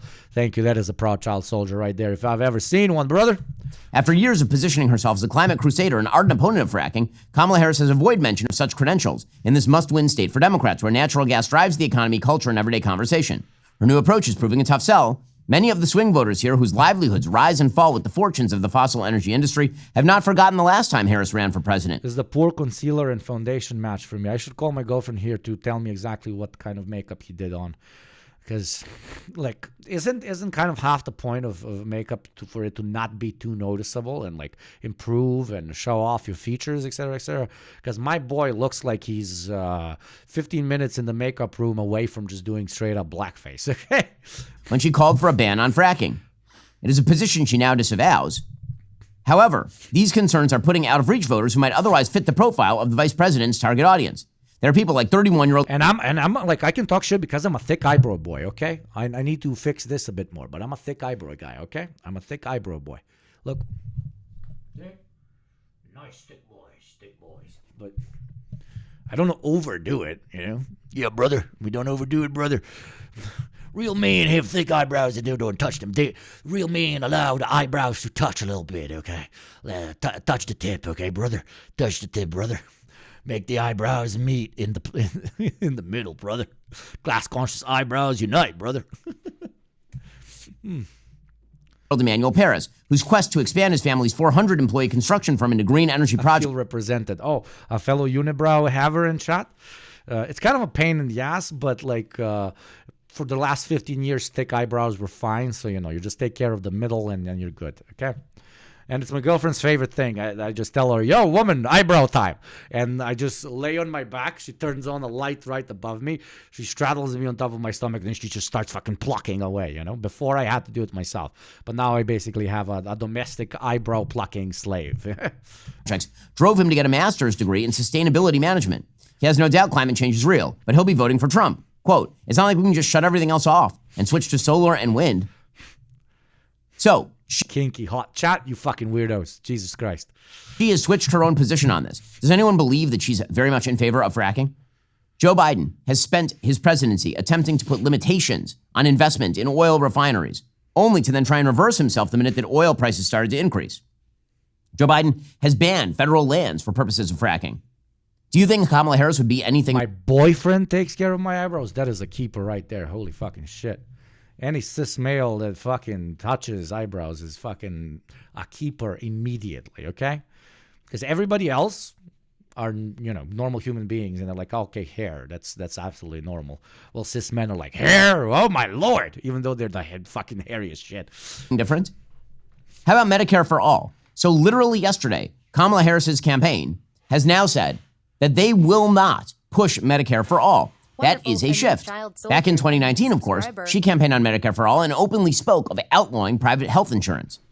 I feel like I've had a fucking cough for like a fucking forever.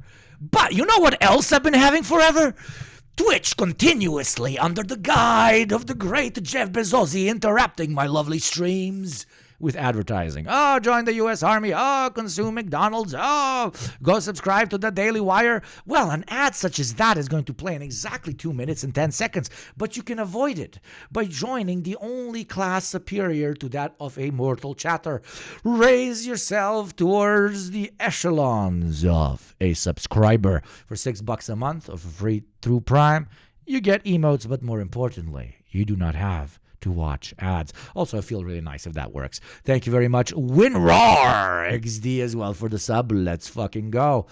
Maybe I'm better with my ad segues at this point than Ben Shabibu himself. Ad plays in 1 minute and 40 seconds. Now, according to Fox News, senior White House correspondent Peter Doocy, quote, a campaign official said Harris will not push the subject of single payer or Medicare for all this go around.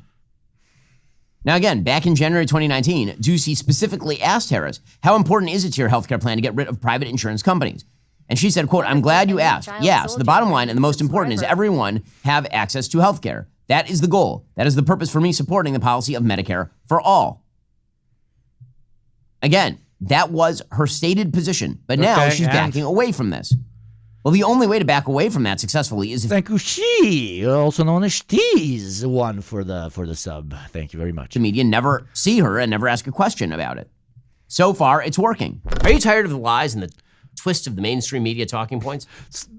I am. That's why I'm going to watch you, so that you can give me non-mainstream media lies and talking points. I mean, real recognize real. Ben Shabibo, real recognize real. Okay. Now, since we're on Cuckwatch, since we're on beautiful Cuckwatch, let's see. Matt Walsh, what should we watch? Matt Walsh, Kamala's casual anti-white racism. That is always a classic. Don't you hate it when they're racist against us whites, chat? Don't you really hate those moments? Or should we watch Jordan B. Peterson talk about the British fascist Tommy Robinson, who he platformed and really re-elevated into the mainstream very recently. We watched that whole interview. Talk about that fascist with another right-wing British chud called Douglas. Which one? Anti-white racism or British fascism light, not light, on steroids introduced by B. Peterson. Watch the Walsh video, Golden Mind, White Race Most Oppressed, Anti-White, Bangers, Jordan Peterson, Anti-White. Oh God, please no more Peter Failson. I mean, Matt Walsh's is arguably worse. Fuck Brits, I don't care about the Brits. Okay, we're watching the Kamala Harris, the true and Tim, the true curse of the modern day, the true struggle, the true pain that cannot be measured, and that is white people feeling uncomfortable from time to time. I mean, I might not be an American white man, but you can see this palm, okay? You can see this palm, and then you can compare it to my actual skin tone. Not a lot different. Not a lot different. Even though we all know that race is but a simple construct that is turned into a monstrosity of its own, which now unfortunately dictates the lives of thousands. Who will think of the palm-colored people, okay? Who will think of the palm-colored people like myself? Oh, no, wait, you don't care about myself? You just want me to work on construction sites in London? Oh, no, I forget. Who will think of the palm-colored people of the beautiful United States of America? Let us see. Walls put out a very weird video yesterday. They sat down. White, I thought you were BALKAN. I always feel nice when people in chat are like, no, we reject your whiteness, which is fucking based, okay? I can't do it myself because it would be extremely cringe for a white guy to not call himself a white guy, even though throughout history, every single group that has ushered in whiteness as a Western conception of superiority, the Slav was absolutely never welcome in that particular territory. Both the Eastern Slav, but very much so the Balkan Slav. The Germans themselves said that we are even worse because of our atavistic qualities, which basically they didn't only say that we're not white, but we're closer to Neanderthal than Homo sapiens. But as us Slavs always very proudly say, if that's what white is, we don't want any of that, okay? White Balkanoids are white now. Okay, yes, continue feeding my ego of not being white. I love it. I live for it. Even though I unironically use that sort of rhetoric with fellow Slavs, I think it is a very good, small introduction into the understanding, the identification of Slavic people more with the eternal victims of Western imperialism than with the Western world itself. I think it works. So if you're a Slav talking to a Slav who's, going on his little rants about, oh my God, the Muslims in the Britain, they are destroying the Britain, etc., you always need to remind them, yo, Romanian guy, yo, Croatian, yo, Serb dude, yo, you do know that the Brit, the domestic Brit, the white Englishman, looks at you equally as an equal level of this, with equal levels of disgust as he does to the Pakistani or the Indian or the Arab, right? You do know that. They just think that you do crime, stab people, and work on construction sites. You do know that. And it works. It very often works. And then, you take that and you push it even further and you're like, in my opinion, as people that have lived under Balkan specifically, 400 or 500 years of imperial rule by the Ottomans, as people who have been continuous victims of Western imperialism, etc., I, for one, identify far more with the struggles of the Cuban people, the Vietnamese people, the etc., people of the so-called global South, than I do with somebody from Berlin or somebody from London. And that's starts clicking. You know, you can see how their gears start slowly turning, and then you sparkle a bit of ego, and you're like, they never wanted us to consider ourselves one of them. So why should we like go and beg our Western overlords? Oh, I really want to be Western. Oh, please, Daddy, I really want to be white Western man, right? And then shit starts actually moving around in their brain, and they start maybe thinking in a from a more anti-imperialist lens, if you get what I mean. Okay. That's basically what I'm saying is there is a way to introduce a bit of anti-imperialism to a Slav without just LARPing. Oh, I'm not white, but with introducing to them the fact that the very people who have defined Aryanhood, whiteness, etc., always consider the Slav as a dirty, mixed lower breed that was never really welcome. Thank you, Gabriel, for the 100 bits. I here declare the pink race the master race. Let's fucking go. You go pink, okay? Literally, you're quoting 99% of Russian liberals in Russian liberals? I mean, okay, that's, I guess, okay. I'm quoting the Russian liberals that identify with the West too much.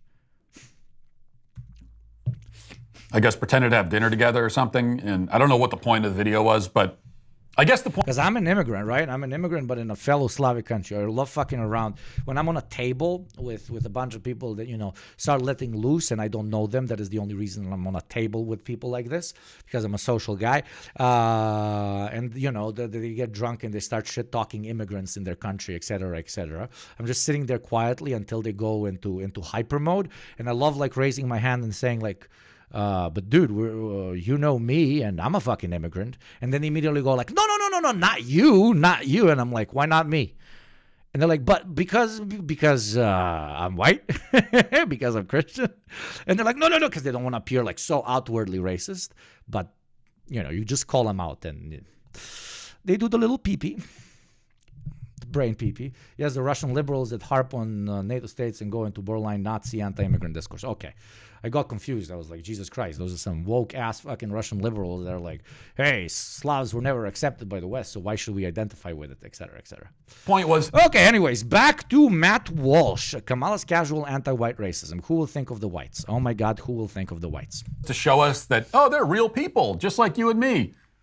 Oh, look, they're eating. I moved to America from the former Soviet Union region, and I just want to go back because I would rather deal with their Delulu than American Delulu at this point. Oh, I feel you, brother. I feel you. That is arguably why I do not live in the West. I have had plenty of fucking options. A meal. I eat meals. They're just like me. I should vote for them. This is the quality I'm looking for in a leader. I want to know that this is someone who eats food. No, I prefer to vote for Trump, who only eats McDonald's. But, so maybe that was the point. I don't know. But here's the video that Tim Walz posted. Where are you at? I'm relatively mixed. I grew up in one particular in one particular state of Serbia, but now I live in a different Balkan state, also a Slavic state. To his social media accounts. Let's watch.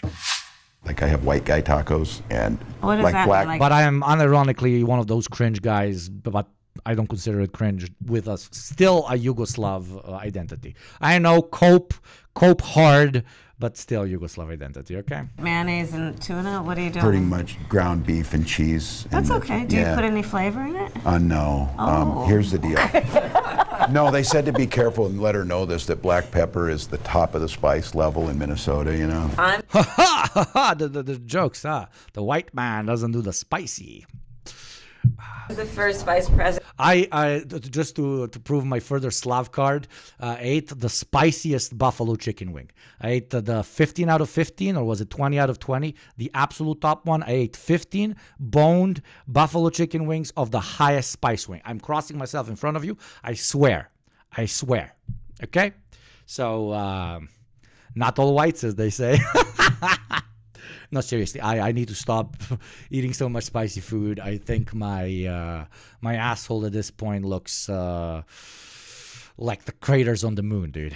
President, I believe, who has ever grown chili peppers. I'm trying to expand my food knowledge. You know, we've got some cantaloupes. You'll be fine. Yeah. Okay, so now most people seem to be focused on the fact that this is so awkward and fake and lame, but everyone's skipping over the more important point, which is that a presidential candidate just casually dropped anti-white racism in the middle of what was supposed to be a light-hearted video. Let's hear the anti-white race. Do you put any flavor in it? No. Oh. Here's the deal. No, they said to be careful and let her know this, that black pepper is the top of the spice level in Minnesota, you know. I'm the first vice president, I believe, who has ever grown chili peppers. I'm trying to expand We'll figure my food knowledge. You know, we've got some cantaloupes. You'll be fine. Yeah. Okay, so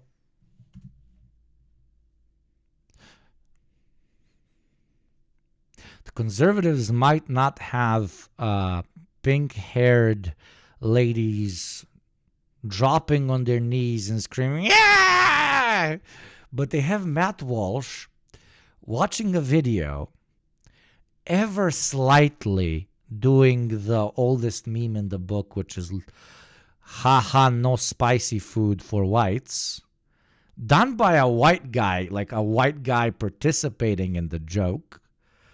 And he made a whole video on his channel, which is a part of at this point, a large corporate media house, about how this is anti-white race.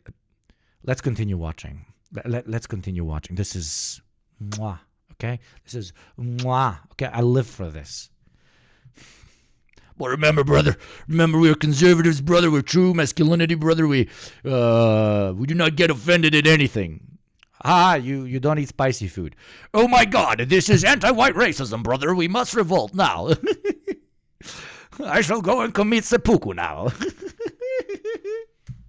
now most people seem to be focused on the fact that this is so awkward and fake and lame, but everyone's skipping over the more important point, that it was racist. I hate it when the fucking liberals bring race into a conversation, brother. That is not the right way to lead your political opinions and ideologies, brother. That is just continuous infighting between the blacks and the whites and the Hispanics. Except when I do it, but I also get extremely pissed off when the lady says that I can't eat spicy food. Jesus Christ, am I really watching this? Which is that a presidential candidate just casually dropped anti-white racism in the middle of what was supposed to be a light-hearted video. You know, Tim Walz says that he makes white guy tacos. Incredible. And Kamala says, what is that, mayonnaise and tuna? Like, that is anti-white racism. That's what...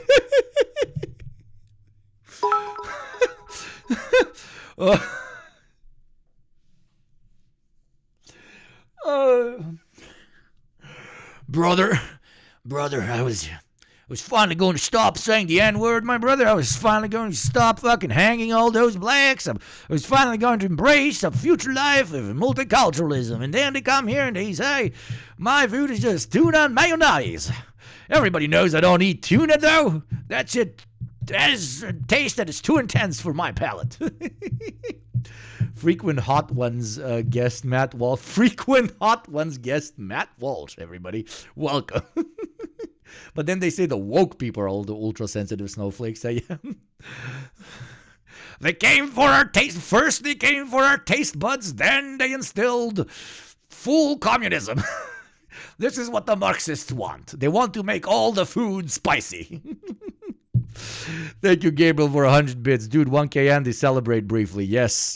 Dude, I'm speechless. I'm absolutely fucking speechless. A lot of factors had to come into play for this to happen that are out of my control. It's not just my personality, but yeah. Over 1K Andy feels good. Thank you to everybody here. It feels pretty fucking good, baby. Well, that is. And if you don't believe that, right, if you think that I'm overstating the case, all right, well, just imagine it the other way. Imagine a black guy says to Donald Trump, I make black guy tacos. And Donald Trump says, oh, what is that, like fried chicken and watermelon? Maybe sprinkle some Kool-Aid powder over top? Am I right? How do you think everybody would react to that? That is not...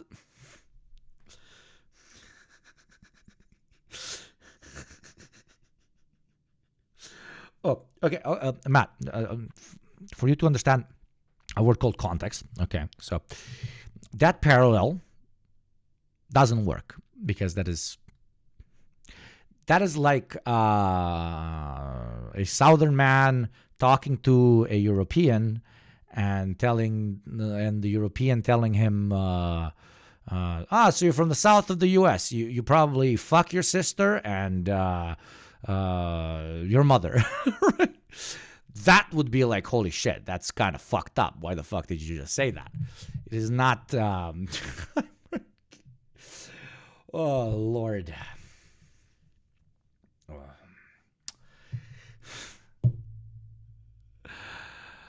God, this right. What do you think the reaction would be? Nuclear meltdown. Literally. I mean, they would probably shoot... No, you know the reason I'm struggling to make a parallel of what it would be like?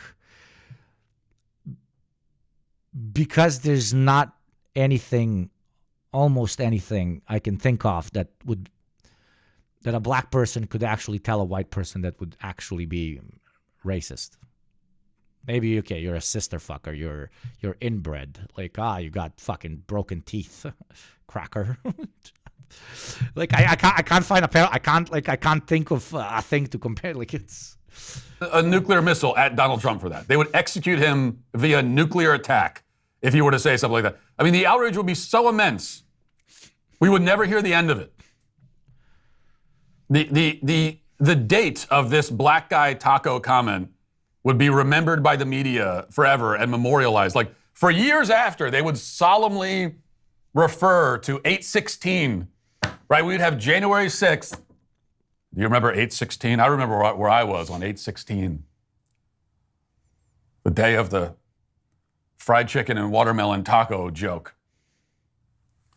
They would be weeping in the street. They would build statues and memorials to the lives lost because of the taco joke. KFC and Kool-Aid companies would come out and denounce. Okay, so draw online. Okay, so this right here, this is called the plot. Okay, this is the plot. Okay, this is the plot, and this right here is Matt Walsh. Okay. Oh, dude, what the fuck are you talking about? He's like, what if Trump did the same that Kamala right now said? What if he proceeded to stab a black man in the neck 15 times and called him the N-word like 20 times? That would be absolutely the same. Like when the black lady said that we don't eat spicy food. It's 12-year-old. It's fucking fucking monkey ass motherfucker. Trump over this. So would every. What if Trump was racist? Wow, I can't even imagine that one. Watermelon distributor. You know what else I can't imagine? And yet I have to face it every day. No, not spicy food, because I actually do eat spicy food. I do enjoy it. No, it is something much worse. Something that actually makes my asshole itch. And that is my beautiful listeners having to watch advertising. I know. Terrifying. Like the advertising. Say it quiet so that the Bezos doesn't hear. Which is going to play in exactly 1 minute and 30 seconds. So, preserve your asshole and my asshole from itching. And don't watch advertising. And instead, support our great fight against white people who do not eat spice for $6 a month or for free through Prime, or by gifting it to others who do not have the privilege of eating spice the way you do. And avoid the ad playing in 1 minute and 8 seconds. The eternal war on the non-spice eaters shall be won. One subscription at a time. Rise up, my soldiers, and defend the purity of the white people by eating spicy. Yes, that's their only weak point. We must genetically modify ourselves to eat more food. 8 out of 10. That one was like, meh, but it was not bad. Subscriber. Thank you very much, Minimal, for the resub with Prime. I'm saved. Thank you, Jeff Bezos. Amen. And Ryoka herself. Thank you very much for the sub. Welcome to the community, my friends. Welcome. Subscriber. In the country, and we all know that. This is another one of those things where like there are people that are going to clip this. Communism has been spiced. That is the beginning.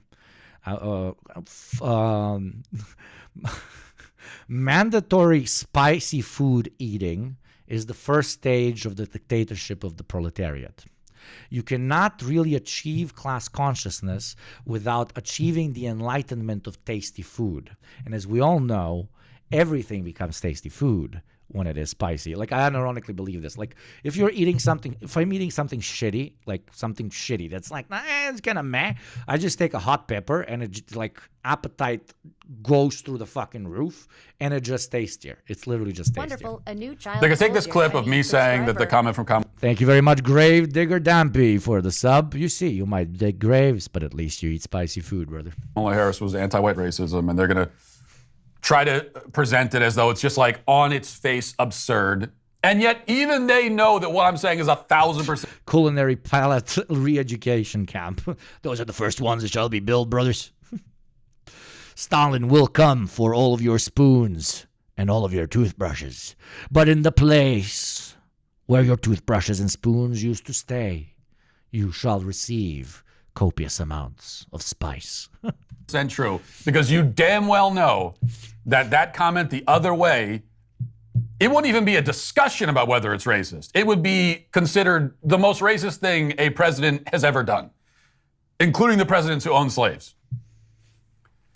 And that's in spite of the fact. I wonder what your opinion is on presidents who own slaves, Matt.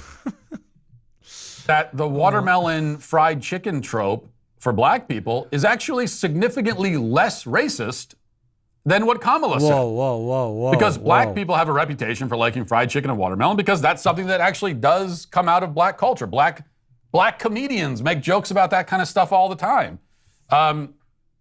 That sort of joke. And because, like, fucking chicken wings are fucking awesome, okay? Comes from a place of recognition and affection, really. Like, it's not... affection. Yeah.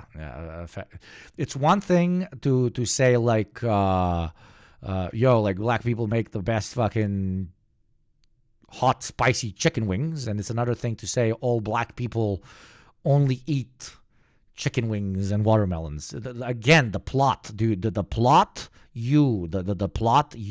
Fucking hell. Offensive. There's nothing offensive. Fried chicken's great. Who doesn't like fried chicken? Yeah, it's on the level Mayo Walsh. That's the new one, Mayo Walsh, brother. Of like making a joke about how Asian people are good at math. It's like, yeah, it's stereotypical. They're not all good at math, but it's not bad to be good at math. It does come from a place of like a lot of them are good at math. like when they tell people tall like me that, oh my God, that we're all good at basketball, especially Balkan tall men. Like, does that now allow me to walk around and tell black people that they all like chicken and watermelon? Please tell me that's what that means. That's Matt Walsh, but if you grew up in the Balkans, like what the fuck? And that is also, that's the kind of thing you listen to an Asian comedian. They'll make those kinds of jokes. On the other hand, the mayonnaise thing for white people it's purely spiteful and hateful. There's not. And I also love mayonnaise, okay? I love spicy. I love mayonnaise, okay? Somebody please invent incredibly spicy mayonnaise. Oh my God. I will be 300 kilos. I will immediately be 300 kilos, which is like 50 kilos more than what I am right now. I would literally, if I tried ultra spicy mayonnaise, the second I put it in my mouth, I would just hear like how do I even, because if I write halo sound, like heaven sound, effect, like if I tried spicy mayonnaise, literally this would happen.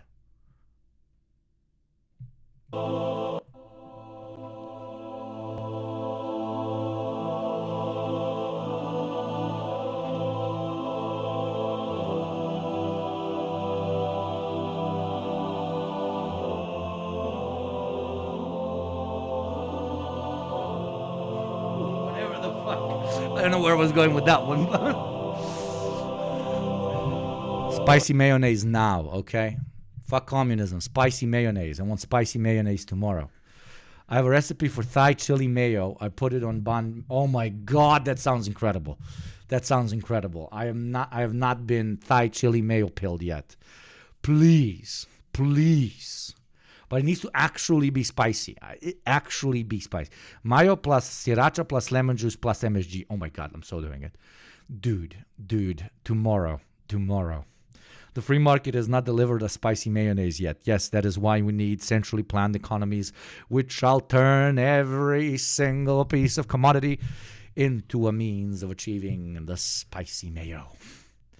Amazon, wait, somebody actually giving me an Amazon link. Holy shit, chat. Holy shit. Nando's original spicy mayo. Oh my God. But is it actually fucking spicy, dude? Like spicy. I want to go. Holy shit. Yo, Nando's original spice. Nando's fucking sponsor this channel right now. I'm going to chug a liter of this every single time I get to another subscription goal, okay? Literally chug an entire one of it. I'll just put it directly on bread.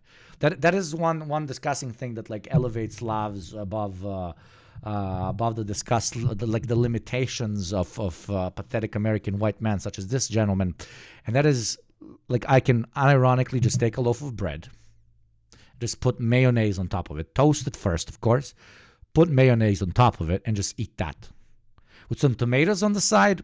Incredible poverty food, okay? Perfect poverty food.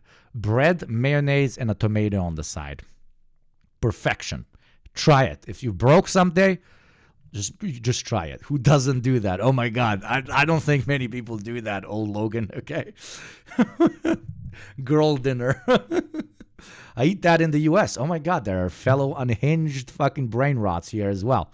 Very proud to see. Very proud to see. Toasted after putting mayo on. Okay, go fuck yourself. Spicy mayo isn't that spicy or anything, but makes it taste great. There are probably recipes for spicy mayo that makes your eye water, however. That is what I'm going to do. Oof. Do you want the recipe? Absolutely. ! Discord. Everybody here, go join. We are like 4,000 people strong over on the Yugopnik Discord. Everybody has access.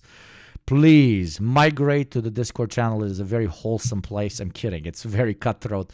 But yeah, and there you can at me with whatever the fuck. I'm pretty, what's the word? I'm just pretty. I'm pretty active.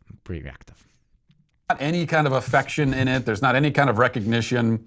It's not something that actually comes from white people or white culture. White people don't actually have any special affinity for mayonnaise. There's not any, like, it doesn't come from. I'll join when you start talking to the peasants in the deprogram server. No, that's the job of JT and Hakim, okay?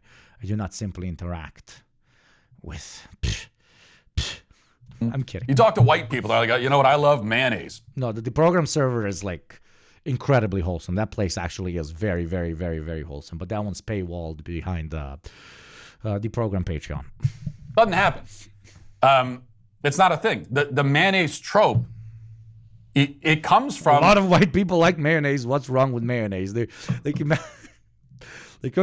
imagine like completely ignoring the context.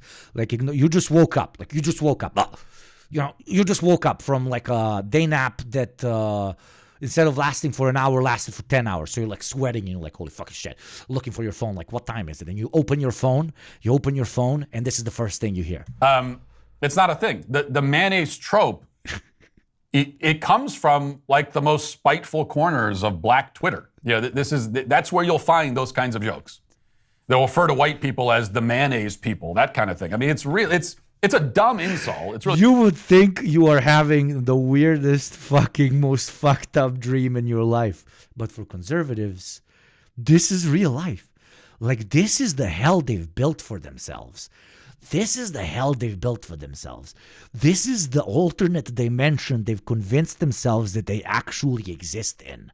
It is incredible. They don't actually have to go to hell. They don't need divine punishment. The conservatives' life by itself, the way he lives it, the way he perceives the world around him is hell already. God exists or not, universal ethics exists or not, doesn't matter. Because they self-punish. They put themselves in limbo. Mayonnaise limbo. Really stupid, but it's quite like spiteful. It's just like a hateful, we hate you and don't like you kind of joke. So it is an insult that some black people came up with to make fun of white people. It's not good-natured or friendly or grounded in any kind. This literally sounds like it was written by fucking AI, man. Somebody wrote to AI, he's like, AI, write a skit, not a skit. This guy is not funny enough to call it a skit. Write a video, write a video script about how I can complain about food stereotypes the way black people do about chicken wings and watermelons, but like the white people version. And the AI just spat this out, and Matt Walsh was like, man, it's very spiteful how they say that we eat mayonnaise. I don't even like mayonnaise. I fucking love mayonnaise. Fuck yeah, man. Absolutely. We live for that stereotype. It is pure truth, my brother, okay? Thank you very much. Stay mighty for the resub. Thank you very much for the 3 months, my friend. And thank you to Baron for resubbing for 7 months. Thank you kindly. I love listening to you and the boys joke around on the pod. Question, did you see last night at the DNC, Senator Warnock was speaking and said the poor children of Israel, poor children of Gaza, and so and so. No, I haven't. I don't. And number 2, Tim Walz stopped clapping at Gaza and didn't clap again until Warnock was done saying Palestinian. Maybe I'm being weird, but seemed weird. Yeah, it sounds weird. Sounds weird. I haven't seen it. But we've already taken our fair dose of fucking DNC brain rot for today, okay? Kind of affection or recognition at all.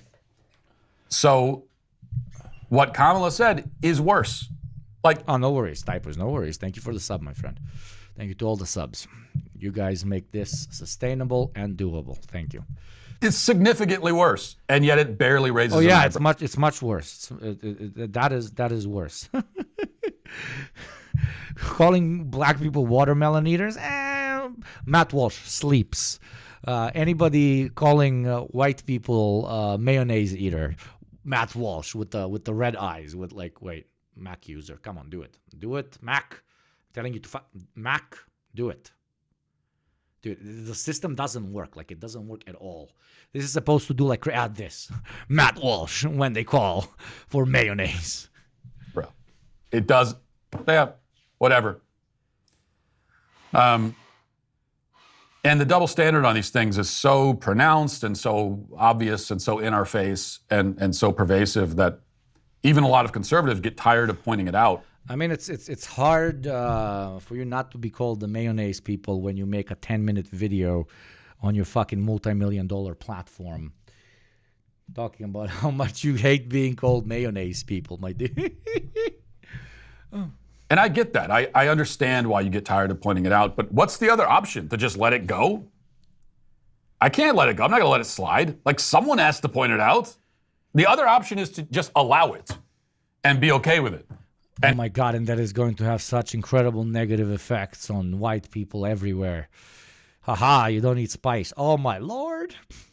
Maybe, you know what you could try? You could try eating spice, okay? And that will eventually, I think, kill the stereotype, okay? Okay? Be like me. Walk into a Buffalo Chicken Wings, okay? Be the only pasty fucking dude in there and be like, I want the spiciest.